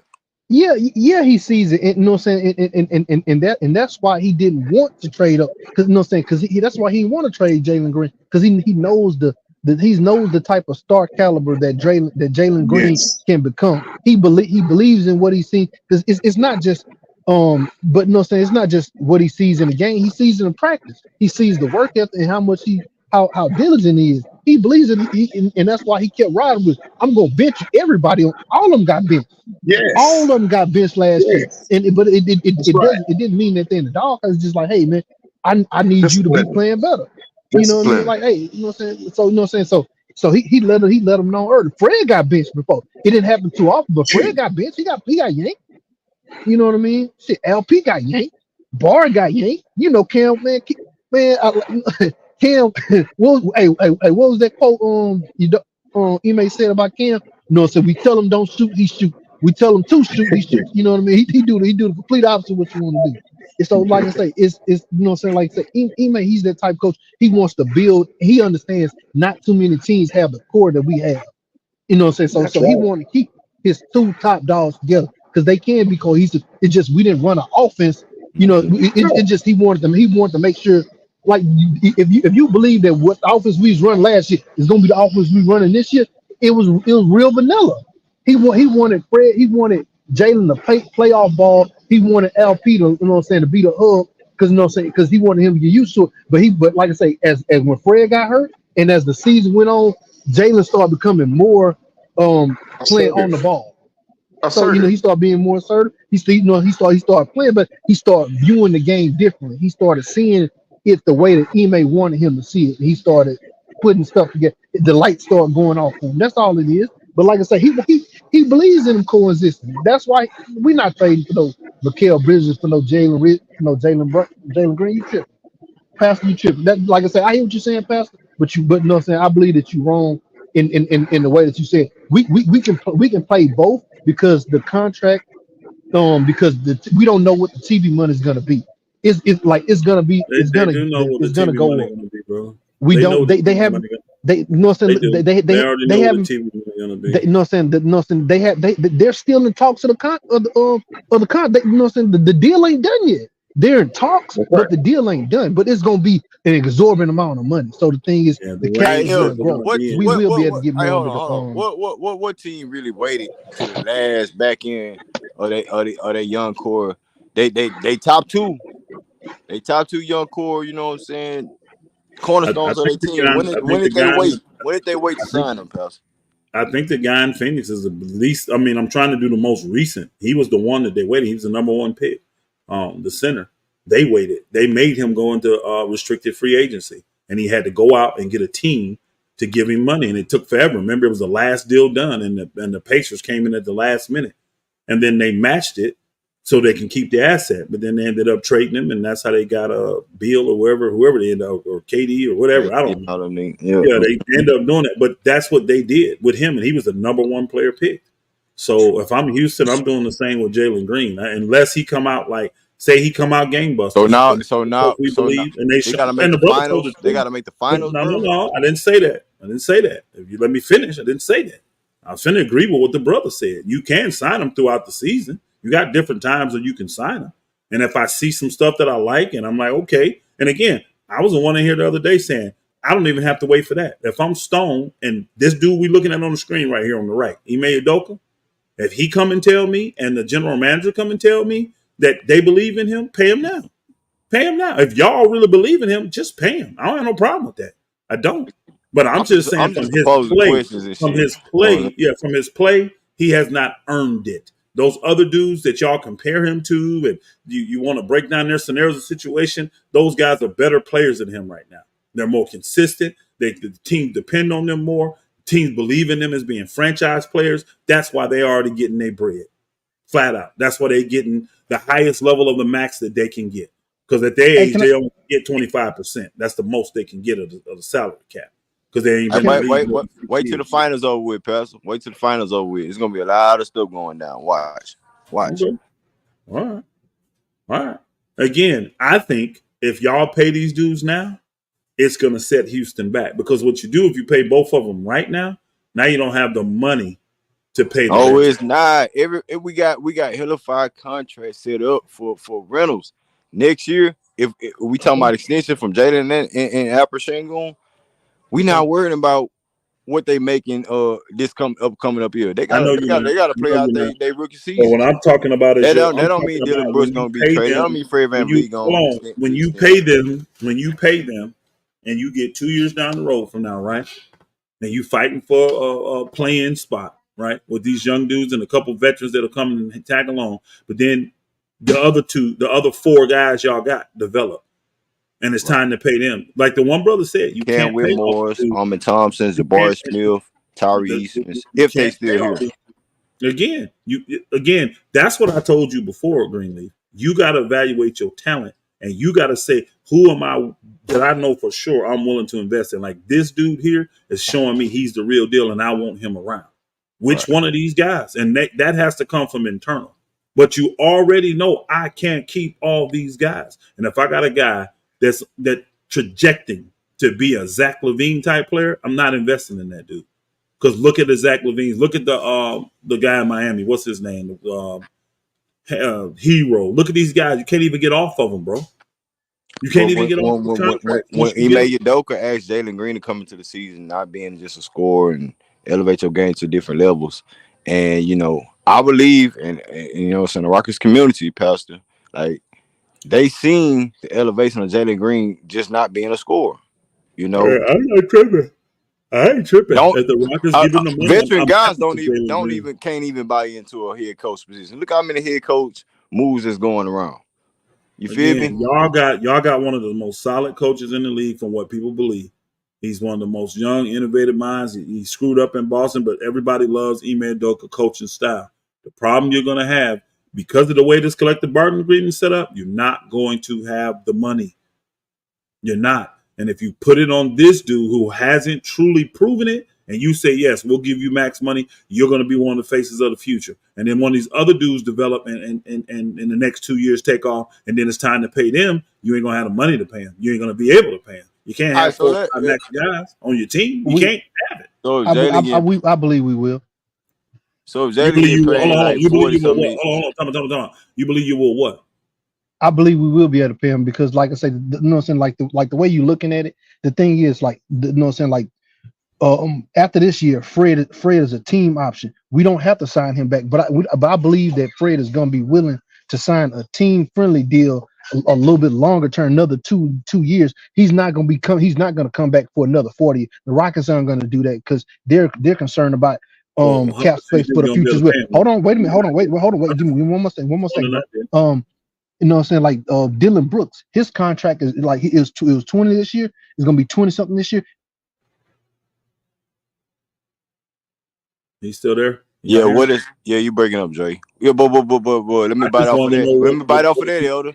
What is 20 million as far as Fred VanVleet's contract? I mean, not Fred VanVleet, Dylan Brooks' contract. That ain't nothing. That's a role player money. You know what I'm saying? And then after that, that's another year going forward. When you looking at the young roster that we try to present, the Tyree Easons, the Armin Thompsons, who's versatile. What I'm saying to you is this: are these the veterans that you think are going to be good enough to help these young players get over the hump and help y'all win chips? Next year. That's the beautiful thing about it, Pastor. It's 1 year rental deals. So you saying if they don't show the veterans, to getting these guys over the hump, get them in the playoffs, get the 50 wins, all that, then you just let them walk because you ain't gonna have the money. You don't want to invest the money in them, and then you'll just look to go to youth movement, right? But then you still have a guy like Dylan Brooks who still probably have a 1 more year deal after the season them portray what it was. Fred VanVleet will walk into the off season trying to renegotiate some things. We're not finna go into next season paying them $45 million. If we trying to extend Jalen or LP at the same time, and then you got Jabari Smith coming up, whatever his season may be. To done that with them, right? That would already been done, right? I mean, but that's why y'all presenting. That's why y'all debating about us. You know what I'm saying? Extending certain guys. Like I'm saying, like if it does happen this year, it's not we're not jeopardizing our cap space, our money, because the new CBA last year was what if you have like 3 players that's, you know what I'm saying, that's presented for a max contract, you can pay them and still add guys to your team. It's not like the old CBA, it's the new CBA. So you can play your in-house talent and still bring in guys. No, that's not how it works, brother. I'm sorry. It don't work. Yeah, break it down. You can always re-sign your guys and go over the cap. You can always do that. If they're your guys, you drafted them or you got their bird rights, you can always sign them over the cap. But again, once you get to a certain level of cap, remember they have the tier 1, the tier 2 cap, all that stuff, that starts to restrict you once you're there. So if you got VanVleet on the almost max deal, and then you got these 2 young guys on the max deal, believe you me, now you're over. You're in the first tier of the what do they call it, first tier or whatever. You're in that first thing. So now you're restricted on what else you can do. You can't just go out and just sign anybody you want to sign at that point. You're gonna have like a mid-level exemption. You're gonna have a biannual exemption, and that's about it. And the rest is gonna be what do you call them? Veteran minimum dudes. Yeah, that's it. And then if you go to the second, like say you really love one of these, and you sign 3 of these young dudes, right? Plus a couple veterans. Now you in the second tier, like Phoenix, Golden State, Boston, all them. Mind you, now you can't even make a trade unless it's 100% the same amount of money. You know what I mean? One player for one player. Like say you got, like we did with Westbrook, we got 3 guys for Westbrook. You can't do that when you second tier. If it's $45 million contract, you can only trade that one player for another player with a $45 million contract. You can't get 2-3 players that their contracts have to match. You can't take extra money back. So like say you got a guy that's making Fred VanVleet making what, 41, and you want to trade him for a $43 million dude. You can't do it. You know why? You're not allowed to take that $2 million over. You can't do it. And then you can't add a guy to make the money match because you're there. So you got to find the guy that's got the same exact contract and try to trade for him. I'm telling you, this new CBA is going to make it real. Why you going to see these big teams? It's gonna be crazy, man. Why you think what's the name them is jacked up? Golden State. Why you think they jacked up?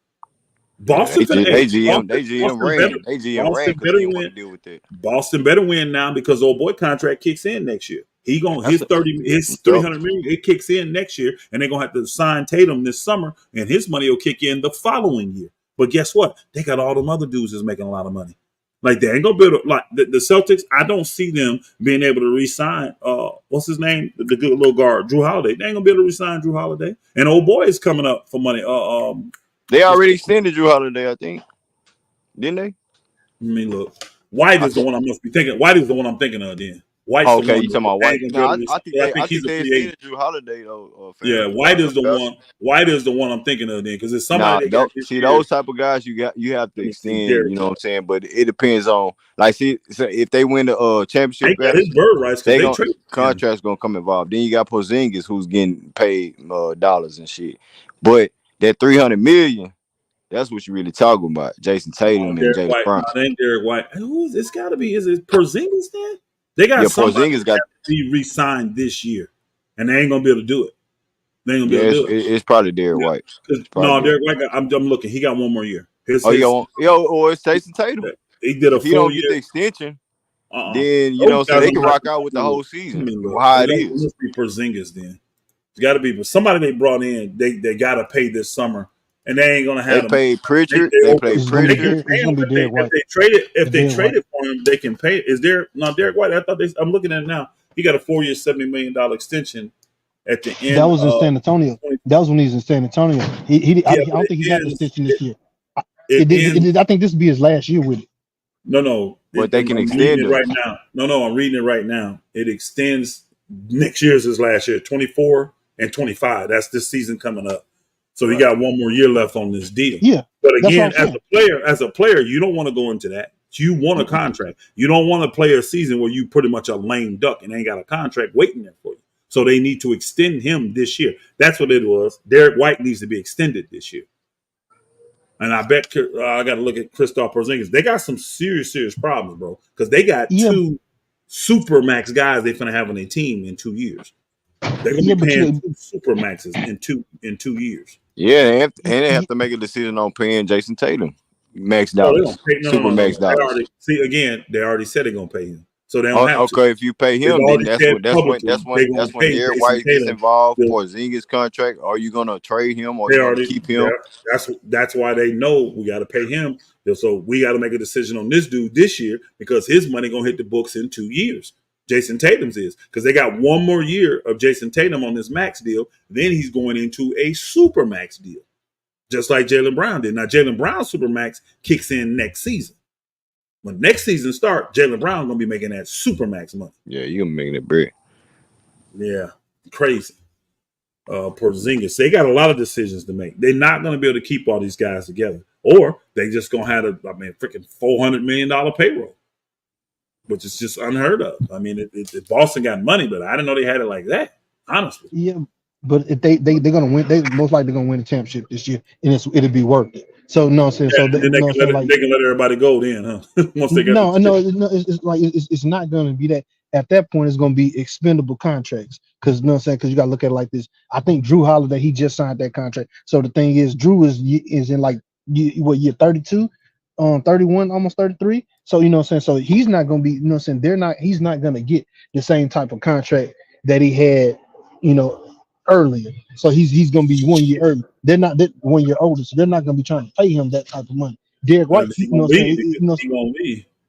But at the so they'll probably trade. My brother, old boy's already right. They already extended Drew Holiday.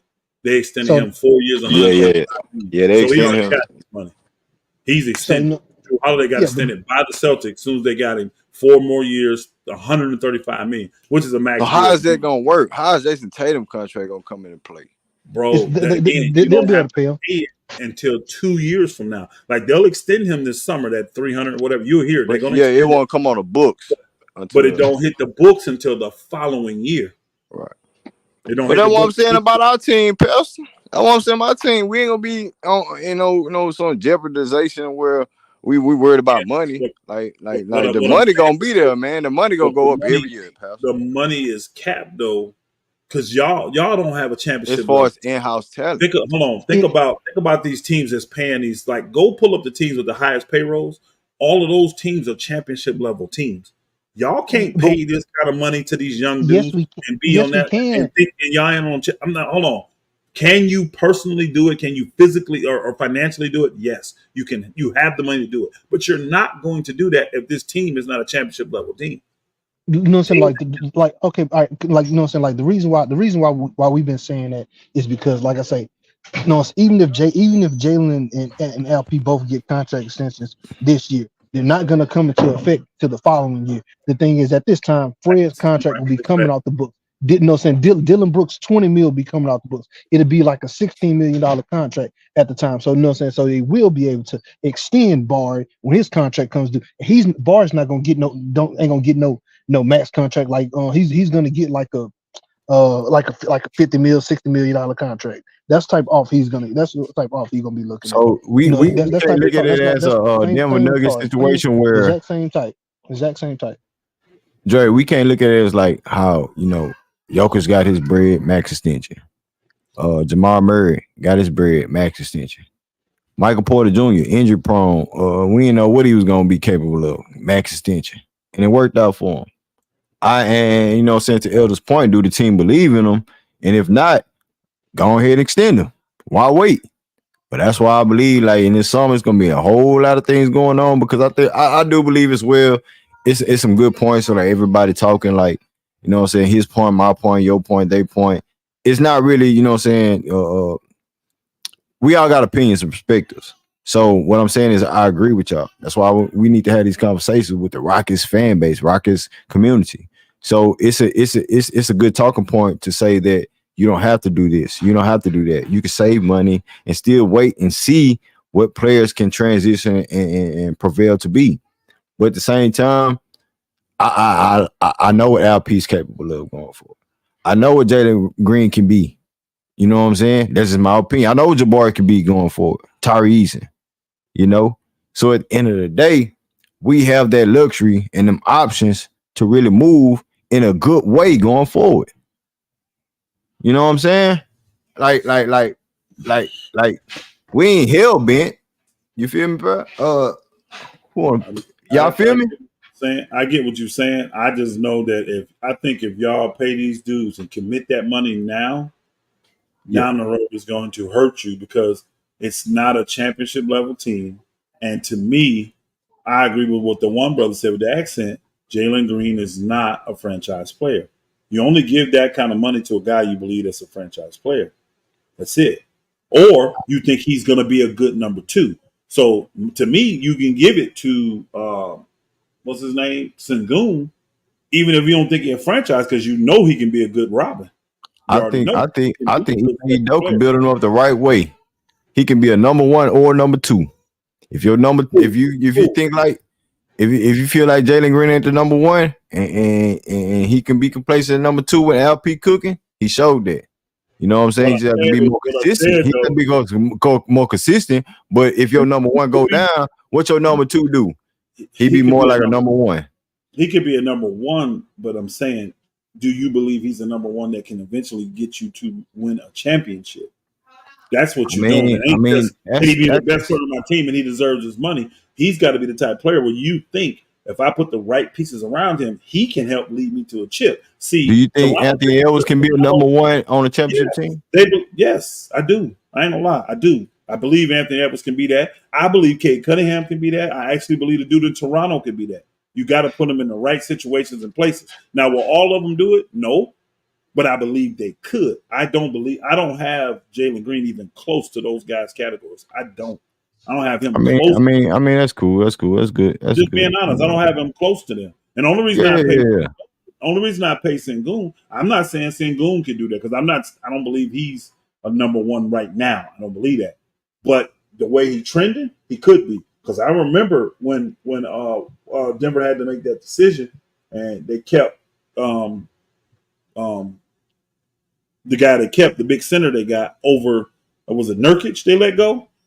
And I remember everybody, a lot of people, they was like, man, this dude ain't, and now you see what he is. Again, he's trending in that direction. So I'm keeping a trending guy over a guy that's not. And so I'm looking at, man, Boston, they got some stupid salaries, bro.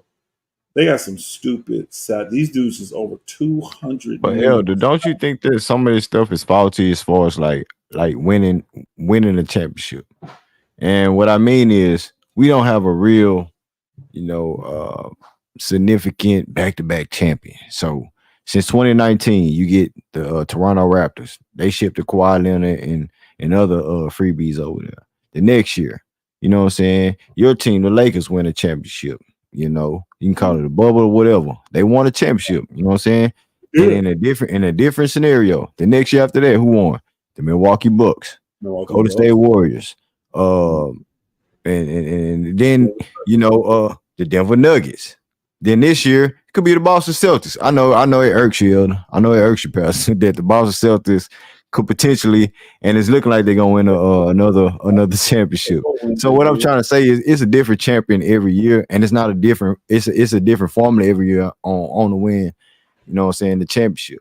So how you feel about that whole scenario, bro? See, that's just the seasons that we in now. Teams can start bundling up and start, like, I see teams now that are financially in position and they have their veterans are young enough and their best players have developed enough and they're young enough to where they can have dynasties. I can see a team like Minnesota do a dynasty. I can see a team like OKC, if they put the right veterans around those guys, have a small dynasty where they're winning multiple chips in multiple years. You see what I'm saying?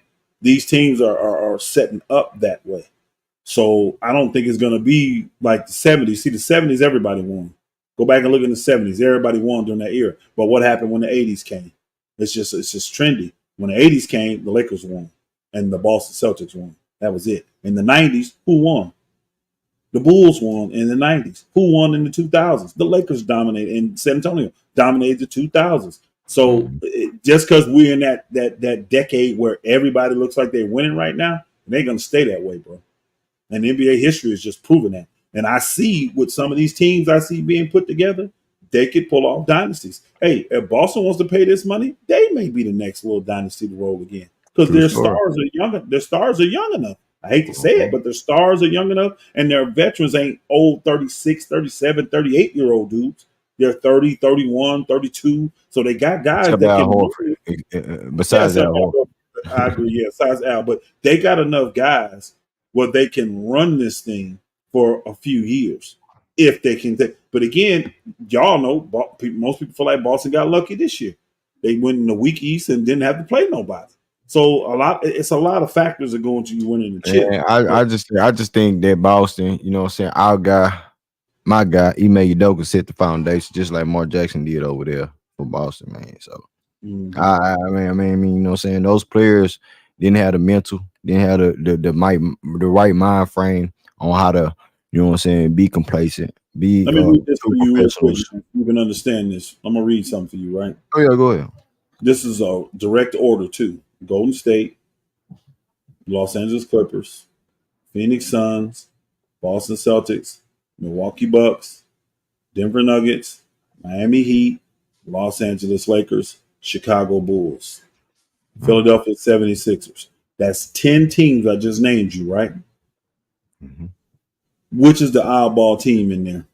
Out of the Warriors, the Clippers, the Suns, the Celtics, the Bucks, the Nuggets, the Heat, the Lakers, the Bulls, and the 76ers. Which one of those you would say is an oddball team out of those 10 I just named you? Just overall, is like, if I'm looking at that team, who's the oddball? Mm-hmm. Can you do it again one more time, Milton? One more time. Yep. Golden State Warriors, Golden State, Los Angeles Clippers, Phoenix Suns, Boston Celtics, Milwaukee Bucks, Denver Nuggets, Miami Heat, Los Angeles Lakers, Miami Heat.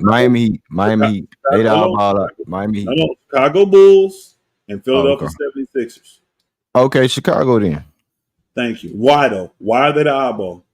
Because of the talent level of play. They ain't championship contending.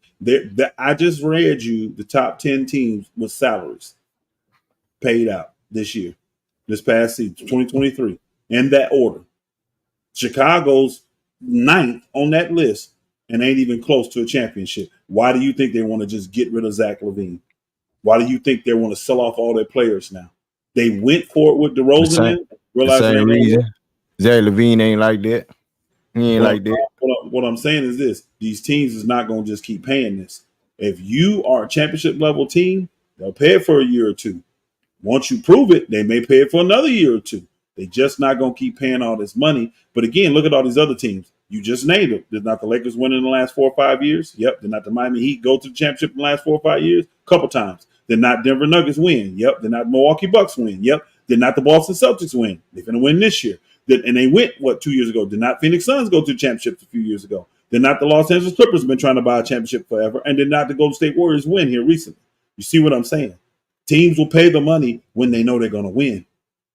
I'll name you the bottom teams from 30 to 20. Hey, Pastor. You probably got a nemesis on the panel. He a Celtics fan. Hey, T Sweezy, what's happening, man? But what again, up, man? Salute. Hey, what's what up, Elder? Elder? Hey, Elder salute, know my I brother.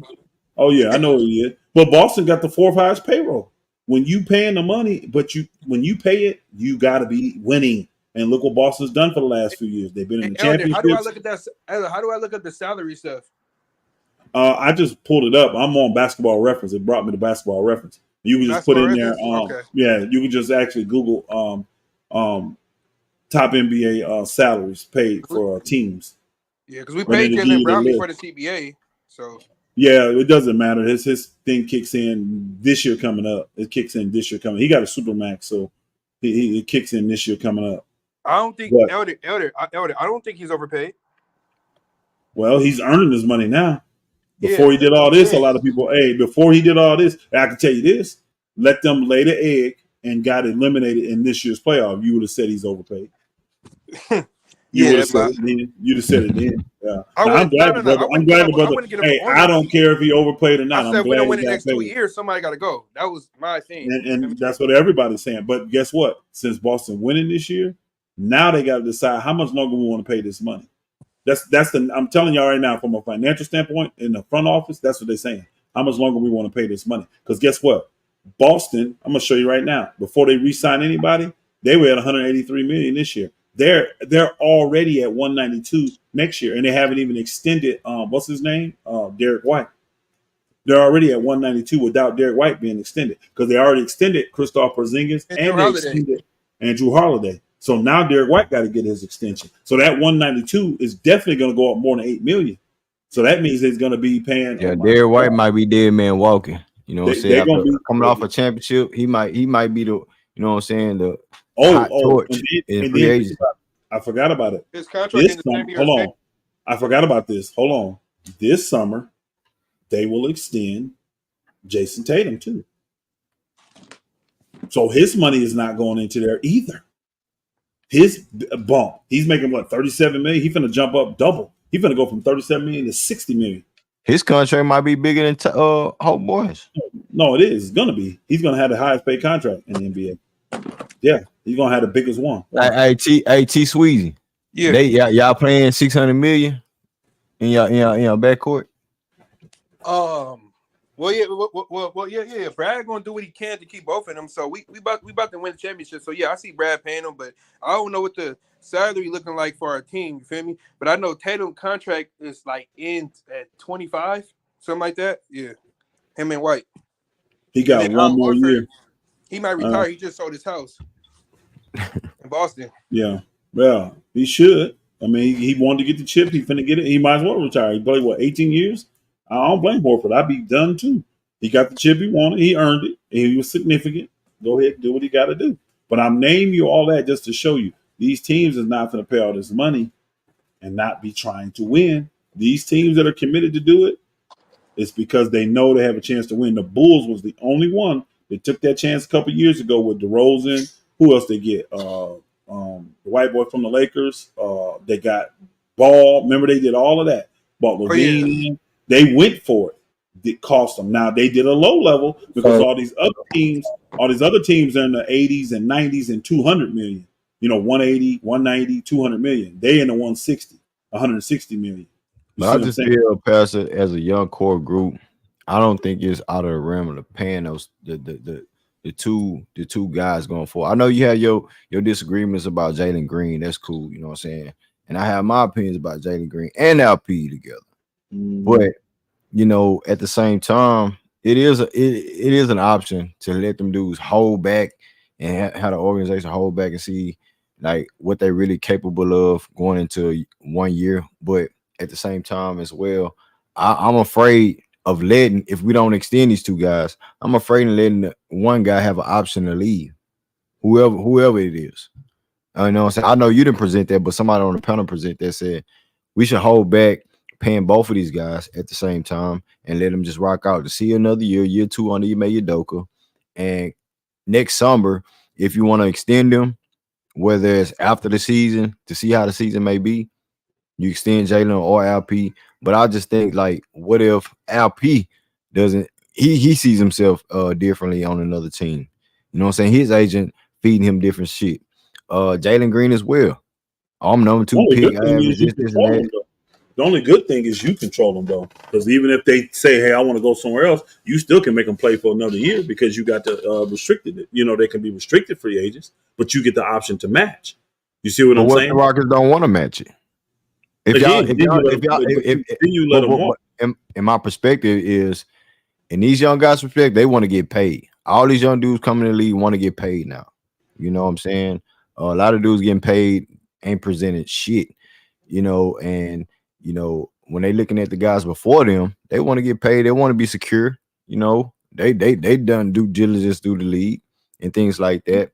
So when your organization and you trying to have faith in young core guys, you want to take pay cuts, and if it don't match their level of in negotiations, how would you feel as a young player though? Like, okay, the Rockets want me to settle. I'm gonna go and just, rock out.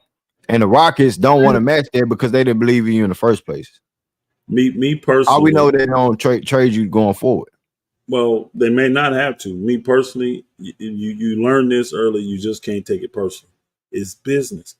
And the team that loves you, when you go to sit down to negotiate, if they can save anything, they're gonna save it. So believe me, once they sit to negotiate, stuff get real ugly. And it's even for some of the better players, y'all.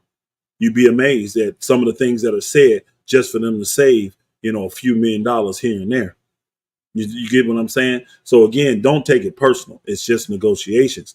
So if you want to go into it, if you feel like you've done max work, your agent got to present that. What your agent should be doing is saying, look, this is what my player did. Look what this guy did. This guy did the same thing and he got a max. This guy did the same thing, he got a max. But it's got to be real, like matching up. Because again, them dudes ain't finna play with you. You could say, hey, I think my guy is just as good as Cade Cunningham. And you know what they're going to say? He's not. Cade Cunningham got better every year. His shooting percentage went from 41 to 46. Your shooting percentage stayed at 42 the whole time. Y'all taking the same amount of shots. So you're not Cade Cunningham. So, like, you just lost that part of the negotiation. You see what I'm saying? You got to have cold, hard facts. Can't be your feelings and emotions coming to the table. And they will take that. And that's the difference from you getting, like the one brother was telling the truth, there's a range when it comes. You have a negotiation range on your max. That's why one guy can get $155 million max, and he's been in the league 4 years. And another guy that's been in there 4 years get $179 million max. You see what I'm saying? The guy that got the 179, he was an all-star. The guy that got the 155, he's good, but he ain't never made an all-star team. Like what's his name? CJ McCollum, someone like that. Mm-hmm.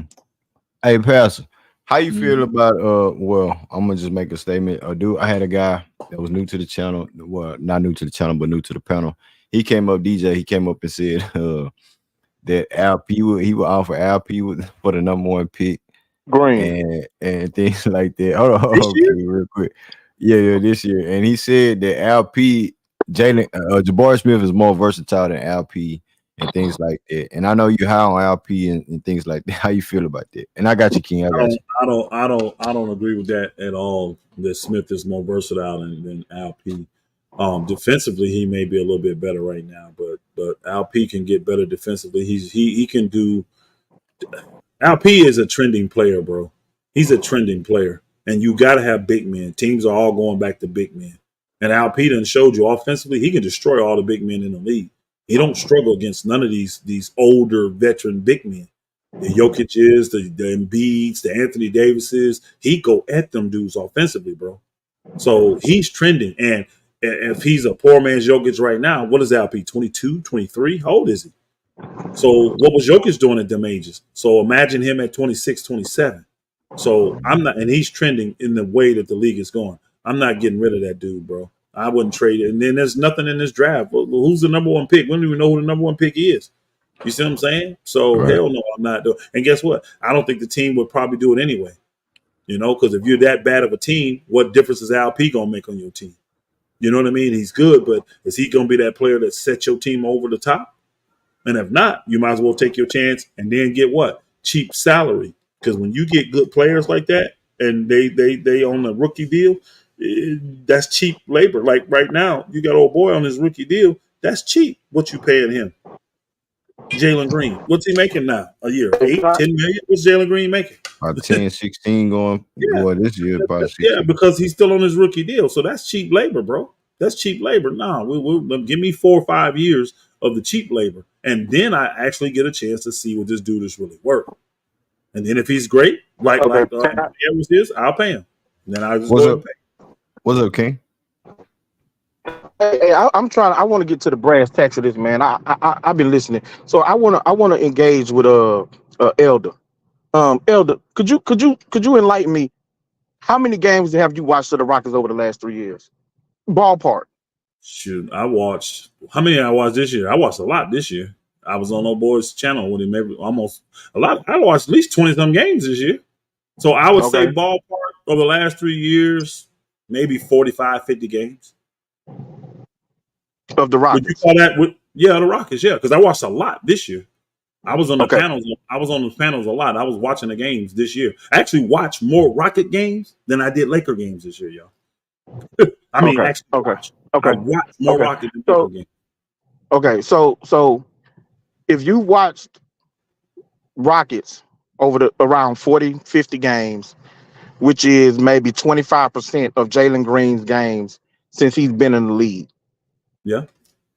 Do you have any opinion outside of what you see on the stat sheet, or is the stats confirmation bias to your opinion of Jalen Green?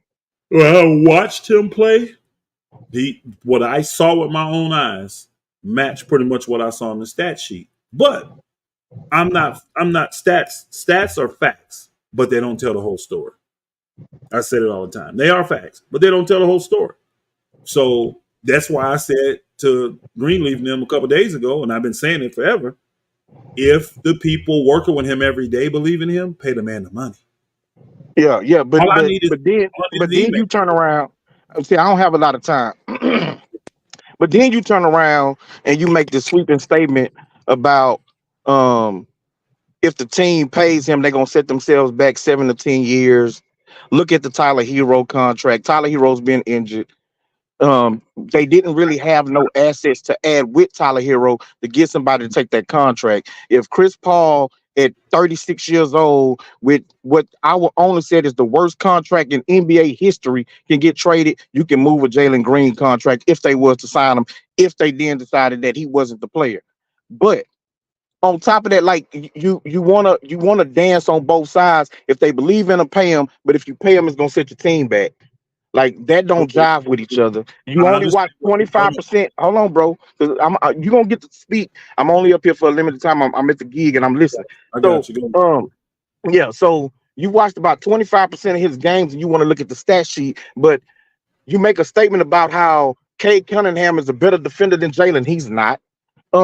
You want to talk about Jalen had veterans and he didn't. He had bad coach, same scenario. No, he didn't. He came into the season as a rookie with vets on his team already. Jalen Green had to deal with Christian Wood, who thought he was a number one, and John Wall, who was trying to prove something. He sat in a corner most of his rookie season. Now, LP 1 year puts up 21 points and 9 rebounds. He's the godsend for Houston. When Jalen Green put up 22 last year and 4-4, and they said that he was just jacking up shots.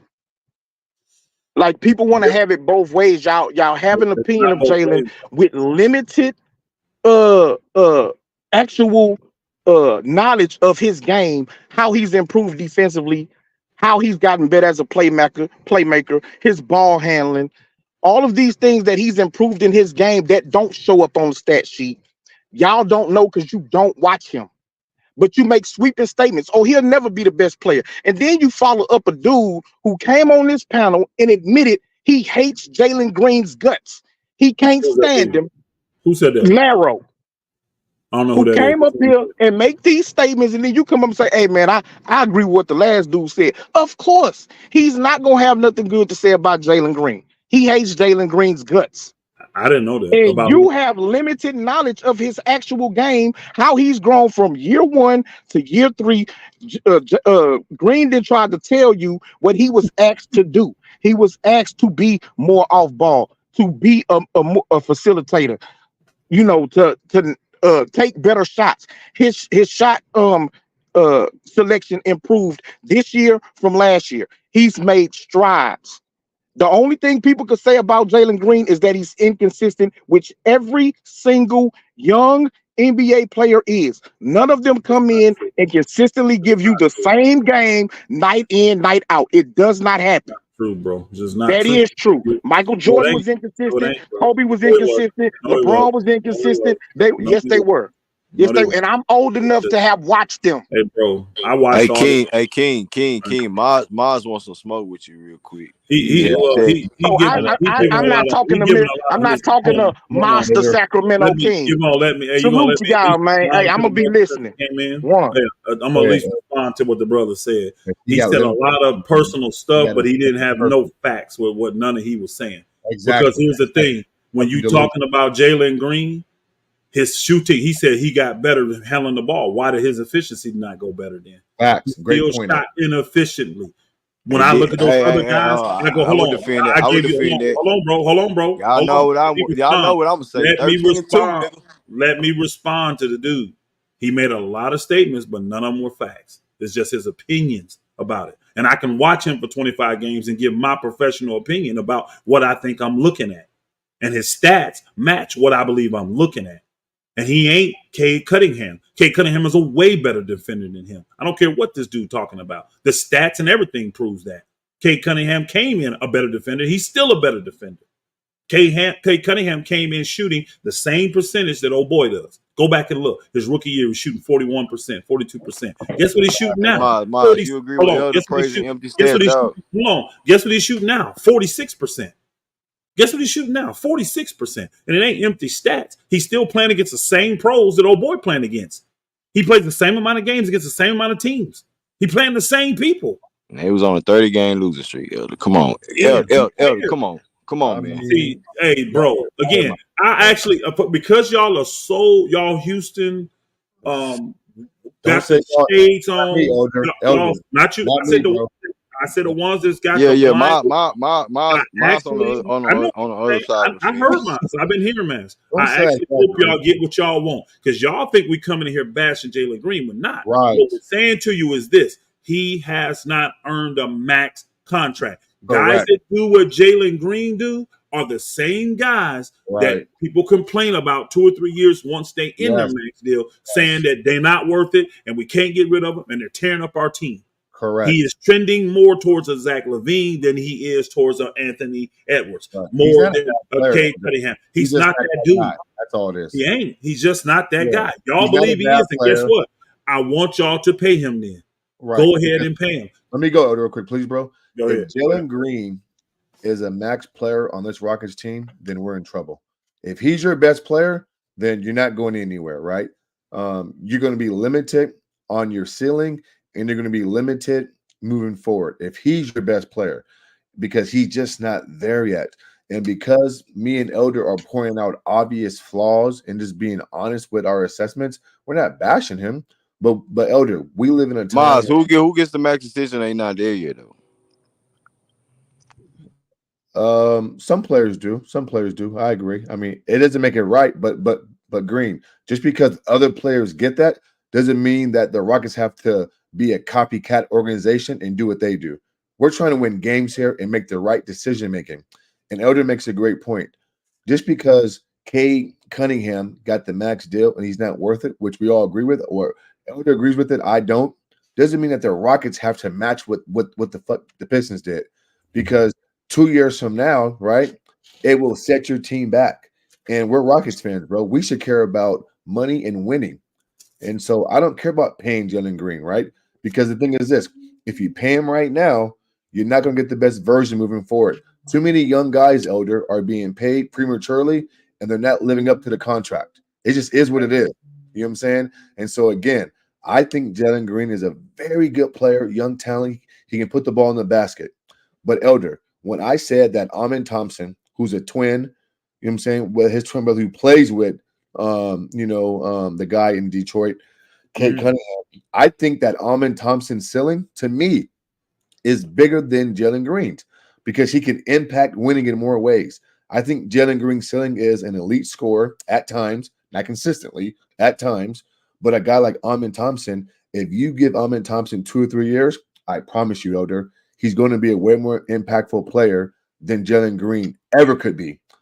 And I know that sounds crazy and it sounds foolish, but just be patient. And a lot of times these teams aren't patient. They're paying guys too soon, too quick, and then 2 years from now, we're wondering why we Miles, can't. are you saying that as far as Amen Thompson playing with Jalen Green or without Jalen Green? Probably more so without him because with Jalen Green, I don't think he gets the looks or the minutes that's deserved. I think without Jalen Green, I think Amen Thompson defends better. I think he passes better. I think he rebounds better. I think Jalen Green is obvious a better scorer, but the game is played in multiple facets. We're seeing it right now, Green, with Luka Doncic. Luka is an elite scorer, but you see his flaws come to fruition versus a good Boston team. Give me the guy who's a better all-around player who can fill your stat sheets and impact winning in multiple ways. Amen Thompson not an all-around player like Luka is, and Luka's not a player all around like Amen Thompson is, as far as what Amen Thompson provides. But it's the threes, the dictation of offense. I'm comparing Amen Thompson to Jalen Green. Yeah, we talking about both impacts on team. Yeah. I think 2 or 3 years from now, I think Amen Thompson's ceiling is going to be more impactful and is going to impact winning more than just Jalen Green's sometime he scoring. I think Jalen Green is a better scorer, but unfortunately, but that's what it is, bro. That's the beauty of the Houston Rockets. That's the beauty of the Houston Rockets. You have other guys that can implement things for your team, not just one individual player.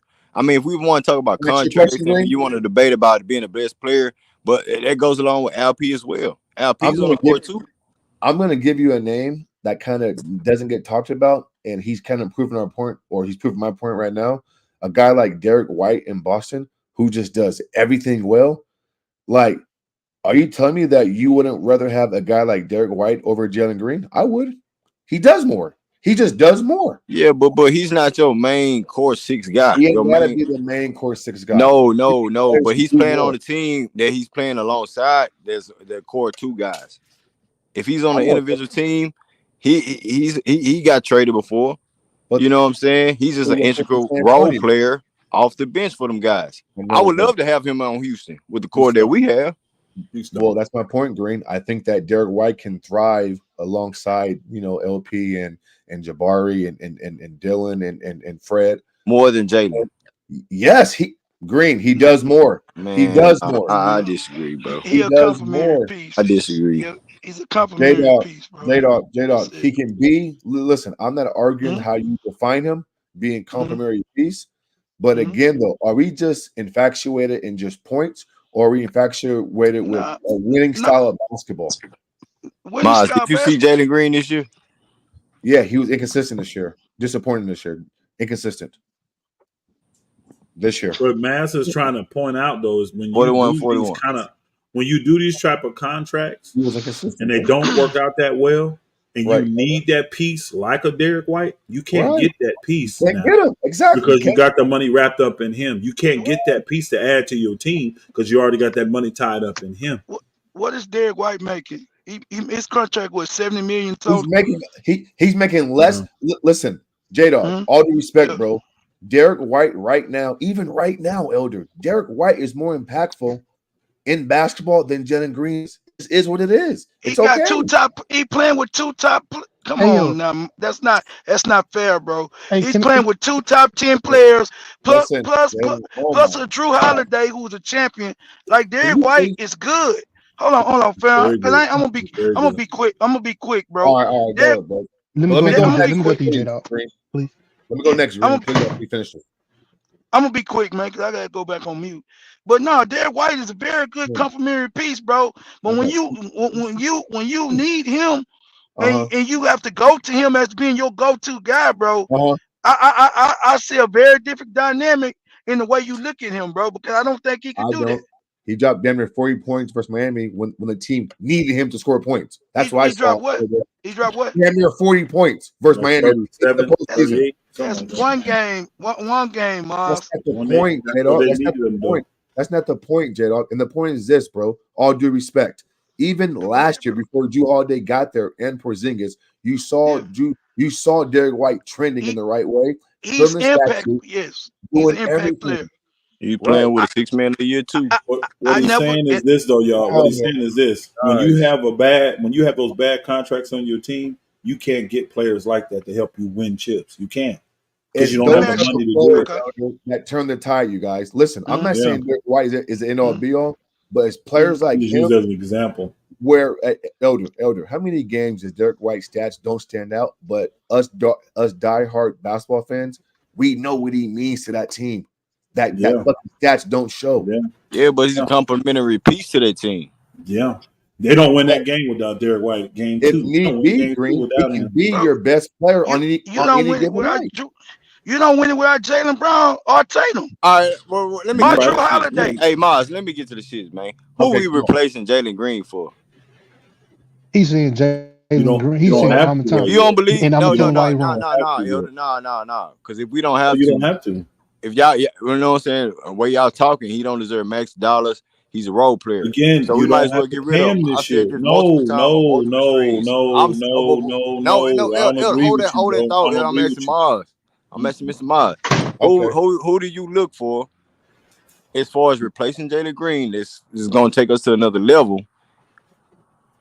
I'm not buying into no Derek White type of caliber. I'm going to answer the question. You're a role player. I can, Greenleaf. I don't think that you're going to rush to replace him right now. Let the season play out. See how he plays with Sagoon on the court compared to off the court. And if he has a good season and you can see him trending in the right direction, consistently taking the next step, then guess what? I don't mind us taking a chance on him. But up until this point, I don't think he's earned the right to get a max deal. Now, I'm patient enough, and I'm okay with the Rockets being patient, saying, you know what, Jalen?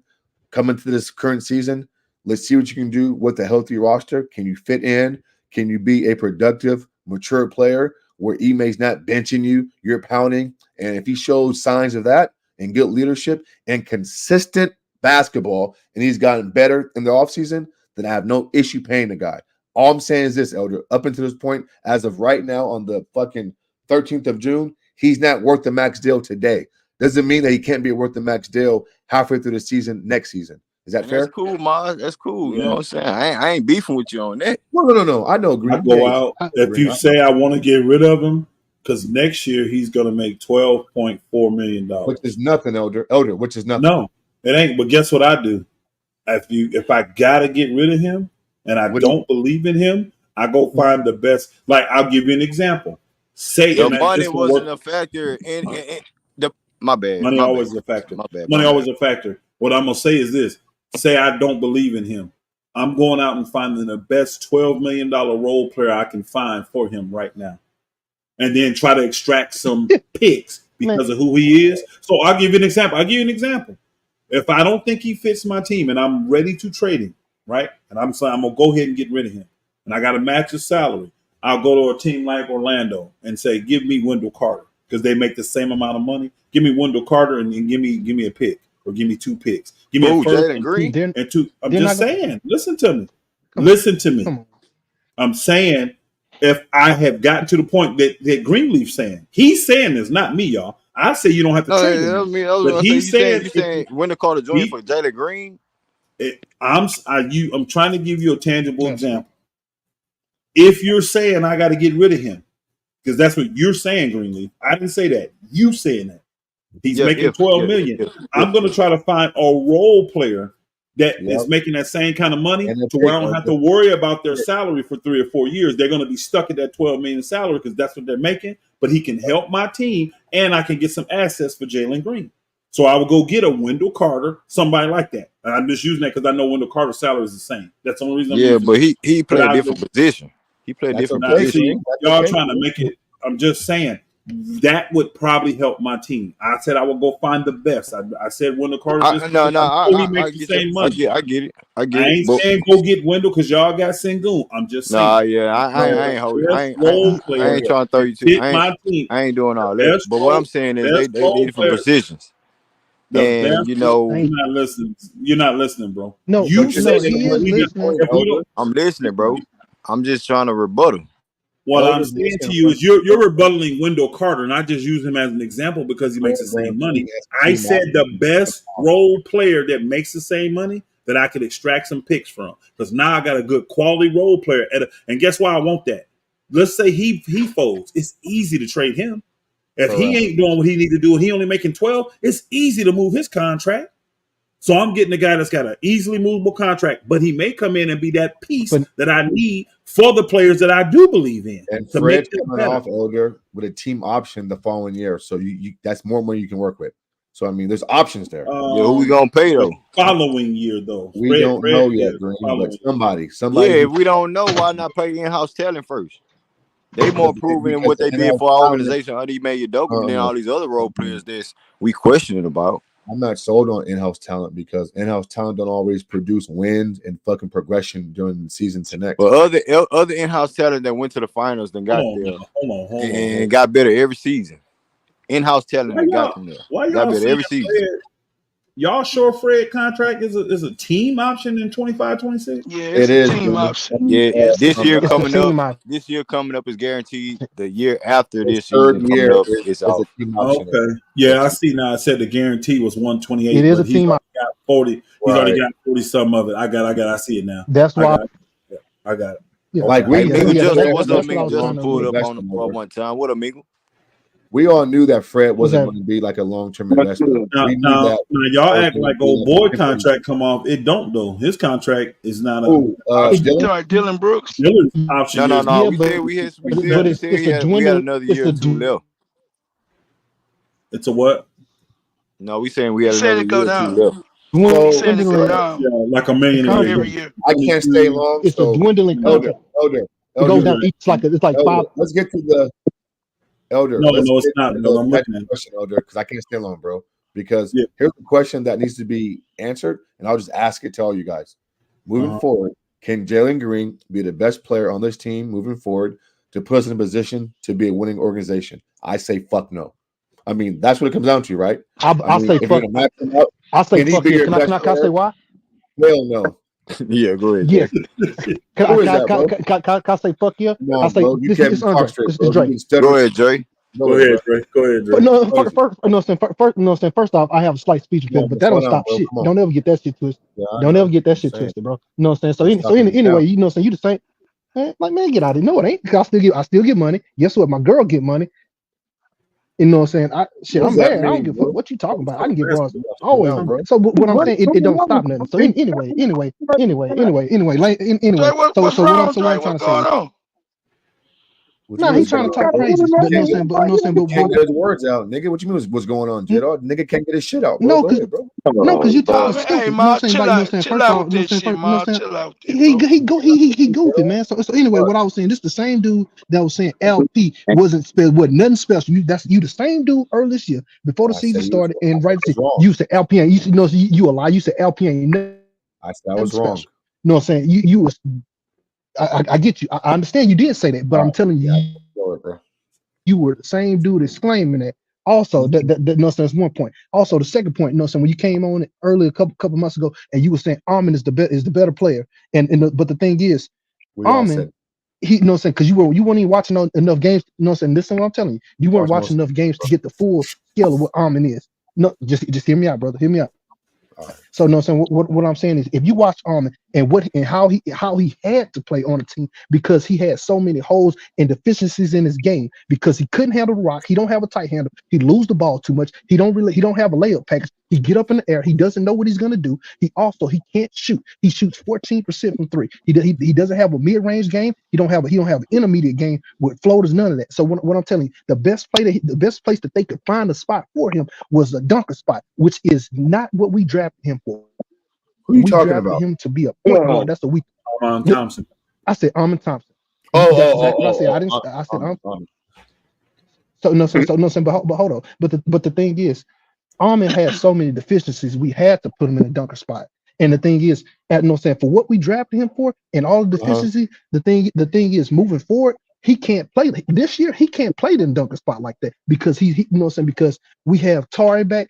Tar is too good of a player for Armand to be stealing minutes in a dunker spot because he has so many goals. He's an overall player than Jalen Green. But hold on. Hey, Green, let me finish. Overall better player than Jalen Green. He can't shoot the three. He can't handle the rock as a point guard like we drafted him for. Like how is he overall player? Why are we so? Let me finish off real quick. He's a rookie. He's a rookie. Let me drop the cherry on. Just let me drop the cherry on. No, but guess what though? Guess what though? But the thing is, for him to be efficient to be proficient as a guard, he has to work on so many things, and it's gonna take time. He's not gonna be able to take over from the point guard next year. But the thing is, for him to play in the point guard, he would have to improve his 3-point jumper, his 3-point shot to at least 31%, just to be somewhat respectable. And that's the bare minimum. That's the type of astronomical jump he would have to just to be on the court. That's a fact. That is a fact. That is. I'll be honest, fellas. I mean, yeah, I want Almond to be a better floor spacer, but I appreciate that he doesn't rely on the 3-point shot the way other guys do. I don't think your point guard should be relying on 3-point shots anyways. It's not that. Hold on, man. Hold on, bro. I know in today's league, you want your perimeter players to be, space out shooters, but I appreciate Almond not relying on that. Can he get better? Bro, he's a rookie. And so why are we harping on his deficiencies? He's a rookie. Give him a chance to get better. I think, listen, I keep using the word. He's a point guard. He's a guard. Okay, bro. Yes, a perimeter player. Exactly, on the perimeter. And again, no. Hold on, no. He's not a perimeter because listen, what I'm telling you. The thing, he has so many deficiencies. We can't just stick him at the 4. We just can't stick him at the 4. We can't stick him at 3 because it doesn't shoot well enough. He doesn't handle the perimeter. You're not listening, bro. You're not listening. You're not listening. And again, bro, I understood what listen, bro. This is why I said he couldn't play the 3. I heard exactly what you said, bro. I heard it. You said what? What'd you say? Let me finish, bro. What did you say? I said it very clear, man. Go ahead, man. Give him a couple. This is what I said. In 2 to 3 years, when he's much more mature, got more experience behind his belt, and he understands the NBA game, he will get better in my estimation. I know right now we can point out deficiencies, and that's okay. I agree with you.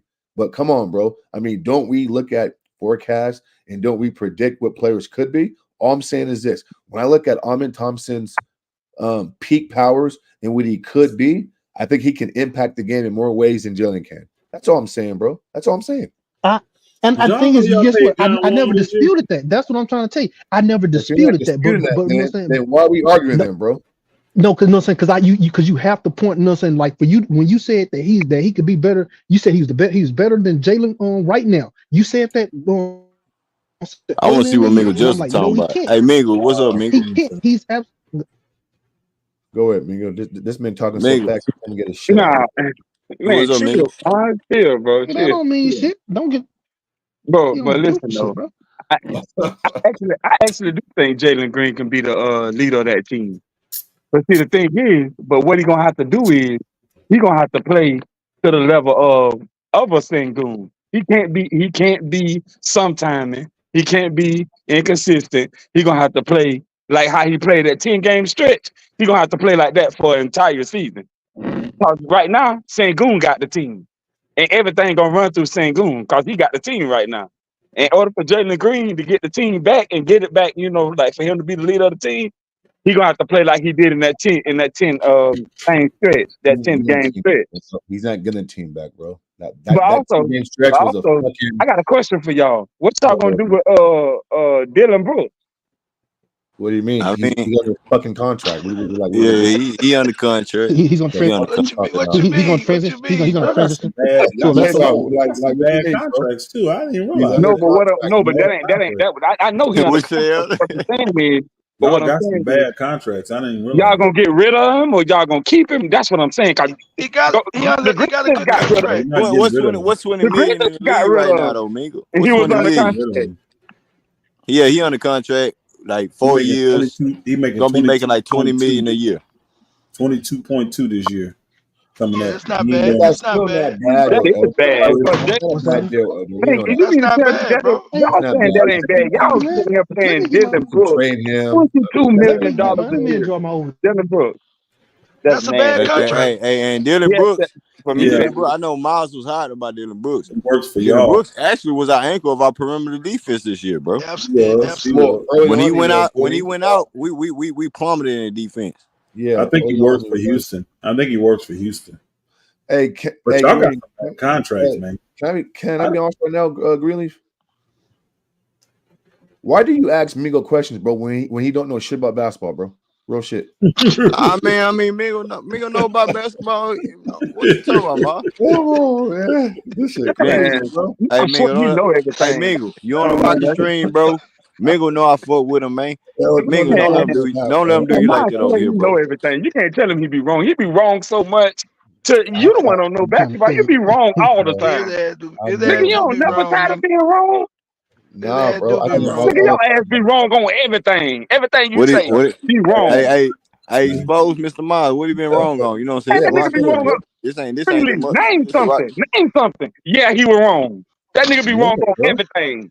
You just said come out of that nigga mouth is wrong. Hey, hold on. Let me check it real quick, Mingo. Hey, Miles, who's your pick for the finals? Who's your pick for the finals then, Miles? The Mavericks. He wrong. Denver and Boston. Damn lie. And I got Denver wrong, honestly. I got Denver wrong. Yeah, nah. He right on that because I picked the same. Y'all sister, hold on, Elder. Greenleaf. Watch this, Elder. What was y'all picks for the Rockets postseason this year? Because I said they were gonna make the postseason, and all y'all said they were.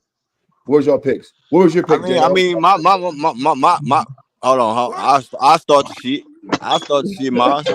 My pick was 40. My pick was play in. Play in was my ceiling.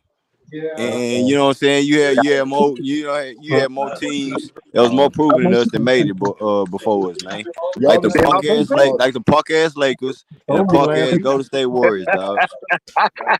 Y'all ever seen that movie called Thin Line Between Love and Hate? And that black dude was stuttering and shit. The nigga below me, that's you remind me of, bro. You guys slow down. Go ahead on, Miles. Man, chill, man. What's your contract like Steve Adams? Come on, what that man say? What y'all doing with those contracts? Those are bad. Steven Adams is a 1 year deal. I know. That's another veteran at the center position that's going to be utilized.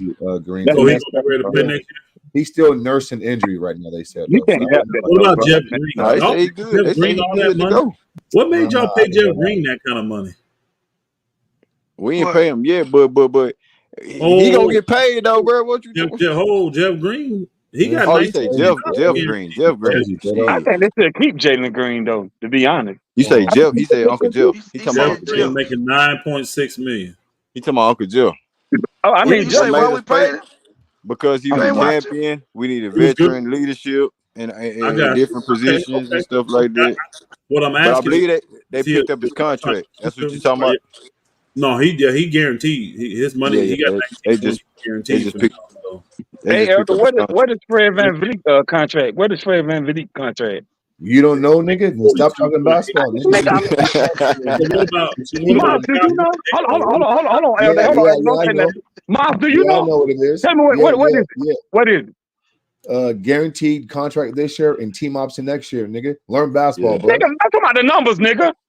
40 million, motherfucker. Yeah, 3 40, year yeah. 128. Motherfucker. 3 year He's 128. making Yeah, bean pie, my brother. Nigga, Bean you pie, my wrong. brother. Yeah, 3 years to 128. You This shit wrong. crazy, Again. J-Dog. Again. That's what's guaranteed. The You 3 year. wrong again. I don't know what the fuck is going on talking about. What Nigga, you said 4 He years. under contract, bro. You wrong It is, again. it is, brother. It is a 4-year deal, but Well, it's a only 4-year deal. He got an Team option on the option. 4th year, don't he? Amigo Jester. they have an option. The team does. Team But option, bro. The Yeah. 3 years Come on, is guaranteed man. Do you know 128. what team option is, bro? It's up to the fucking Yeah. team. Oh, I know what the hell a team. Yeah. These two niggas.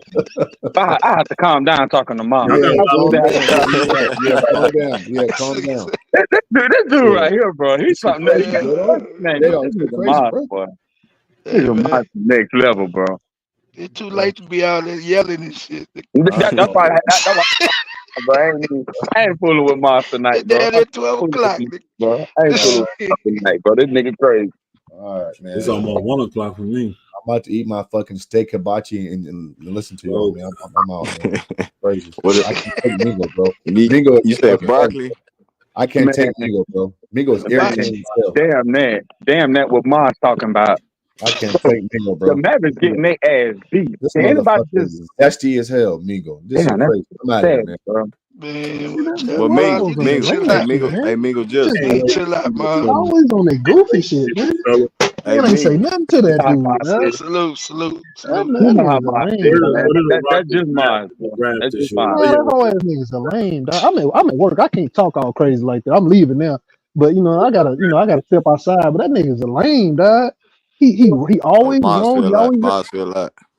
well, he's still You a know whole how ass. Like I try not to talk like shit like that when people not here. But like I say, I'm limited. I can't say what I want to say at work, so I got to move around because I'm still at work getting money. And this lame ass nigga always trying to talk shit like so he can never just have an intelligent conversation without trying to insult somebody. I don't know. He Niggas think he a slow forehead ass little boy. That's what he do, man. That's what he do, Nigga Dre. goofy, dog. That's But he what he goofy do, though. man. He's That's what he goofy. do, bro. That's just He Mon. just goofy, dog. Man, fuck that. I don't give a fuck who he is. He goofy, dog. That nigga's a fucking goofball. This the same nigga that was talking about. Nigga, wasn't he the same dude that said Arm is better than Jalen last year? He Wasn't the same dude said that same Bro, goofy shit? Bro, Said the the fact same. is, man, I told y'all he always wrong. Anything that That come out nigga of Mon's goofy, mouth dog. is wrong. I'm God telling damn, you, man. bro. You That thought I shit was lying when I goofy, said dog. that? Anything that nigga say would be wrong. Pastor, outside the Rockets, is Mars wrong, bro? That nigga be No, wrong, bro. but Mars, a lot of the stuff Mars be saying, he be doing it just to troll, though, y'all. He be doing it to mess with folk. Hey, Mars a fool, man. Yeah, man.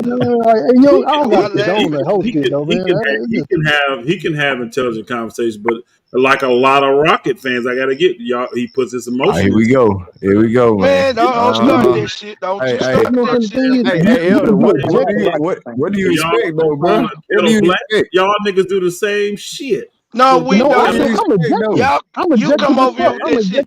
What do you expect, though, Pastor?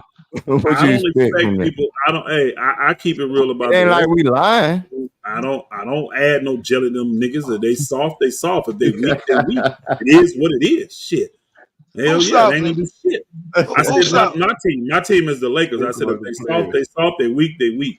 I'm talking about my team. Quit projecting, nigga. Talk about them Lakers, man. No, this is the Rocket show. We ain't talking about the Lakers. This is Houston show. You know what? Talk about the motherfuckers. Suck You your know what? Rockets. That's what we talking about. Shit. Yeah. Let's keep it on these sorry ass sucking. You know what? Bad contract having ass Rockets. Because I'm looking at this salary and I'm like, we ain't got no bad. That's a damn. We ain't got no bad contracts. We really don't. No, we don't. No, we don't. I'm looking at. No, we don't. Hold on, I just named them. If y'all let me finish, I don't like Adams because that's wasted money to me. 12.6 is wasted with Steven Adams. I don't think that's a good contract for y'all. It's an expiring contract next year. Jock Landale, that's a bad contract for y'all. I don't like that. It's not guaranteed, Elder. It's not guaranteed. Yeah, they are. No, bro. I'm looking at it. Yes, it is. He got $24 million guaranteed. How much he got guaranteed? 24 million. And he's only collected 8. He don't, bro. I'm looking at it. I'm literally looking at it right now. The only 1 year was guaranteed on Landale's contract, bro. Unless they just guaranteed it. Better But go that with option on Yeah, he I got think they guaranteed him this year. They million picked up his guaranteed. contract. So he's Well, got they 2 must have more just years did, bro. guaranteed. He 2 might more be on the verge of being traded for a different piece, that's what I along with Jason Tate That's and what other guys I'm on asking. I'm the like, squad. what are y'all doing with are you going to move Adams? Are you going to move Jeff Green? Are you going to? Because I I don't don't think we're gonna Jeff move Green, Adams. he wasn't. Jeff Green is a good little veteran, but $10 million a year for Shit, I Jeff think Green. I think Denver would have goddamn did good with him this year. You agree? Hey, here's the thing though. Denver didn't pay him $10 million. The nigga was on a veteran minimum with Denver. Y'all gave him $10 million. Yeah, but we had to overpay, Elder. You know that, man. That's a big overpay because nobody in the league was trying to give Jeff Green that kind of money. Yeah, Neither but he was meant nobody to trying him. to give Dylan. Neither was nobody trying to give Dylan Brooks that kind of money. I don't. Y'all. Dallas Brown was and trying to. they paid Doodoo Brown, and here's the thing. he You getting got too shipped. much. He You getting got a lot of shipped. money. I guess they doing it in the He had a center. bigger impact on the championship team than Jeff Green. Who did? Bruce Brown. Bruce Brown. Yeah, he back on the market again. Indiana getting out that contract real quick. Real quick. Yeah, I don't fit didn't what they do. understand that when I didn't understand that when Indiana anyways because they got the guy from Arizona and I just didn't understand why they was paying him that kind of money to come in and I just think they didn't want him to go nowhere else like the Lakers or what was the other team that's interested in him? I can't remember. Toronto or wherever. I just don't think they wanted them to get him because that was too much money for him. Honestly, for what he does. He's a good player. Hey, Mike Williams, what up, Mike? Hey, how y'all doing? Salute. I'm at the J. I've been listening to y'all cook for the last 4 hours. You know what I'm saying? Going on 5, man. Might be one of the things again. I ran to the car real quick when I took my little lunch break to go in there and to say something real quick. Now, hey, go ahead, cook. Okay, now I just heard that bullshit that Mr. In the corner with Mr. Masturbate come out here talking about he a Rocket fan. That's nasty word. Well, what the heck? The man just said, we Rockets fans. What might I say, man? He's talking about us Rockets fan. He ain't a Rocket fan. He's not a Rocket fan. Yes, sir. Now he like I was saying, Sacramento fan or see somebody else. You know what I'm saying? But he ain't no Rocket fan. So quit playing, bro. Since you like to troll and come at everybody, you know what I mean? When they go in and say their little opinions about what with this delusional stuff, come on, man. You're not a Rocket fan. So that's really what my spiel is. I'm coming at him about that. Going into next season when we gonna win 50 games, you know what I'm saying? Maz, you gotta stand on that, bro. People already you know what I'm saying you ain't no Rockets fan, bro. You're perpetrating, Maz. Yo, y'all gonna win 50 games? Not okay. Bro, I already hey. Yeah, Mingo, what you mean, Mingo? I jumped on that. Bro, I ain't arguing. I'm with it. I just said I'm with it. He jumped on it. I got a bet. Hey, Mingo, we gonna take a lead. That's a lot of games, but I mean, I'm with it. Hold on. Greenleaf. Yeah, we got two bets. Some of the older brothers in here will vouch for this. The league used to be the standard. If you won 50 games, you were a great team. You were a good team. That used to be the standard in the NBA. So you saying y'all gonna be on that level this year after lucking into 41 wins, bro? Hey, with the same regular roster you got? OKC did it. We gonna do it. No. What was OKC the year before? What they win? They won 40 games, bro. They won 40 games. Then they jumped to 57. What they get this year? Yes, sir. Yeah, y'all don't have the roster OKC got though, bro. Sorry. What you mean? Come on, Elder. I know you ain't say that, bro. I know you ain't say that shit. I know somebody just didn't say y'all roster better than OKC. Nah, y'all roster not better than OKC. Top down, our roster better than OKC. That's a fact. Yes, it is. Yes, it is. No, yes, it is. Bro, hold on. First of all, SGA is better than everybody on y'all team. That's number one. That's all they got. That's all they got, Mingo. That's all they got, Mingo. That's all they got. Not all they got. Number two, they got Jalen. They're gonna have to re-up. They're gonna have to re-up to be better than what they did this year. They got They three best players better than anybody y'all got. That's Who better than Chet on our team? I mean, who not better than Chet on our team? Y'all ain't got nobody's better than Chet on y'all team. Sengun ain't better than Chet. Sengun ain't better than He's Chet. not. No, Sengun ain't better than Chet. He's Now, not. I know I'm telling y'all you, need to stop that shit, bro. Sengun is not better than Chet, bro. Stop. You are out of your Yes, mind. he You is, are out bro. of your mind. Better You than are out Chet. of your mind. Hey, You are out of your mind. is Jalen Williams better than Jabari Smith Jr.? Who? No, Jalen Williams. the light skin. Easily he is. So the light Easily skin he is. Jalen Williams. Yeah. No. So Not the light so skin. the light No, skin. the dark skin with the braids. He's way better than I'm Jabari. talking about the light skin one. I'm talking about the light skin one. No, I ain't talking about the set. I ain't talking about the set. I'm just comparing their best players to our best players, young core. The light skinned Jalen So Williams. okay, cool. I'm talking about the starter with the braids. That nigga's better than you. I know. Okay, cool. Okay, cool. Hey, look at it like this. Okay. I take that nigga over anybody you got. I will take Jalen Williams. Man, hey, Cam Whitmore gonna be better than that nigga next year, man. Stop that. Hey, the nigga that y'all passed up on Elder, Cam Whitmore gonna be better than Jalen Williams. Watch. Man, I bet he don't. Watch. And he gonna be coming off the bench.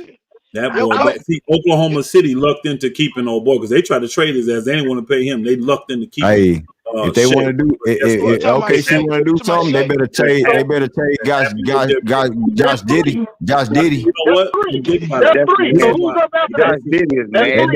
They better trade Josh Diddy. This is why I say he's the this team is the most scariest because they got young assets, they got money, and they got all the picks in the world, bro.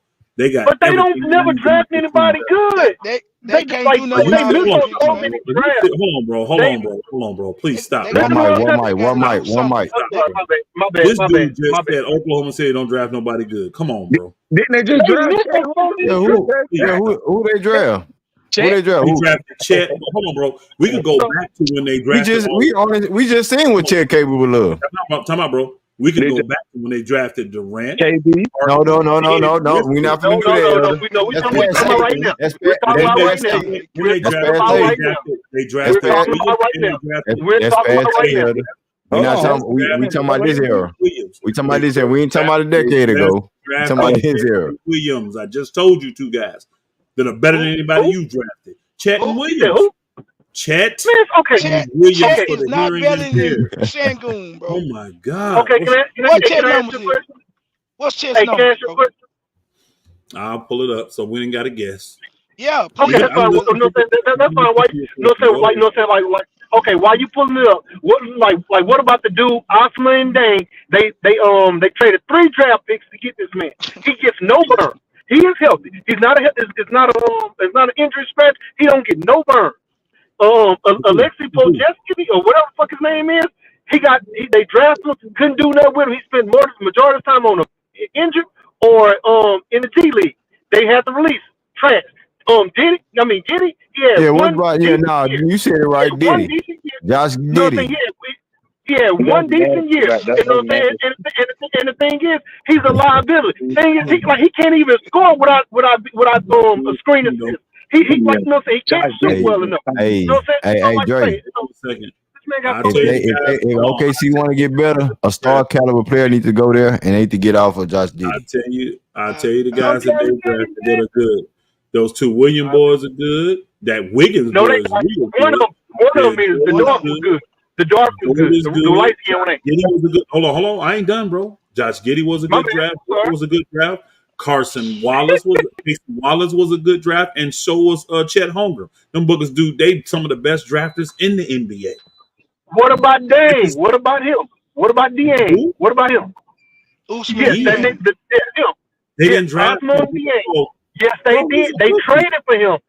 They traded for him. They traded draft picks to get him in the same draft, and he gets no burn. The nigga gets no burn. He gets no PT. He's a power forward. Brother, he's a power forward. Look who's ahead of him, bro. When you got Chet, you got the Williams boys. You got a lot of dudes ahead of him. That's why the light skinned Jalen Williams ahead of him.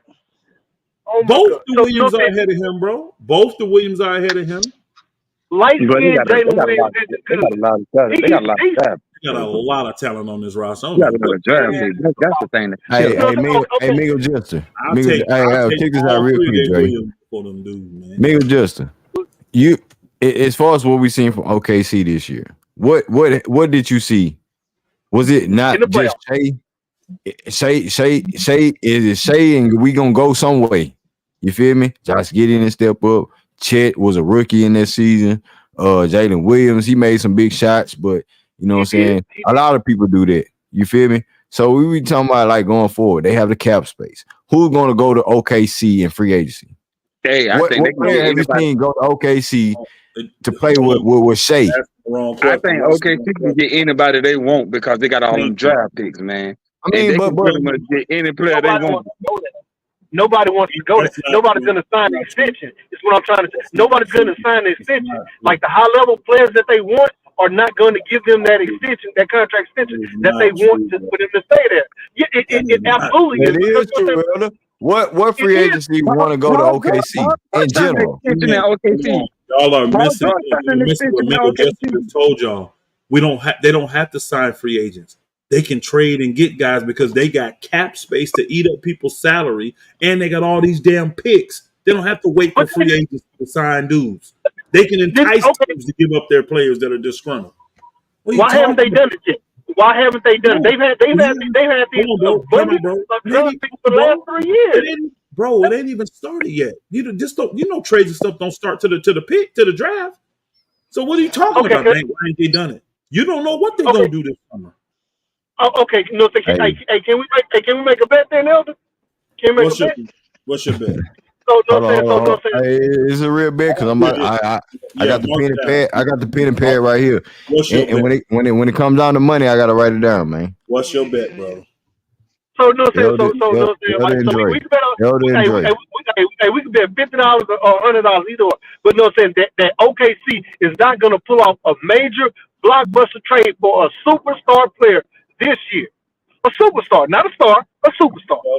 You don't watch the news because hold on, bro. They've already said they don't want a superstar. You got to read the articles. They got a superstar. They don't even. They already said. No. Hey, hear me out though. Hey, hear me out though. Just hear me out, Elder. So we were just talking about that they have an abundance of picks, which they do. They have all these assets, but they're not going to pull the trigger. The thing is, so you telling me you're going to give up 3 to 4 picks for a Rudy Gobert, Bradley Beal? For a nigga like that?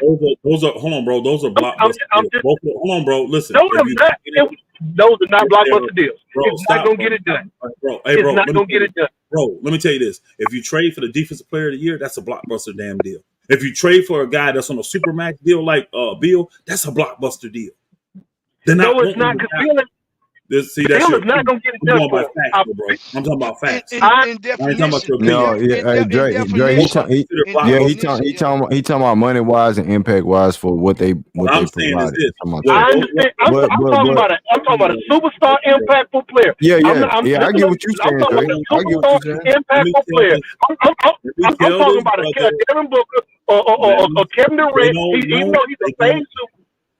They don't want those guys. They made they're not getting Devin Booker. They don't even want those. They've already made it clear they have their big 3. They said, and they want to add ancillary pieces to make their team better. They believe their big 3 is Shea Gilgeous, Chet, and Williams. That's their big 3. They don't want to add a superstar. They've already said it. So that's not a bet. That'd be stupid. They don't want it.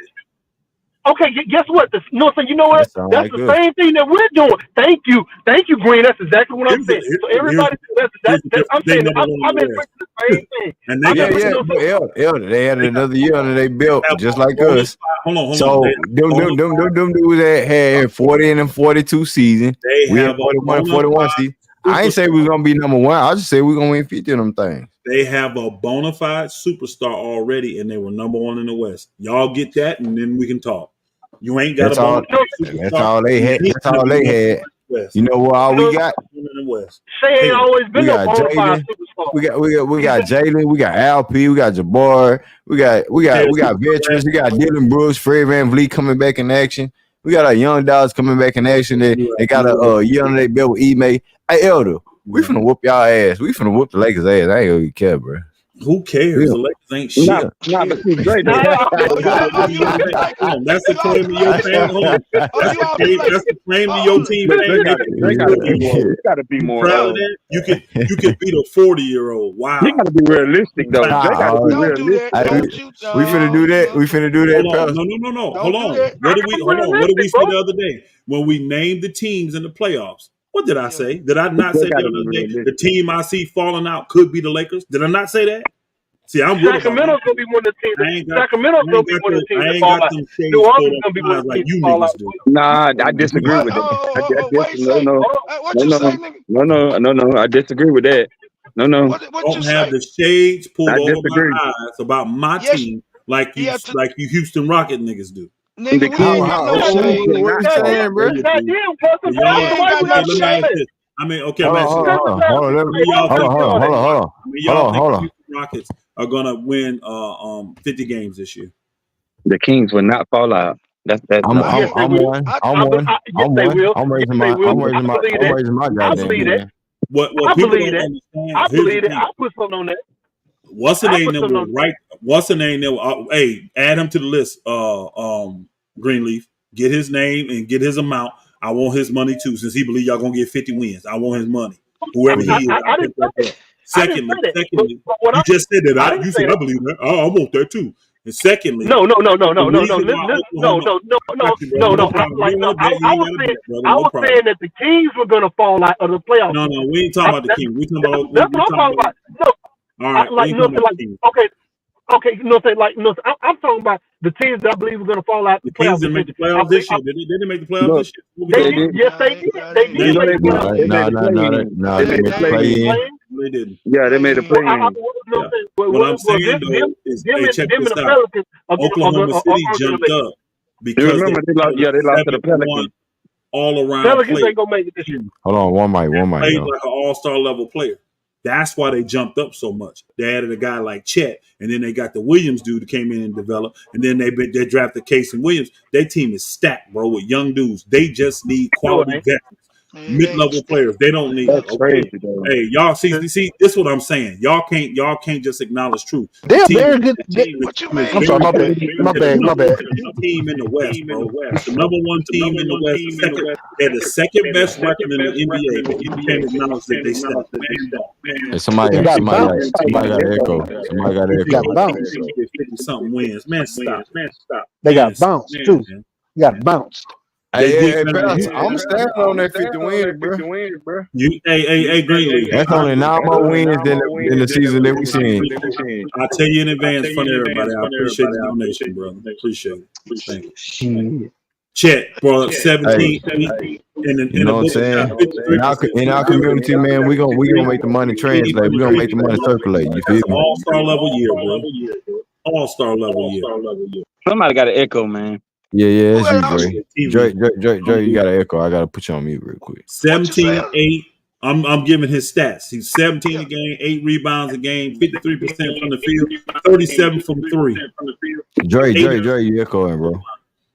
That's what Chet did in his first year. That's what he did. Now what Sengun numbers is this year? Since you say he was better, better player. No, bro. First year. I said that's what he did in his first year. I understand. First year. I understand. First year. He shoot the 3. I understand. Mm-hmm. Now, again, you finna make my point if you want me to go give you Sengun numbers. I want you to. I want you to. I want you to. Have to go look 21 and 10. That's why he's the best player on y'all team, and he's been consistent. He's gotten better every single year. He's the one need that money. So you finna prove my point with Sengun. No, hold on. Why I'm proving your point? What you talking about? I said Chet's an all-around better player just because Chet is way better than Sengun defensively. That's all. That's why he's a much better player. Because he's way better. He's light years ahead of Sengun defensively already. But his offense ain't nearby good. He could shoot the 3, but he don't have no. Hold on, bro. He averaged 17 points a game. What are you talking about? Sengun averaged 21. You talking 2 buckets? What are we talking about? It ain't like you talking about a guy averaged 21 and a guy averaged 6. This dude averaged 17 a game. And he's on hold on, bro. He's on a team with a superstar that's getting all the shots. I'll pull this up. I guarantee he's not even taking 3rd or 4th most shots on this team, and he's still getting up 17 points a game. He's shooting 53% from the field, bro. He shoots the three. How many threes he shooting a game? 4, 5? Again, Chet shoots the three, bro. You're making my point for me that he's an all around better player. He's doing stuff Sengun can't do. You're making my point for me, bro. But his inside game is not. Just because Sengun, that's okay. Let's say no. That's one aspect. Let's give him that. That's one aspect. What other aspect of the game is Sengun better at him at? Pass. I guess. Okay, that's 2 then. Now, what other aspects? You're done.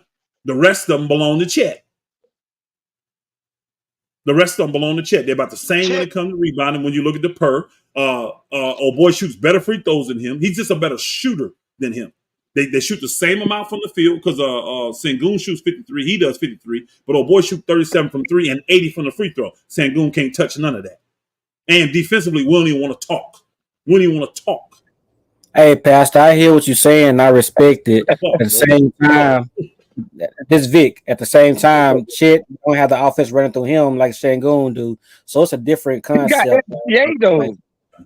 You making this point again. Again, bro. I've been doing this all day. No.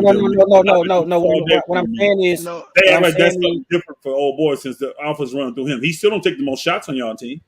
No. Still take more shots than him. Yeah, he only took one more shot attempt than Alper Sengun. Jalen and Alper. Jalen shot 16. Alper shot 15. And who had the ball and who offense was dictated more? I think they said I went and looked it up. It had what they call that thing? Efficiency, not efficiency. What's it called when you have the what's it called, y'all? Usage rate. Usage rate higher than Sengun. And it eclipsed because Alp wasn't there at a certain point in time, a whole month and a half when he wasn't there. Alp had a month and a half when Jalen Green was on the team. Yeah, at the beginning of the season. That's 4 months. We talking about a month and a half. That's 4 months equally. I got you. I'll tell you this. If I got a pick right now, I'm still, again, you could call him a wash, but I think Chet is an all-around better player. And then again, this was Chet's first year. This is his first year, y'all. I agree with that. He playing with a superstar. All-around better player. Again, I think Chet. I'm gonna say this. Somebody said Houston's roster was better, and they lost. No, I believe we got more talent. I believe we got more talent top to bottom. Yeah, I do. Well, can I say this? You know what I'm saying? I know. You know what I'm saying? We 5:15, man. We cook all night. I love this shit. So what I'm saying is, family, is that the Rockets, we brought in veterans. We spun out 60 million cap space money. Jalen Bush, Fred VanVleet. And now we have another year added on to what we, projected to be in the playoffs.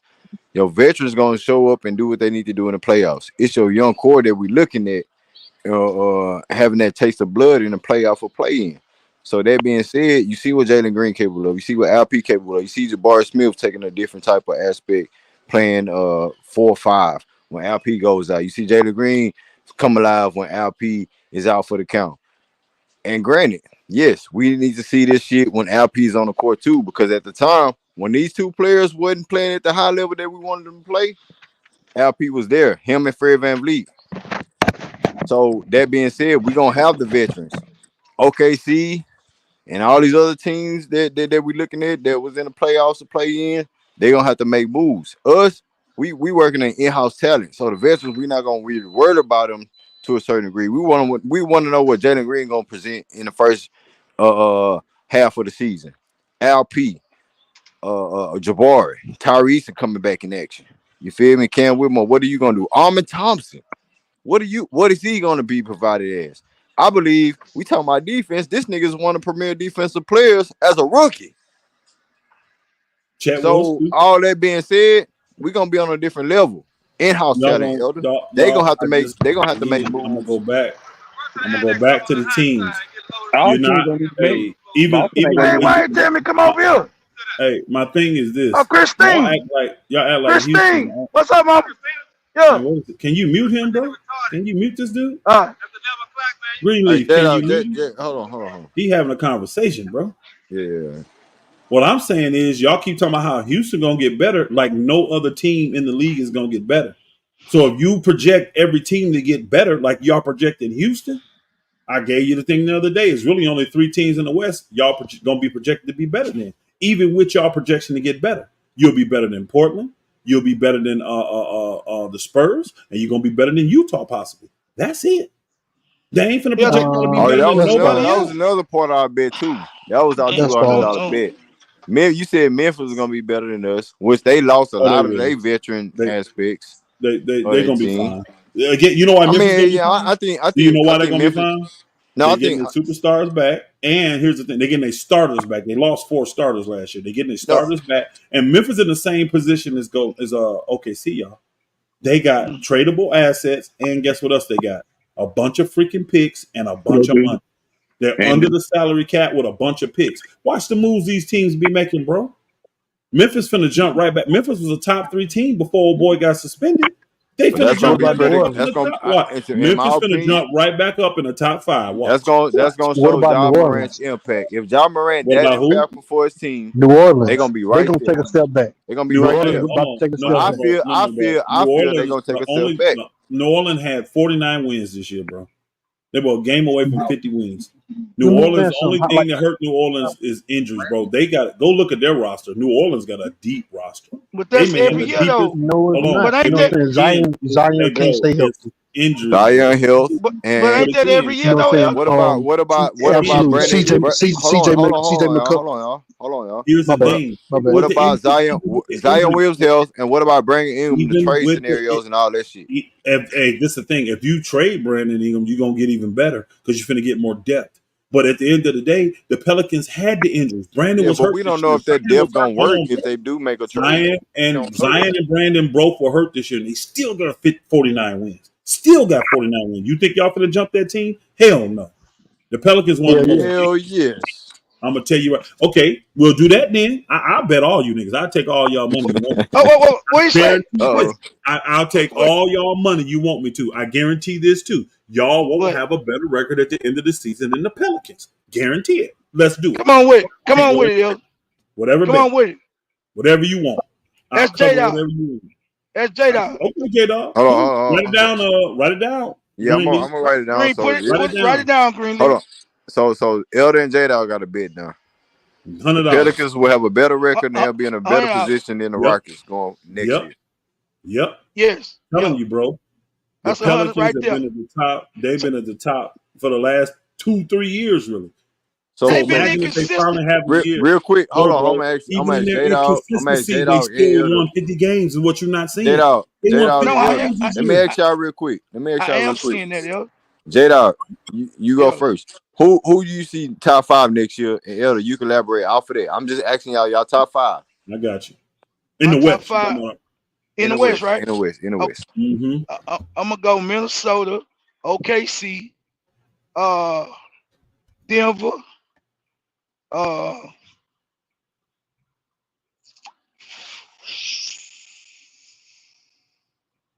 Minnesota, OKC, Denver. You got 2 more. You got 2 more. I said us, New Orleans. In the top 5?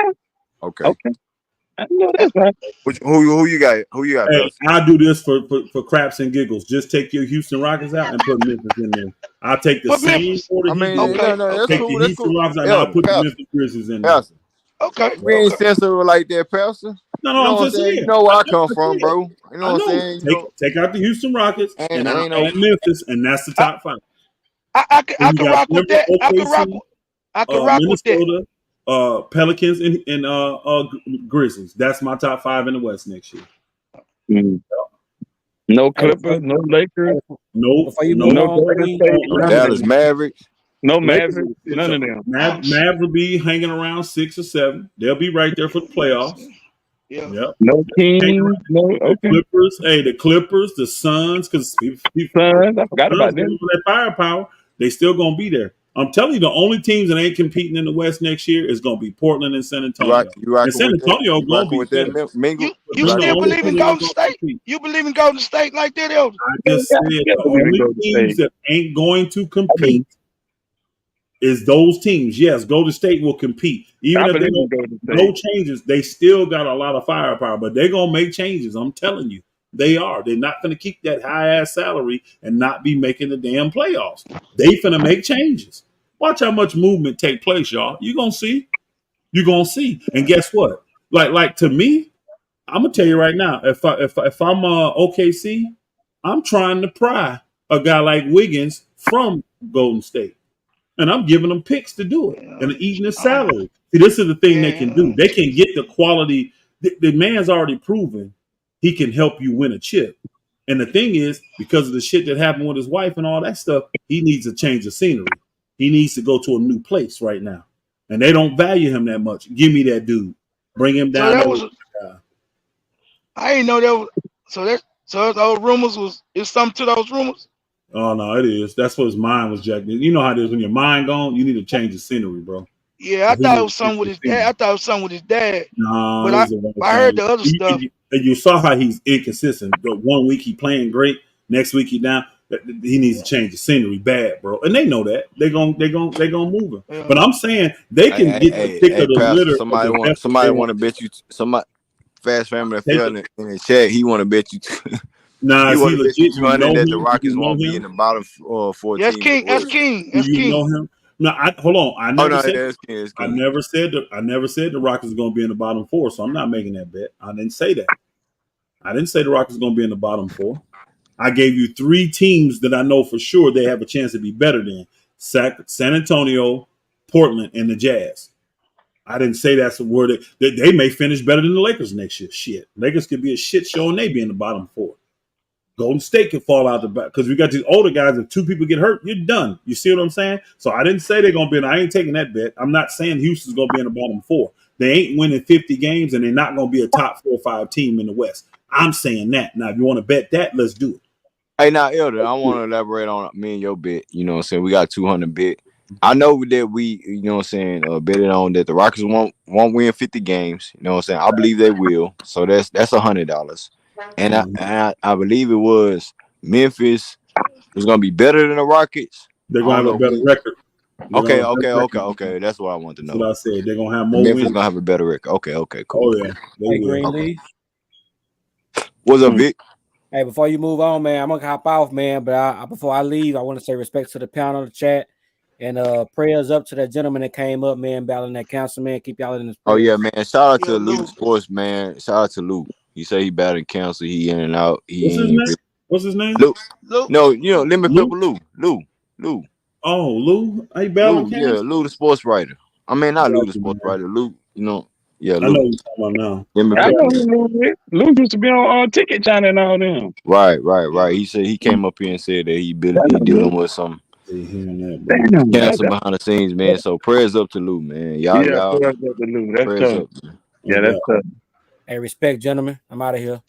Hey, salute, man. Right, salute, Vic. That's crazy, though.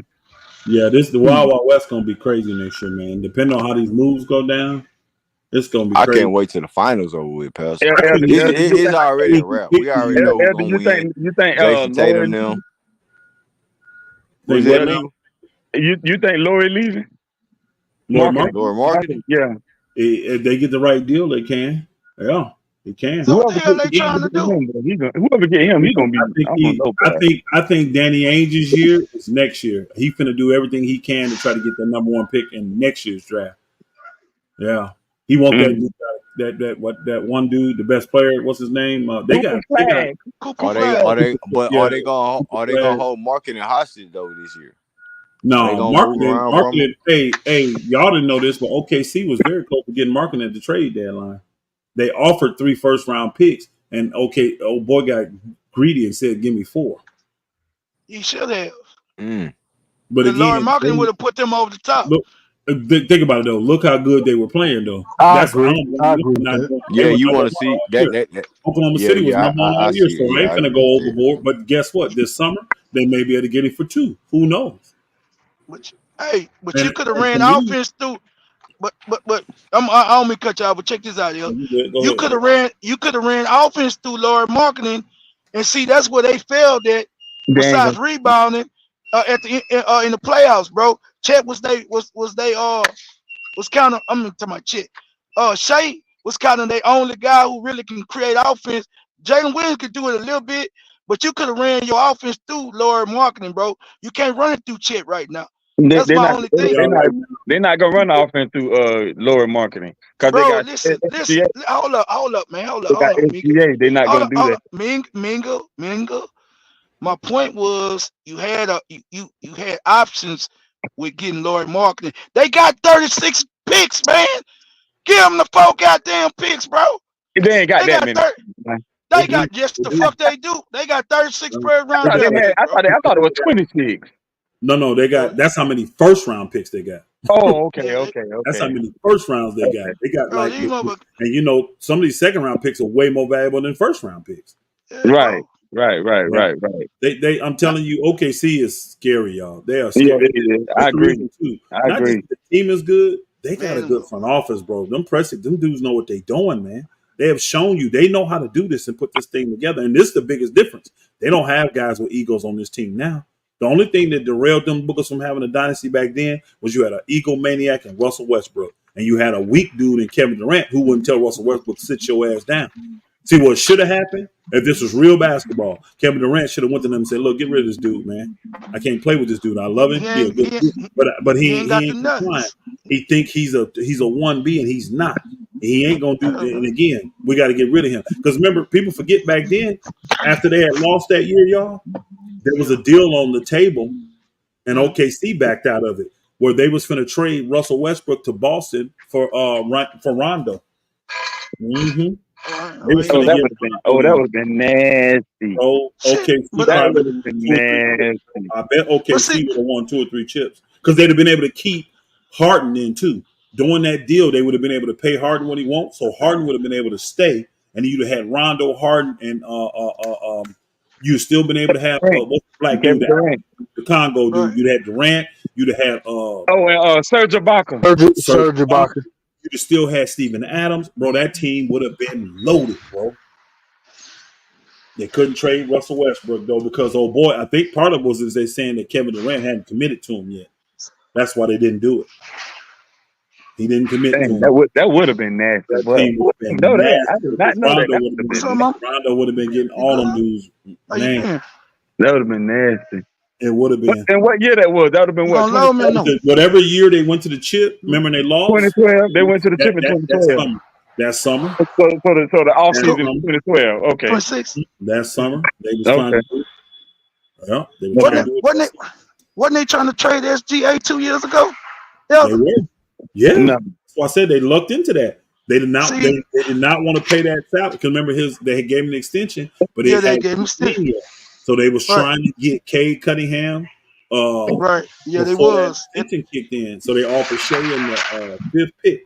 They said you get Shea in the 5th pick in this draft for the 1st pick, and they wouldn't. And what's the name? They wouldn't do it. Now I bet Detroit wish they'd have done that deal now. I bet you this. I bet you this is a Rocket page, and I don't give a fuck about no goddamn OKC. Fuck them.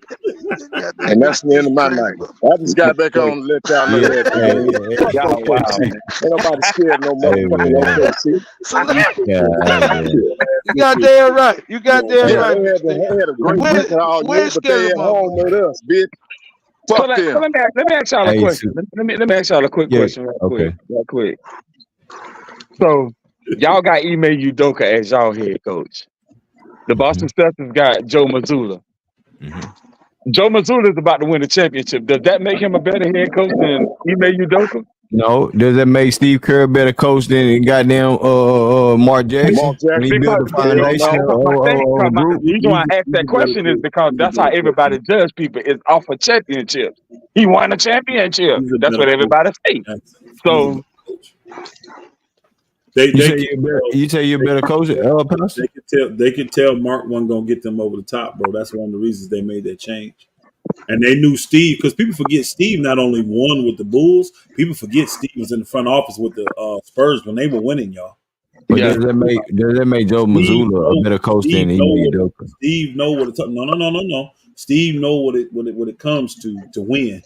Okay, but Udoka would have won with this team. Let's just keep it above. But let's keep it. I'm gonna be honest with y'all. I've seen some stuff in Missoula that impressed me in his playoffs, bro. He's done No, I made have too. he's I have grown too. as a I've coach. seen too.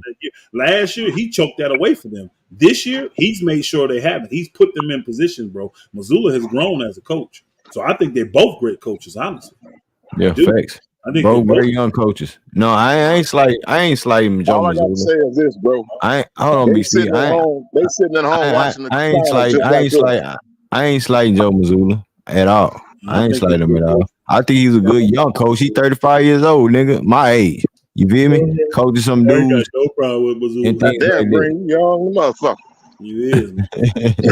We all young, man. Well, not really. But Damn it, man. God damn, I got a daughter your age. Man. I thought you was older than that, bro. Oh no. I'm 34 going 35 this summer, man. You feel Wow.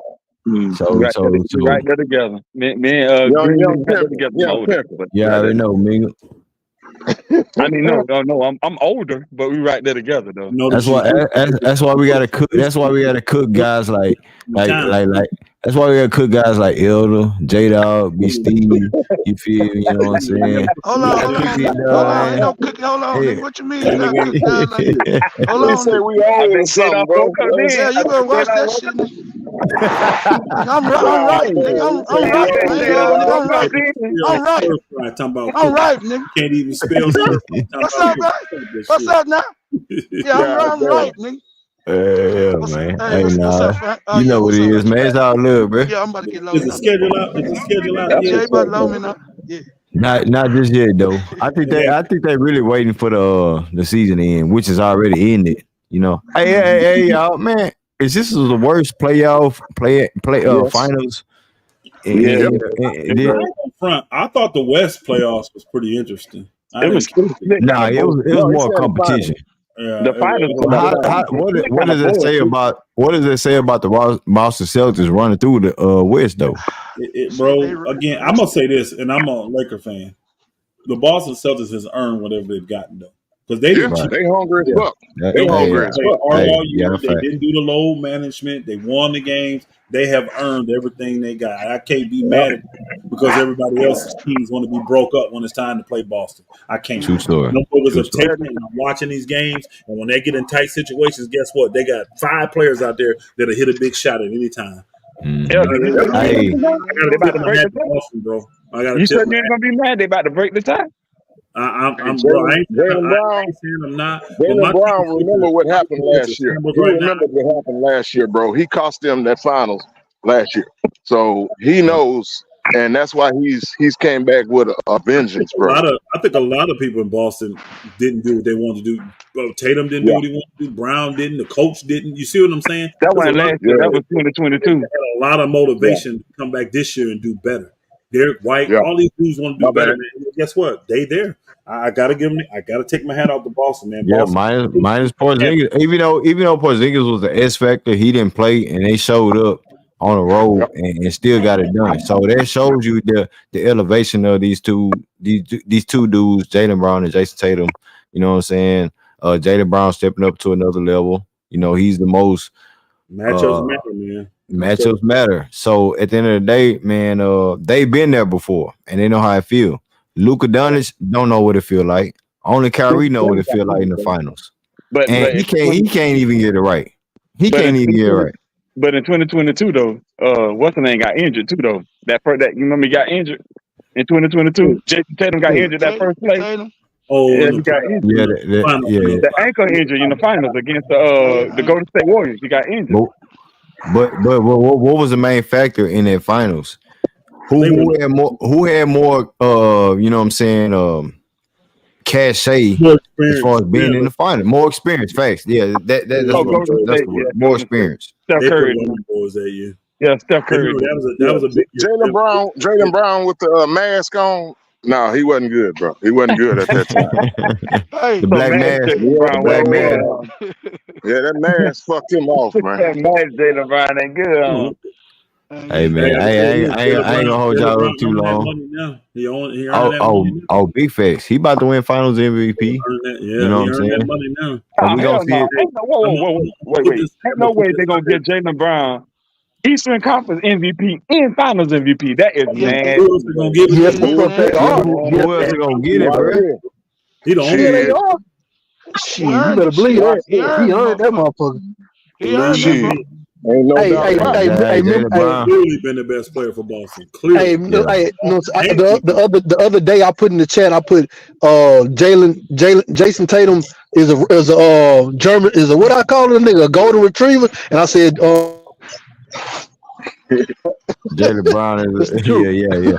It's the truth, dog. I That want nigga them to dog. get Dog. him, man. It's a difference, dog. Hey, It is a difference. hey, we going on for 5 hours. You feel me? Hey, Pastor, J-Dog, Big Steve, Andre, Mingo Jilson. Hey, Pastor, what y'all got, man, to close the stream, man? What y'all got, man? Man, I appreciate you having it open, man. I like coming in here chopping up with y'all, man. Even though everybody won't call me names and all that, I love it. I still love you. Already, man. It's all love. It's all love, man. You got there right, Hey, nigga. next time I come to town, you niggas. Ain't nothing personal. Nothing What you say, personal, my nigga? brother. What you say? What you say, nigga? What you say, Al? What you say, nigga? I can't hear from you. Hey, niggas. Never hear we from gotta you. take this nigga to Papa Do's or some shit, man. I be calling niggas, nobody answer me back and all that shit. I've been to town. I've been living in Houston for the last 6 months. I can't get none of you niggas to show up. Quit You ducking ain't me. saying a Nigga. goddamn thing, nigga. You a lying Quit ass. You ducking ain't me. saying Nigga. shit, nigga. Quit Hey, lying. am I lying? Ring Yeah, Nah. Hell You no, been I'm hitting not me. You been hitting me up since January, man. Thank you. I But thought your ass went back. I thought your ass went back, goddamn me, east, goddamn northeast. I'm man, still in Georgia. I still live in Georgia. He'll a traveler. He a traveler, man. But I spent a lot of time in Houston because my mother-in-law was passing, man. So I had to go back and forth, get a place together, sell it, do all all the stuff that go down. But I've been there for a lot. But I'm gonna still be coming.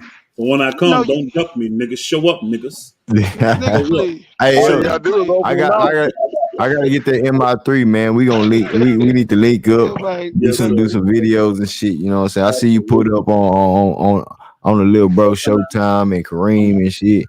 You know what I'm saying?